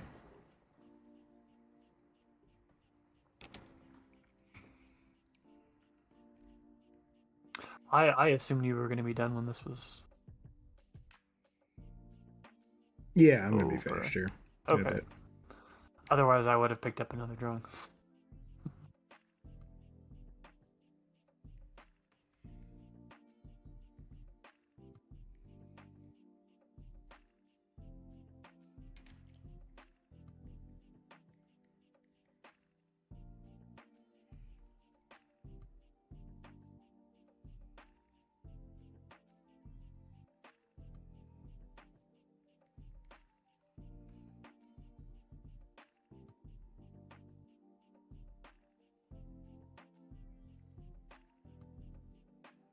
don't know how to finish this. I was thinking about like a big flaming sword. But I don't know.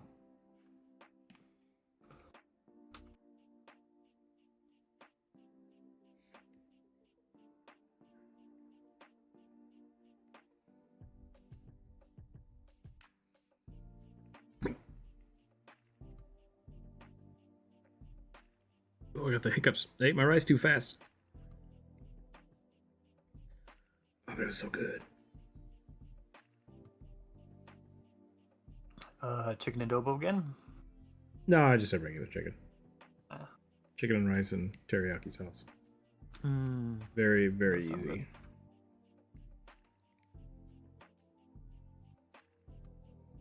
Sesame seeds.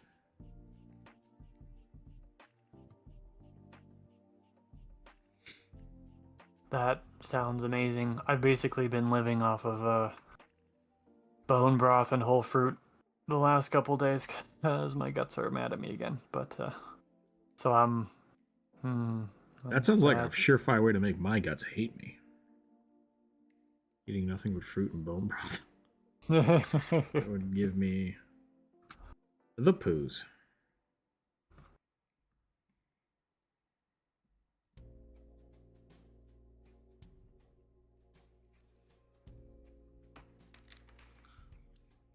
Well, my guts find it soothing, so.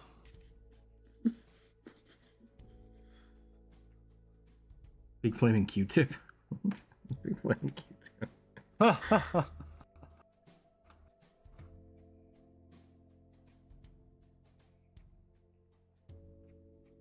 Jude is punishing his bowels. Why? For fun. It's all the Not rage. punishing, healing. Druid's got autoimmune related gut issues. You cannot currently eat grains and is restricted on a lot of vegetables.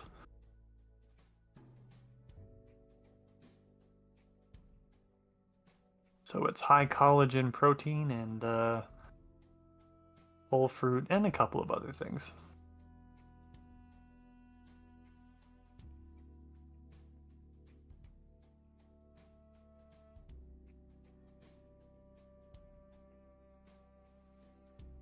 A lot of squash.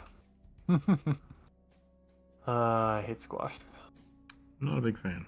I'll eat it. Spaghetti squash is pretty good. You can make some like pastas out of it and stuff. Yeah, and I like zucchini in a lot of things. Oh yeah. Like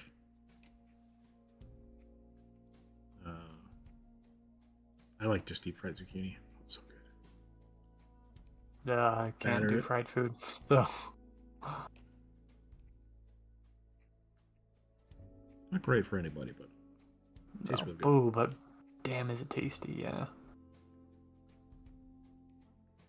I've never really understood the like the fried squash blossoms. I've never done that. I don't really get fried pickles, which it sounds like something I would love. But it's just like, what if we take something really salty and make it more salty Yeah. and then put salt on it? It's like, what? Why would you do this? For fun. I guess the fried squash blossoms do make a little bit of sense because they just take the blossoms and stuff them with cream cheese filling and then batter deep fry them. So Interesting. That sounds like an excuse to just eat more cheese, like fried cheese. yeah, I was thinking about that earlier, like banana bread. It's like, how can I eat more butter? Banana bread. No, I'm eating fruit. It's totally healthy. As I slather like a quarter stick of butter on it. It's like, yeah, that's not it. also our current bananas are not really that healthy as far as fruit goes. I can't eat bananas. Too much sugar. Not enough fiber. Potassium. Oh yeah, I can't process potassium either.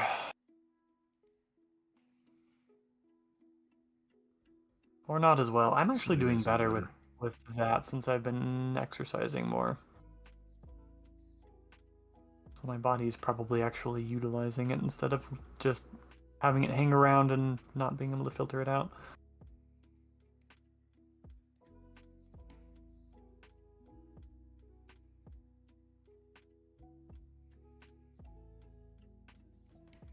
I don't know what else to do with this guy. I think I'm done. Yeah. Okay. What's going on this week? PAX is happening. I'm not going. What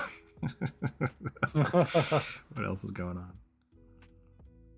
The Fire Otter stickers are here. If you are a bugbear on Patreon by Monday, I will be sending those out to all of the bugbears and above Patreon members. So you can get all 4 of those stickers for $5. If not, they will be on sale next week, I hope, for probably $10, $12 with shipping. Anywhere in the US. So that was fun. And then, yeah. Other than that, I don't have a lot going on. I have some videos in the works. I'm going to try to make some more shorts because I like making those. Those are fun. Working on some kobold stuff right now. I'd like to make like a kobold t-shirt is essentially what I want to make. I want to make like a print of just kobolds being silly. So I'm going to work on that. YouTube chat box is being weird, so I switched here. Sorry, I just now saw this. I don't usually look at the Discord, so I'm always behind on it.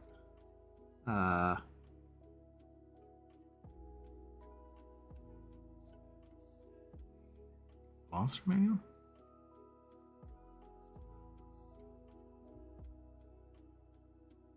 Done right, they aren't very salty. Interesting. I just love eating regular pickles. Like that's just like just give me the regular pickles and I'm happy. Yeah.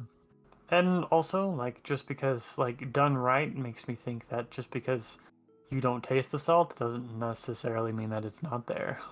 I've definitely had good fried pickles, but like, yeah, I think maybe that is more of the problem than anything else is that they're just kind of cheap, so bars can do them quickly and don't do them well.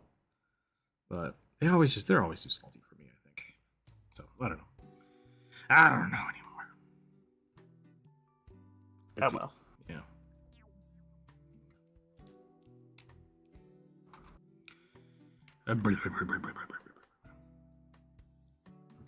Don't know what else to do with this, so I think I'm done. Yeah. Stickers, Patreon members. Blah, blah, blah, blah, blah, blah, blah. Videos. Go leave a comment on a video. That's it. That's all I got.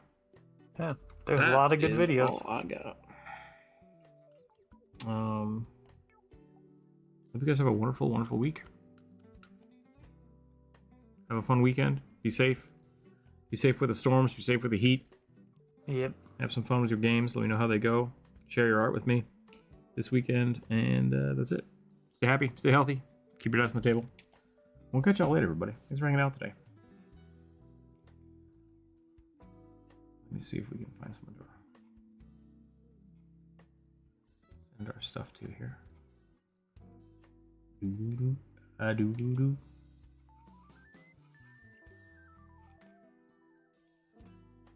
There is nobody online. Okay. Have a good one, everyone. Bye. Bye.